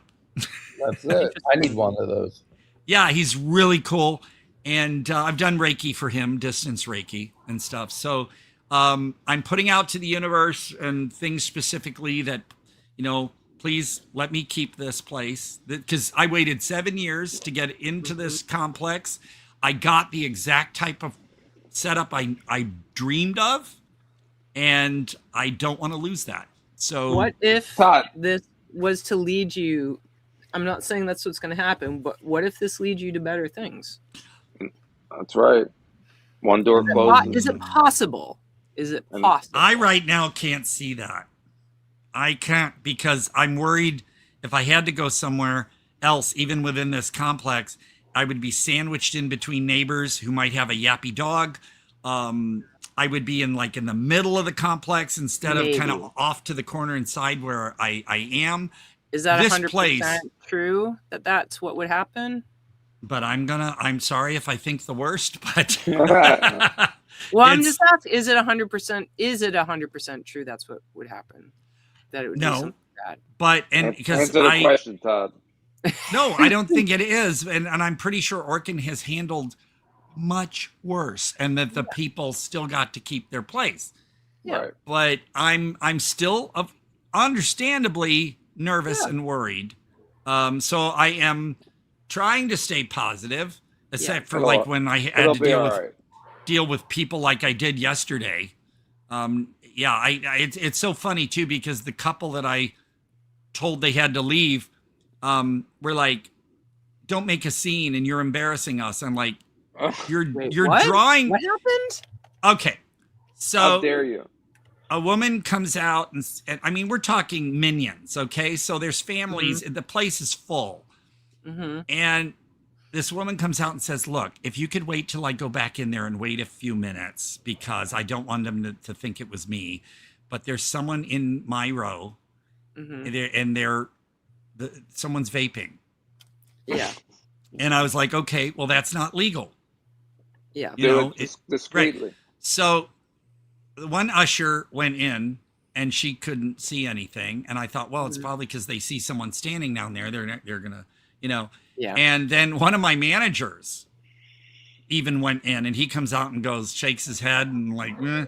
And so later I asked the usher, I said, so any news on that? She goes, no, I can't see a thing. Maybe you should go in there and look. And I said, okay, well, take over. I'll go in. So I went in and I went up the steps and went around the back and then stood a row up from the row that I was told it was. And sure enough, right smack in the center, there's a guy looking at his phone. The girl that's snuggled up with her knees drawn up, cuddled up next to him, is also looking at his phone, and she's vaping. And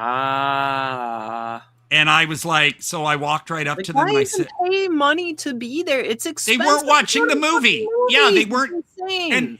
And there's families and kids. There's people in the same aisle. Right. So if you're going to do it that way, then you have to hold the hit in completely. They call it ghosting. You have to hold it in so you don't blow it out, so the people next to you don't smell it.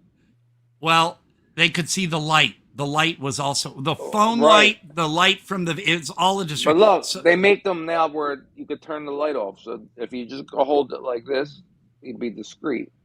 But there's still a smell. But listen, no, if you hold it in there, you'll hold the smell into it. Is that something that people You're trying to condone this, Chris, or just piss me off? I'm not recommending this to anybody do that. But I'm just saying, if you're going to do it, there's a way to be discreet. Well, I walked up to them and very quietly, I said, get the fuck out. I said, you two, I said, you need to come out. And they looked at me and said, what? I said, vaping in here it's like illegal. Right. And you're on your phone. I said, you guys have to come out. And they were like, and they're getting up. And I said to them outside, I said, if you want to stay, you can talk to a manager and see if they will let you stay. But otherwise, when we find this situation happening, you have to go. And the guy was like, all right. Why don't you chill? You're making a scene and blah, blah, blah. And you're embarrassing. I said, you're drawing attention to yourself because you got your phone on and you are vaping. Right. You're drawing attention to yourself. So no, I'm not. And I was being very civil. And I said, do you want to speak to a manager? Like, no, would you just drop it? We don't make such a scene, because there were customers walking in the hallway. And I said, okay, well then goodbye. And they walked and they stopped off at box office and just whatever employee happened to be at box office, they stop off and I'm watching him and gesturing towards me and stuff.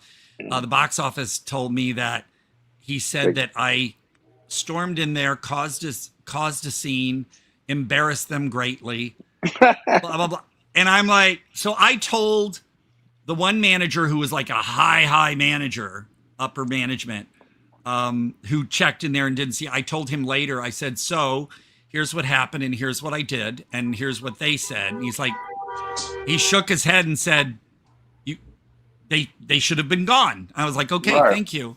I said, but I did not raise my voice. I did not cause a scene. And he goes, well, you know how people do. A lot of people embellish situations and they want to be the victim. Absolutely. And you're the bad guy. So I took care of that. And say goodnight to the bad guy. I had a bitchy guy who didn't want me to give him his ticket. I don't need it, and da-da-da. And Jesus. I explained to him why he needed the ticket, 2 reasons. And he was like, all right, just give it to me. I'll just throw it away. All right. He's going to save it for the lawsuit. And I'm like, karma is going to bite you in the ass real big one day is what I wanted to say to him. But I was like, well, thanks for disrespecting my job is what I was thinking. But, I'm just doing my job, folks. Mm-hmm. But no, that kind of, but then later I felt better. I think even when I was kicking the people out because they were making such a deal of it, I started feeling my lower back spasming a little bit. Workman's Yeah, comp. that was not, I was like, wow, I'm okay. Why is my back? It's amazing how Stress. your body can Stiffen up, complain. you tighten Yeah. up. Right. Yeah. So, no, I was I had fine that. later, but That's then, like I scary. said, I come home and I'm worried about this other situation. I allowed myself, Annabelle, Yes. some cheesecake. Well, I took a lactate pill. I did it Good. right on the show so people could see. Wonderful. I took a, Awesome. I'm and so glad that that's working for you. I have one more piece in the freezer, and then I don't know what I'm going to do because they're expensive. But I went through cheesecake withdrawal. oh yeah, cheese. It's Yeah. funny. I've seen other people now that are like they'll just bring up cheesecake. Never happened at Colonial. Oh, The Colonial Was that the- was a Oh, the a theater? Movie, Yeah. a movie theater. Yeah. no, you know what it is? People are now so used to being at home, watching streaming, and just talking and doing things and playing on their phone, that they come to the theater and then either have forgotten how or don't know how to just behave in a theater. But listen, the Colonial is the movie theater where I saw The Entity when I was. Oh, the Squeezy Tit movie. Yes, Yeah, I have that I on was- DVD. I think I was about 8 or 9 years old. 8 years old. Wow. Oh my God, I Wow. Listen, I the saw kids that up- when I was in college. The kids of my older kids up the street, my mother's friends with the parents, whatever, they were having a party. So they said, look, we'll all go take your son to the movies because I was hanging with the older kids. I might have been, I might have been like 10 or whatever. So what year did that come out? It was Like early 80s. 80s. Yeah, 80. Somebody look it up. It was like 81, look. 82. I don't know.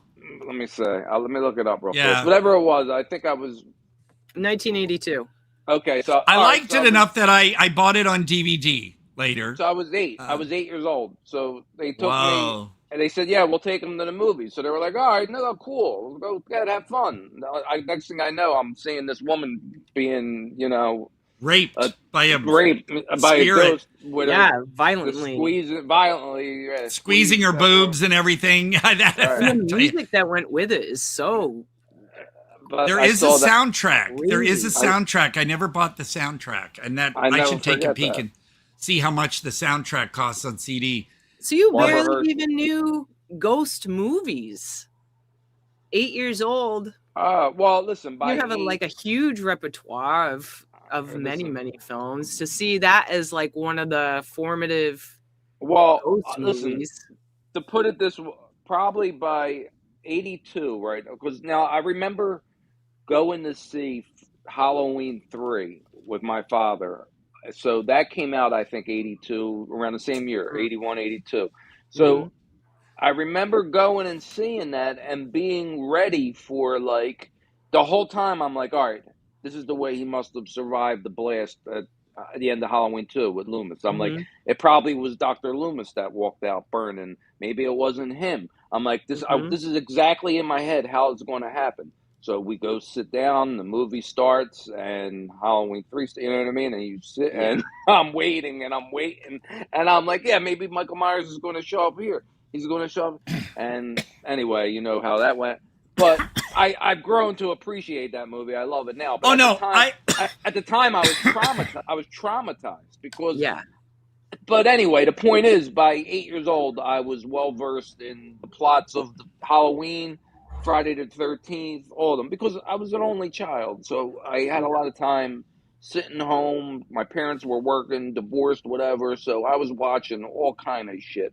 And they were showing all kind of horror movies on cable during the day back then. So yeah, so I got to see everything. But well, the thing about Halloween 3 is there was no internet back then, so people did not have a warning, and even magazines like Fangoria and all those didn't tell people, hey, here comes the third Halloween movie, but it's not going to be Michael Myers. Nobody did that, so they just throw it out in the theater, and there was shock because people were shocking. Yeah, and but here's the thing. Nowadays, things like American Horror Story, different story every season. Well, that's what John Carpenter was going to do, a different Halloween themed movie. They weren't going to do Halloween 2. Universal pressured them. So they were going to do Season of the Witch. They were going to do different Halloween movie every year if they could. It would have been great. But because people were so, like I said, whiny bitches, and they wanted... If they but in fairness... The combination, right. They could have went about it a different way. They could have slowly eased into it, because not only did they just go a completely different way, but I remember, because I'm watching the movie, and at some point what made me give up hope that Michael Myers was actually going to show up in the movie was when they showed the trailer for Halloween in the middle of the movie, when he's sitting in the bar and he's watching TV, and they showed a trailer for Halloween, and I'm like, oh, forget it now. He's going to show up. It's a joke now. Yeah. I knew right off the bat just within the first 10, 15 minutes. Well, they kind of made the guy, the robot or whatever it was, sit up the kind of same way Michael Myers sat up. Well, an homage. But right, it was an homage. I knew right off the bat this was not going to be a Michael Myers movie. When 10, 15 minutes in, I was like, oh, this is going to be something different. Right. And then I kind of thought, well, either they're tricking people or they're trying to have a Halloween theme thing. Because you know what? They could have put Trick or Treat out that year and called it Halloween Trick or Treat. Right. And it would have been something like that. Every year, a different Halloween themed movie. But again, people were all whiny bitches, and they just wanted more Michael Myers. They wanted more of the same. And they still haven't gotten it really right after, it still hasn't been. I was a champion. Even know. At this point, people don't even know what they want. I was a champion of that film from back then. I told people, I said, no, I love that movie. It's so cool. It's so different. Right. And so I've people grown to love it. Yeah, it's a classic. I think it's a classic. And speaking of weird classics, here's another rarity. And boy, people are still trying to collect this one. The wooden box of the Wicker Man. Wow. Wow. This was number what is 6,056 out of 50,000 made. It's a lot of copies, but nowadays this thing, people are hunting this one down, and they're available on eBay, and not too bad price. But it has the interview Robin Hardy. It has the extended film, the extended version of the film, I believe. But yeah, so I love this one. This was also when Anchor Bay was doing the tin stuff. Yeah. And I had have to have it. I got Hellraiser. Okay, so do you have the tin? Do you have the tin DVD one? The long here's my one, tin set. Christ. Okay. Lucio Fulci's The Beyond, Hellraiser, Let Sleeping Corpses Lie, Maniac, Repo Man, Two-Lane Blacktop. Yeah, Repo Man. Is it Todd? Is it the long tin, the long one? Well, it's the Hellraiser. Is it? Yeah, here, just a second. I gotta go past. Okay, I'm just curious. Second but that's the only tin I have is Hellraiser. Well, this is the original Hellraiser, not Hellraiser 2. That's the one. Yeah, that's the one I have. Mine doesn't it come? I think it comes with Hellraiser 1 and 2. Oh, it does. Right. And it's the uncut version of Hellraiser 2. Right. That's a good one. I have like Hellraiser 2. Full frame. Oh, it has both the widescreen and full frame presentations. It comes inside. It comes like a little CD, right? It comes like in a CD case. Yeah. Yeah. And I remember. Actually, fucking hell. Hang on a second. That's a nice one. My tin of Maniac. I gotta show this to you. Because you will be. This is a reason to get the Maniac tin. And of course, everything's trying to blow away because I got the fan on me. So the Maniac tin, which mine is 1,758 out of 5,000. Nice. All right, so I'm going to open it up. What year did those come out, Todd? Early 2000s? Yeah, and it comes with this thing of all of the theatrical ads. That's awesome. For newspapers and the chapter names. And then I even kept the little sticker that was on the shrink wrap. So it's in a jewel case, but here's the fun part. Just a second, because it's weirdly shaped. You get the CD soundtrack in the shape of Joe Spinell's head. Oh my That's God. insane. That's great. Wow. And it will play in your CD player because when your drawers usually have the round edge, so it touches those and then the thing connects in the middle. So it's not going to like flop around in your CD player. But, and I love the score, Jay Chataway's score for Maniac. It's so good. I remember buying the original Faris Sarabande LP at Streetside Records on Del Mar in downtown St. Louis when me and a friend were going to the Tivoli Theater or the Varsity, and we always hit Streetside Records and vintage vinyl and we'd stop off at the Dairy Queen. It was all these little shops right there on Del Mar, and then we'd see a movie in the theater, and then on the way home we'd stop by White Castle. God, those were the days. Todd, I used to have 2 White Castles near me within 5 minutes driving. They both closed. Well, my apartment on Christie Boulevard in Are they all St. Louis. No, they're all fine. But I had a White Castle. If I walked out my front door, I was at a White Castle in about a minute and a half. Oh, just by walking. We And do not I would have like White Castle up here. 3 a.m. I'd be like, you know what? I need some cheeseburgers and French fries. A sack of 10, right? And all you had to say was, and a mix. What that meant was Pepsi and orange. Oh, wow. So I would be just, sitting there listening to music on my cassette Walkman. Oh, man. And just eating those. I'd have like 6 cheeseburgers and they were great. You know what I used to But then it was affordable, too. It was affordable. Right. Now they were like, and they call them sliders now. I'll tell you a story, a slider, right? I used to work at UPS, so I used to have to go in at 11 o'clock at night till 3 a.m. And sometimes we would do a double, which was 11 at night to 7 a.m. Mm-hmm. So it was Keep talking. I got to pick something up. Unloading trucks and a lot of physical labor, really grueling. Like it was like factory work. Like you went in, you had to work. You weren't allowed to go to the bathroom. You couldn't do anything. You just had to do you had to do it. You had to just get in there and get done. You had to lift your arm if you had to go to the bathroom and wait for somebody to tell you it was okay. So there was a White Castle. So in between shifts, there was a White Castle within a 2-minute walk. So everybody would walk there and get 10, 20 cheeseburgers, packs of, and it was like Todd said, it was like only like $15 for 20. And you called them White Castles. You'd say, I want 5 White Castles. Now you say, I want 5 sliders. It's like, fuck that. I go for the original. I'm really, and I'll tell you one thing. Yes, and I have a video you may want to look for called Zen and White Castle. And it was when I was in St. Louis and for back visiting. And you see me with a White Castle on a fork. And the reason I would never touch the White Castles is because the scent, the smell from those. The onions. You could just the burgers, everything.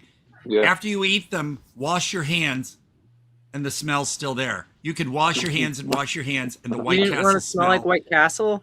Your fingers would smell like White Castle. So you'd get hungry during the day and try to eat your fingers. And imagine working at a White Castle.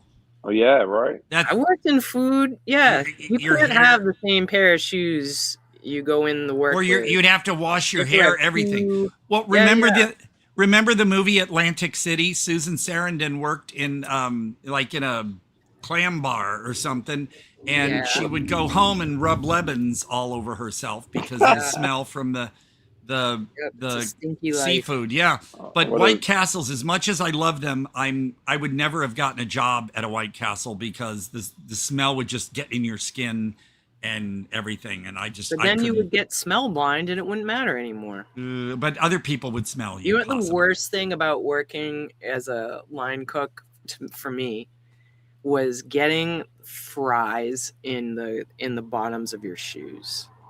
It'd be all kinds of food, but the fries would really like mash into your shoe. Yeah, like it's like popcorn. Oh my God, so gross, and it would catch all the. You cannot wear those shoes inside. Oh yeah, they're only for restaurant time. Well, I worked at Shoney's, which is Big Boy. Shoney's, dang. And when I was 15, I got it, and they hired me as a cook, which I didn't want to do. I wanted to be a busboy, but they put me. And I'll tell you, the shoes I had in that, they were just grimy from walking around in those restaurants, and I had to leave them outside. Because they smelled, they just they can attract grimy. Bugs. Yeah, then they attract bugs. So I'd have to grab my shoes and shake them out.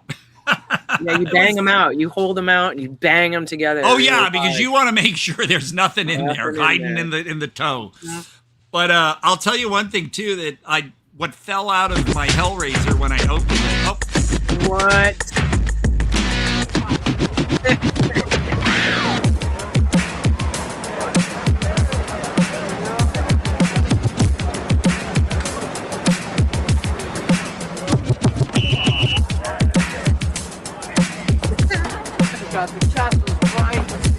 I love when they strut. And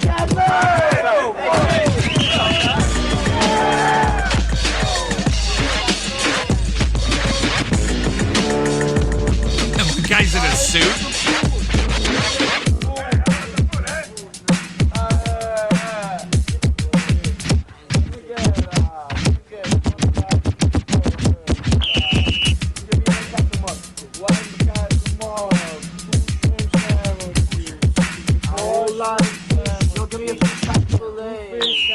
White kids. I know, they're awful. They look like assholes. Let me get 800 cheeseburgers. Oh my God. That's right. Get photos in the bathroom. Oh my God. What posers. Posers. Oh my God. They're not what posers. What was that? That was the Beastie Boys. Come on. Was it? Yeah. They're like children. Oh They my were. God. Well, they were posers at judging. They weren't. But they left Def Jam. They left Def Jam for that reason. So. Oh my God. I'm sorry. Well, I was never a Beastie Boy guy, as you know. So. Well, you should. I want my coffee with cream. I couldn't get that stuff. But like sugar with coffee and cream. What? Right. Yeah. There you go. See. Ew. Sugar. Come on, Todd. Somebody who likes cheesecake, I think you should appreciate that. Do you not like coffee? Right. No. I don't like coffee. I don't like What tea. What if he said that I like my cheesecake with strawberries? Would you like it? I would have said, sing it a different way. No, you would like it. Say. No. I don't want my cheesecake inundated with rap granules. So. Too bad. No, but remember also in Saturday Night Fever, they had a scene at a White Castle. And then, of course, the movie, the book first, but then the movie White Palace. White Palace. Was imaged after White Castle. This was a joke in Rocky Horror as well. It was? Yeah, it was an audience participation thing. Oh. Because there was the castle. Oh. In the castle, and it was the castle. Well, I asked them to give me, I don't know if they inventoried or not, but I said, can you give me one of the little White Castle boxes without the burger in it? Because I didn't want it stained. Yeah. So I, love to have, yeah, White Castle, man. The funny thing is, apparently long time ago, they tried to open one in Los Angeles, but made it California style, whatever the hell that means. What is that? And and it failed because you don't fix what's not broken, right? They had In-N-Out Burger already. Yeah, sure. but In-N-Out, it's funny. I'm sorry, but I think In-N-Out's food is just okay. It's not like people are like, oh my God, In-N-Out. I'm like, it's okay. There's another. There's like that one, and what's the other? Shake Shack. Shake Shack is unaffordable. I feel like there's another one because when I was out there, it was like Michael Rappaport, Michael St. Michael's liked, I think, the In-Out Burger, and then everybody else liked. I don't know what the fuck it was. There's like all these Guys. Five Guys. Nah, it wasn't Five Guys. It was because Five Guys is around here too. The Five Guys closed. It's actually good. We had a Five Guys right next to our theater, and it closed. I don't know if the rent was too high, but Jesus Christ, small fry, small cheeseburger, small drink, still like $20. Right. But it was good. Shake Shack is fine, but Jesus fucking Christ, it's expensive. Everything on your burger. You know what I like? Five what was Guys. pretty good? Jolly Bee. Jolly Bee. That is not something I'm familiar. Its headquarters is in Los Angeles, and we ate at a Jolly Bee that was right next to the headquarters. Is the B for burger? No, BEE. Oh. And it's got everything. It's got burgers. It's got spaghetti. It's got everything. It's great, and the price is pretty decent for what it is. But an In-N-Out also, I just kind of. Unless a friend says, yeah, let's eat there, because I get annoyed with the little Bible stuff under the cups.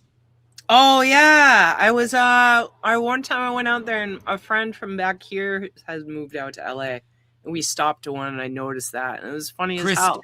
Don't you have, I guess you don't right now. Somebody put out a photo holding the underside of the cup to the camera and it said, Hail Satan.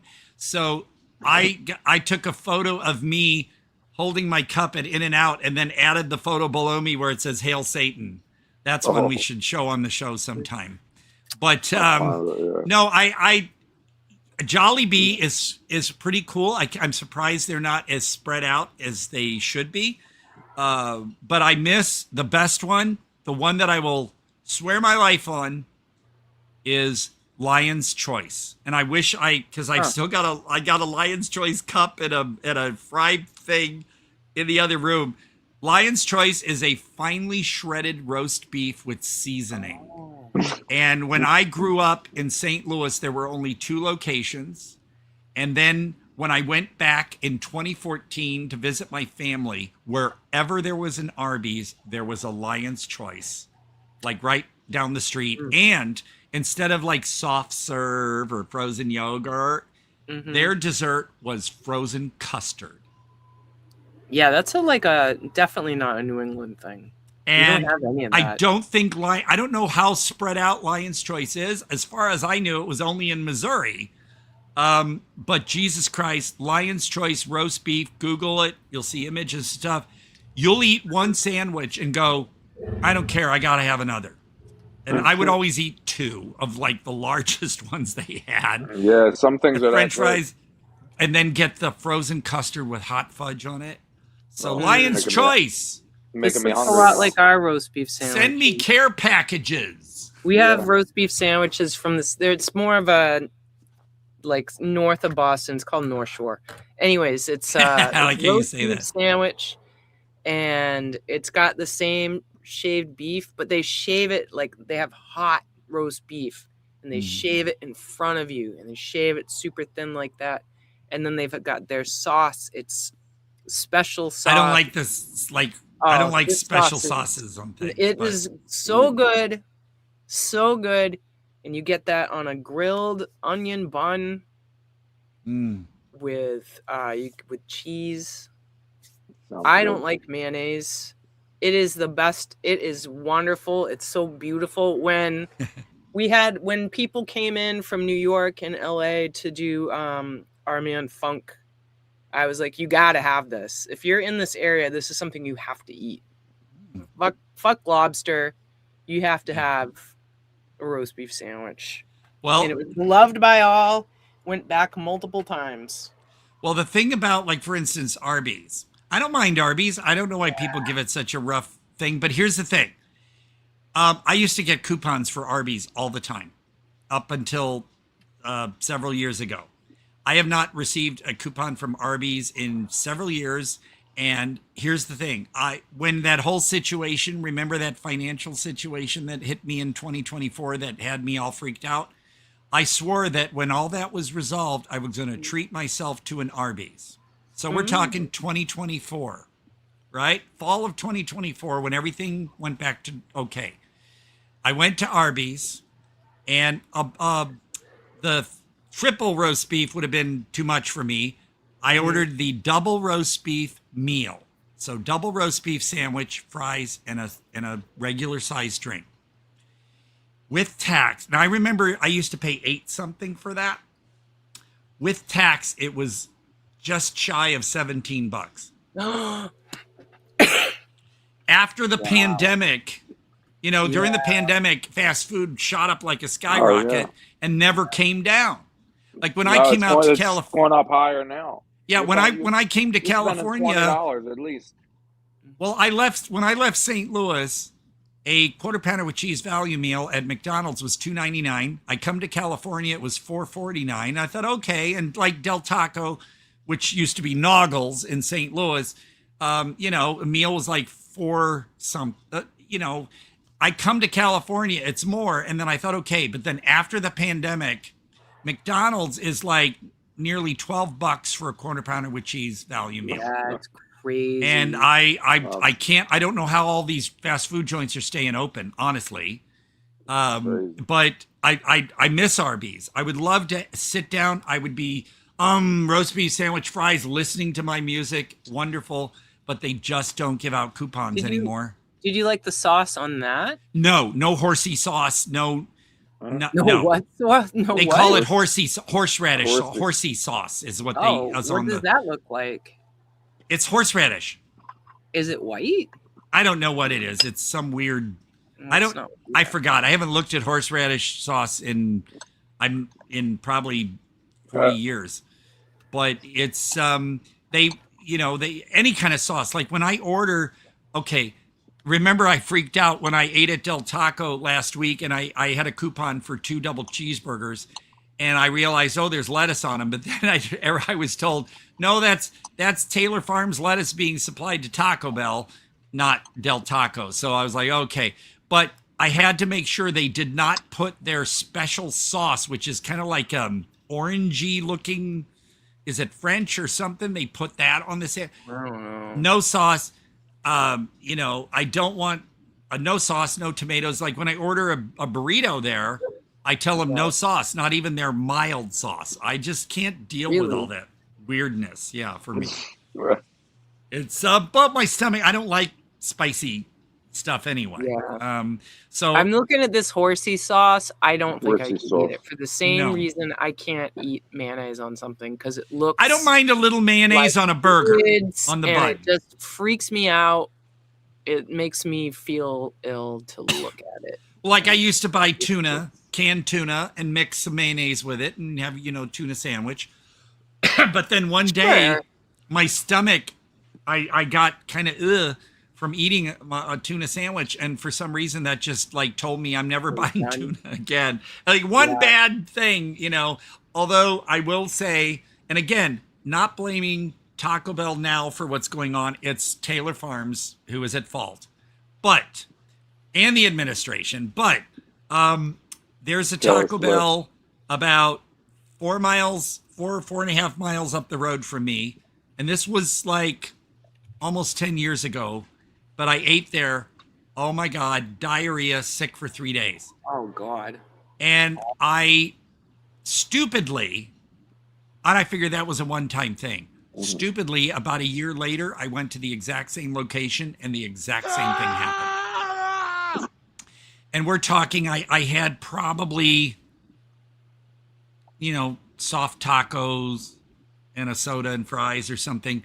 But I got so fucking sick each time. And I was like, why did I go back there and do that to myself again?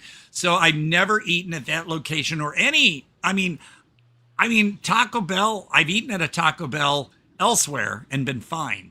But, You know what's weird? That they say that Taco Bell meat is good for the environment.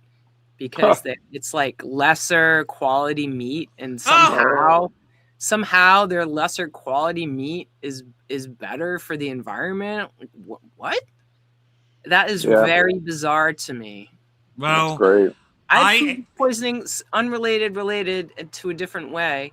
Is I wrote a review of a place that gave me food poisoning that was so tremendous that Seth, who I probably will bring up regularly on the show, saved it.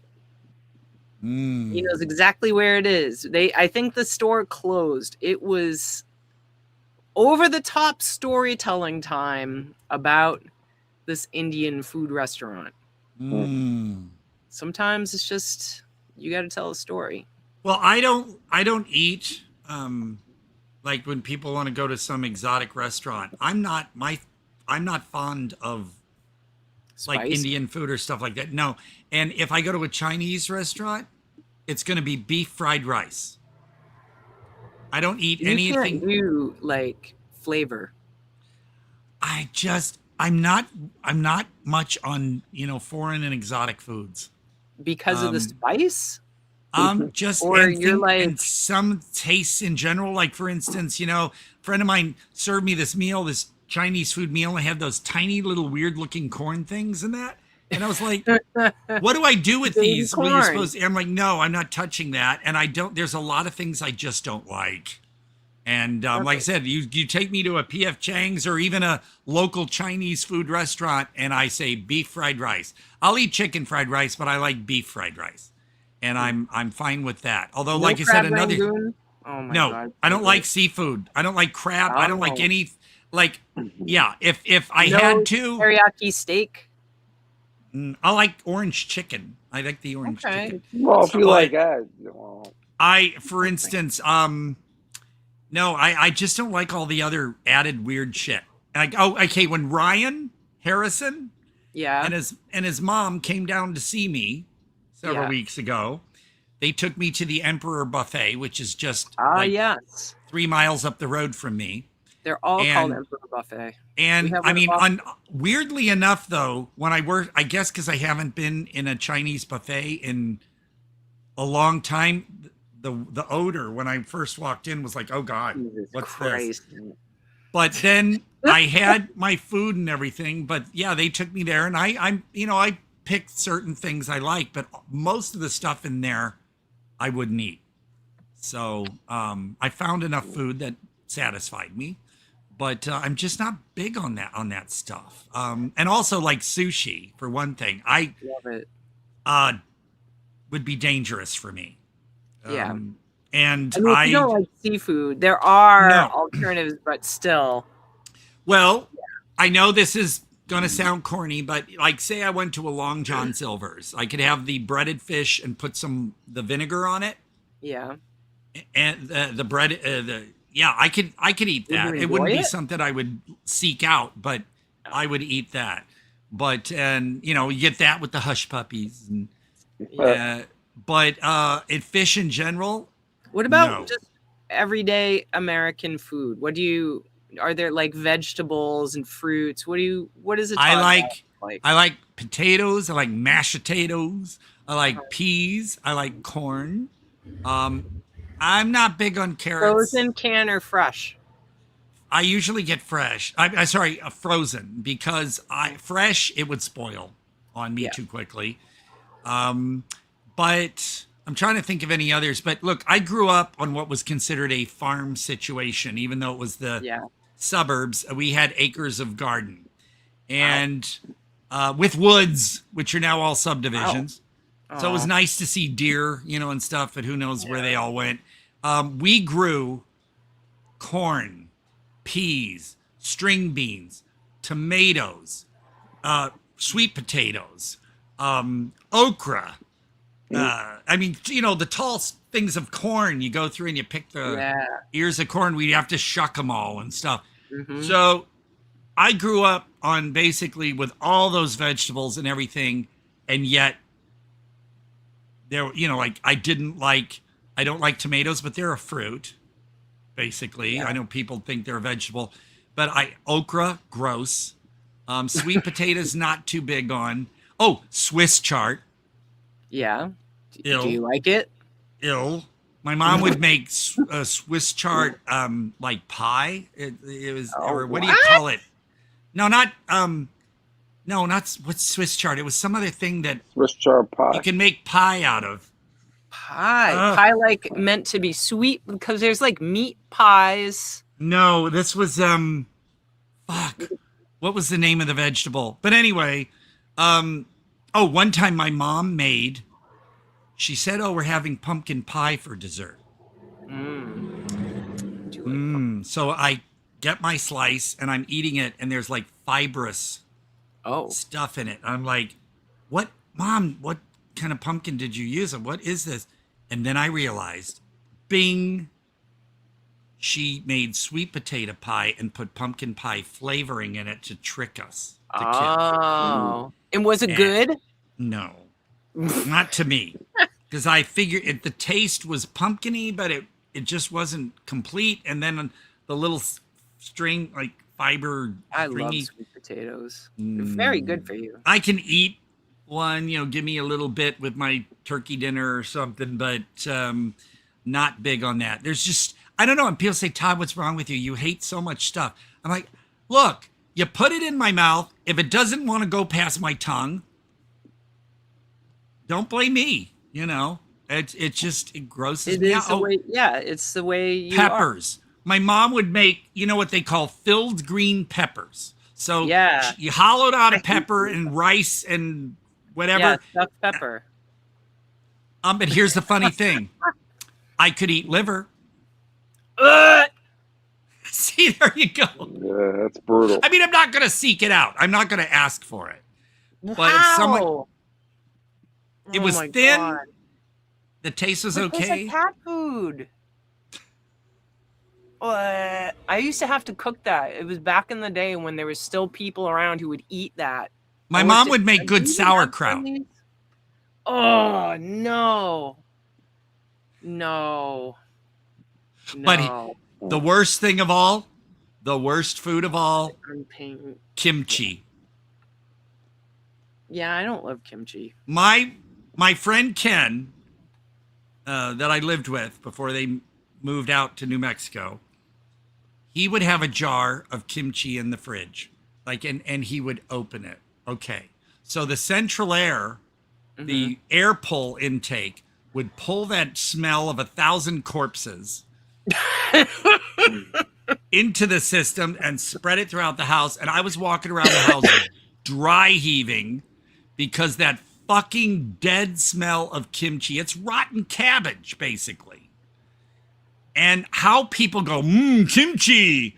I'm not going to say what's wrong with you, because the same thing as you in the reverse, right? You hate some things and some people. Yeah, but see, the thing is, when I hate something, I really want to smack people who say, "Well, what's wrong with you? You don't like fish? You don't like that? What's wrong with you?" Or like, "You don't like football? What's wrong with you?" I'm like, "Fuck you." You know, we're all different. We don't all like the same things. And just because I don't like what you like doesn't mean that I think you're wrong or anything. But well, when you say it's gross and it smells like 1,000 corpses. Yes. Keep it away from me. You can eat all you want, but I'm never going to kiss you. And just keep it away from me. But I was so mad at him. I said, "Can't you just open that outside and eat it outside? Just don't let that smell get around the house." It's just disgusting to me. And again, if you like it, to him. I know.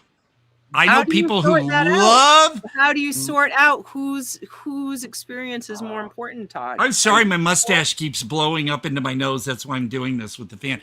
But I know people who go, "Ooh, kimchi. I love kimchi." Just like my stepfather used to always, every New Year's Eve, eat sardines. That's his New Year's Eve treat? Yeah, for some reason. It was a New Year's treat. Open up a can of sardines and eat them, and I'm just like, bleh, Yeah, it's sad. I'm sad. No, it I might don't. Be amazing, but I'm not going to find out. And again, like for sushi, raw fish, just the thought of raw fish, look, we used to go on camping trips, and we'd go up to Canada every summer, way up in Manitoba to go fishing at this one lake way up in Manitoba. Wow. And, you know, they would catch the fish and then they would, you know, I'd be, you know, no matter how far away I was from, they'd be cleaning the fish and gutting them and bare hands and you just smell. Yeah. It's like when I was in San Francisco back in 2000 and the person I was visiting, we walked through Fisherman's Wharf. All that smell of raw fish, and just the whole walking down the street, I'm like, can we please leave this area? It just the whole fishy smell. It's too much. No, I don't. Sensory overload. And I don't like things like crab or lobster or shrimp or anything like that. Clams, or you know, oysters. That's what I'm thinking of. Ew. Because I remember when I worked at Shoney's, we had oysters. Yeah. And they'd open up a thing and it just looked like a pile of snot. And I was just like, no, I'm not touching that. Have someone else handle it. No. So we had to open those. Oh my God. A different restaurant. No, not the actual oysters. They were packaged. The innards. The ones that I did had to be opened. It was horrible. It was a nice restaurant. And we had like a bunch of oysters, and you'd get an order of oysters, and you have to go take them and use this special oyster knife. And the gloves you had to wear were like chainmail because oysters are so hard to open. Yeah, that a lot of times you get cut. Yeah, you'll slip. It was brutal. Well, I'm glad I never had to touch that stuff because, to quote Molly Ringwald, if that ever happened to me, I'd shit twice and die. It just. I can't. So no seafood for me at all. If I have a burger, I don't want all that. I don't want all that stuff piled on it. For me, a burger can have some cheese and some lettuce. I used to really like pickles. Yeah. I'm not so much on pickles anymore. Wow. But onions, I want them diced. I don't want the. You're so funny, Todd. Onions. Yeah, and here's the thing. Fucking hate tomatoes. They make me retch. But yeah, I'll have ketchup. You know, ketchup's different. You know, Ronald Reagan did say that ketchup is a vegetable. It comes from but it's from tomatoes, which I know, makes but this it is a from fruit. Ronald Reagan, Todd. Well, look at who he was. Jesus fucking Christ. You know, made the wealth gap huger and ignored AIDS. I'm sorry, but every time Joe Scarborough on Morning Joe sings praises of Ronald Reagan, I have to change the channel. So, Joe, did you get that? Because he was not the great guy. But no, whatever people want to consider tomatoes to be, I do not, you know, as to do it, Dr. Seuss, I do not like them. Sam, I am. New record marathon. Yeah, because I was going to say, guys, we're over 5 hours, but. Jeez. Well, I'm technically not, but I could take a break. But no, like I said, as you guys make the signal, because we have these fun talks about this food and shit. I'm just like, this is a blast for me. The only thing I have to do later is I have to go to someone's house and do a Reiki session, but that's probably Very nice. Well, yeah. I have to get ready to get off. I have to. Really? What are you going to watch to help you with that? No. Listomania. It's a secret. Listomania. Yeah. No, he's going to watch he's going to watch Ursula. Yeah. Ursula. Yeah. Oh my God. That's So we haven't come up with what we're going to do next week. Oh. So what do you think? I mean, we can always come quick. Pressure. Fuck. I had titles in mind. Well, I'll tell you what. Watch those in the future. In the chat, we can put stuff because our viewers. We'll figure it out. Just keep checking. So we'll put it in the description in this video. And stuff because if we decide on something right now, we may find something we want to do better. So everybody, it's just keep checking for the upcoming thing, or if you're on Facebook and you see our stuff on Facebook, we'll come up with something interesting because I have a few titles I think would be fun. Yeah, it's always interesting. But yeah, like I said, one day off the bat, I think we should do Liebestrom. It's not for everybody. It's kind of like a David Lynch movie. Why would you just not do that one for next show? Well, like I said, I know I wouldn't be surprised if a couple people don't care for it that much, but I love this movie. It's Mike Figgis. Liebestrom. But here's the thing, Annabelle. Yes. You want the unrated full cut because the R-rated version is missing a very important brothel scene that sort of ties the two halves of the movies together. I hate when they do that. 1991, raised as an adopted child, architecture professor Nick Kaminsky returns home to be near his biological mother. Does this sound correct? That's the one. Mike Figgis. It's very dreamlike. Bill Pullman is in it as well. Oh. But here's the thing. When it was put out in the R-rated version, the central scene taking place at a brothel was removed. And the film I still liked, but I had the unrated version on VHS and everything, and that's the one I preferred. And when MGM put it out on DVD, they put out the R-rated version. And people were pissed. And so Vinegar Syndrome, through their cinematograph, how do you pronounce that word, label, it's the full unrated version. And the reason I mentioned too, it's not a spoiler, but one of the reasons why that central brothel scene is so important is because it not only, and now this will make you curious, Annabelle, it explains the scent on his fingers. When Kim Novak, his mother, later in the movie says something about that. Is it White Castle? It's White Castle. He was fingering the White Castles. Then the actresses who play the hookers in the brothel also play the nurses in the hospital where his mother is. Oh. It's really fascinating. Very, like I said, a dream-like quality. And Alicia Witt, the red-haired actress who used to be on the Sybil Shepherd show, she's in here and she plays Liebestrom on the piano while the end credits are playing. Nice. Mike Figgis has been a very interesting director. He did the score for this movie as well. I have the CD. But it's like a dreamlike, psychological, very David Lynch kind of thing. So if that sounds interesting, and you can find the unrated version. I'm trying to tell. This says 113 minutes.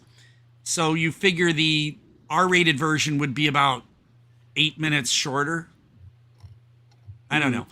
But if you can find the unrated version, I'm all for Liebestrom. How many minutes? Well, this says 113. You may get someone saying 112 or, you know. This one says an hour, 52 minutes. Well, that would be the unrated. But if you can look into it to make sure before you watch it, because like I said, if you don't, I'll tell you what, this will tell you while you're watching it. After, what's his character's name? Nick? After he leaves a party and this guy gives him a ride home, the guy's driving crazy. He stops off at the brothel before he drops him off. In the R-rated cut, they leave the party, drive crazy down the road, and then he's dropped off in front of his hotel. So the whole brothel scene should have been right there. But, well, let's consider it. If you guys decide something else, we'll figure it out. But yeah, unrated it looks like cut. It's hard to get a hold of. I'm sure I could get a hold of it through, nefarious means. Nefarious, a little strong. Well, if you can. Otherwise, like I said, we can find something else because I would rather you see the full cut than watch the R-rated version and just not, because all the reviews I've read, and even in the essay in the book in here, have said that scene was unjustifiably cut out of the American release. And when it was out back then, and said that scene is so important to the film And even Mike Figgis on his commentary says this is so important. So try to find that version if you can. Let me know. Otherwise, this other film, a second film, we can decide on that. Well, it's figured because I think it looks like that's almost impossible to find unless you buy it. No, so that would also make it hard for the audience to see it. I will try to find it, but so we'll figure it out and we'll let people know in the wherever. Okay, well, yeah, let's see if you can find it. Let me know. And other than that, we'll be good for next week's same time, everybody.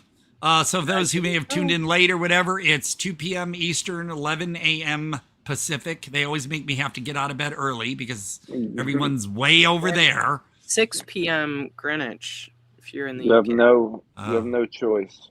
Okay, and if you're in Australia, it's like 15 hours ahead, so I don't know. Isn't it? But because I hear we get people from Ireland and elsewhere who apparently know when we're on. Yeah.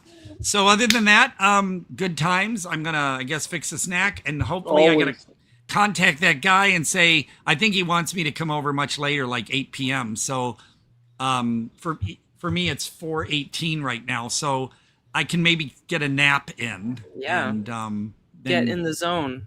I have to lug my table. Well, some would call it a massage table, but my Reiki table and my boombox with the music I want and everything, and I gotta lug that over, and which is fine because when I do Reiki, I benefit from it as well. So that's awesome.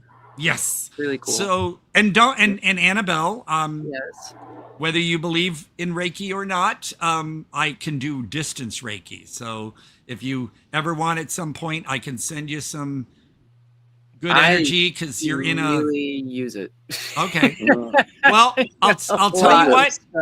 I won't tell you when I'm doing it, so you don't have expectations. But maybe sometime later tonight, I can take a few minutes and just kind of send it.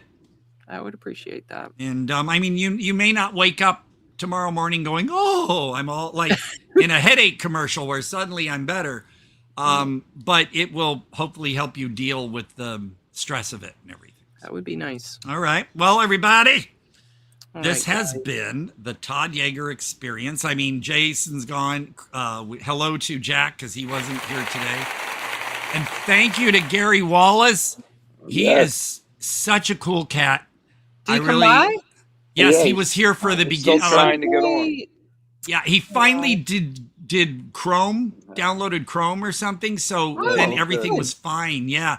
So awesome. That he's always welcome because I just feel, I know this sounds cliche, but I feel kind of honored that even though that was his only movie, I just think it's so special. And the fact that I got to know him and he came back is just, so part of the thanks. Experience. Yeah. And so I am Todd Quality Jaeger. People know that by now. This Chris guy. No, I'm pointing in the right direction. You are. I know I am. I okay. think so. Because you're not, Chris. You're pointing. No, I am, right? You're pointing away. I'm not over there. You're pointing to the side. You're not pointing. Yeah, you're pointing to the side. You're pointing to me in the sidebar on StreamYard. Oh, you're different. Well, no. Are you looking at StreamYard right now? I think so. Okay. Look to the left of the main window, and there's a sidebar that has us vertically. Oh, you can see that? Yes. So when you point to, when you're pointing that way, you're pointing to me, but off on the sidebar. All right, now wait, you're watching it on the vertical? No. You can see both at the same time. You can see both at the same time on my StreamYard page. You should be able to shut it off. Why? No, it's fine. Okay. It's because if I want to do anything weird, I know how it looks on vertical. Oh, okay, all right. I'm glad you're aware of that. Yes, but so that's Chris, and right down here is the avatar of Annabelle Lecter. Well, I hope you feel better soon. Me too. I'm afraid it's going to get worse. Todd's going to help you. I'll send a little Reiki. Like I said, it may not. Reiki is not really a cure. People need to realize when we say heal, it helps you heal, and mentally, and helps you de-stress. So that's healing, but it's not considered a cure. You're not going to wake up and everything's fine and dandy with you right away. It's just going to help you deal with everything. So that's Reiki, folks. Look it up. And yeah, so I guess next week, and hopefully you can find Liebestrom. If not, that's fine. We'll choose something else. And yeah, we'll figure it out. So are you going to do a surprise after, Chris, or? Yeah. You're going to do a surprise? All right, I'll stick around and see what you have up your sleeve. In line with the movie. Well, okay, and sometime, for next week, dig up that Zen and White Castle. I will. I think there's more than one, but you'll see. Okay, everybody, thank you so much. It's amazing when we go on this long, but it feels like I've only been here, to me, it's fun. A couple hours. I appreciate everybody. Thank you to the viewers who chimed in, and anyone who's done in the chat. And we will see you all next week. Thank you. Bye. Bye.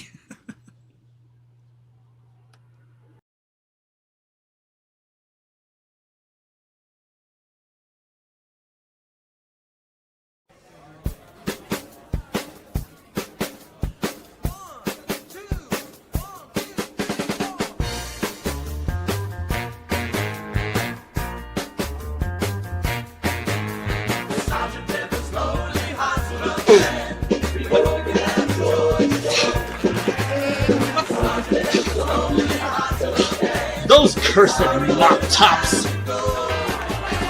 Sergeant Pepper's lonely. Sergeant Pepper's lonely. Sergeant Pepper's lonely. Sergeant Pepper's lonely. Sergeant Pepper's lonely Hearts Club Band. We'd like to thank you once again. Sergeant Pepper's one and only Lonely Hearts Club Band is very, very near the end. Sergeant Pepper's lonely. Sergeant Pepper's lonely. That's it.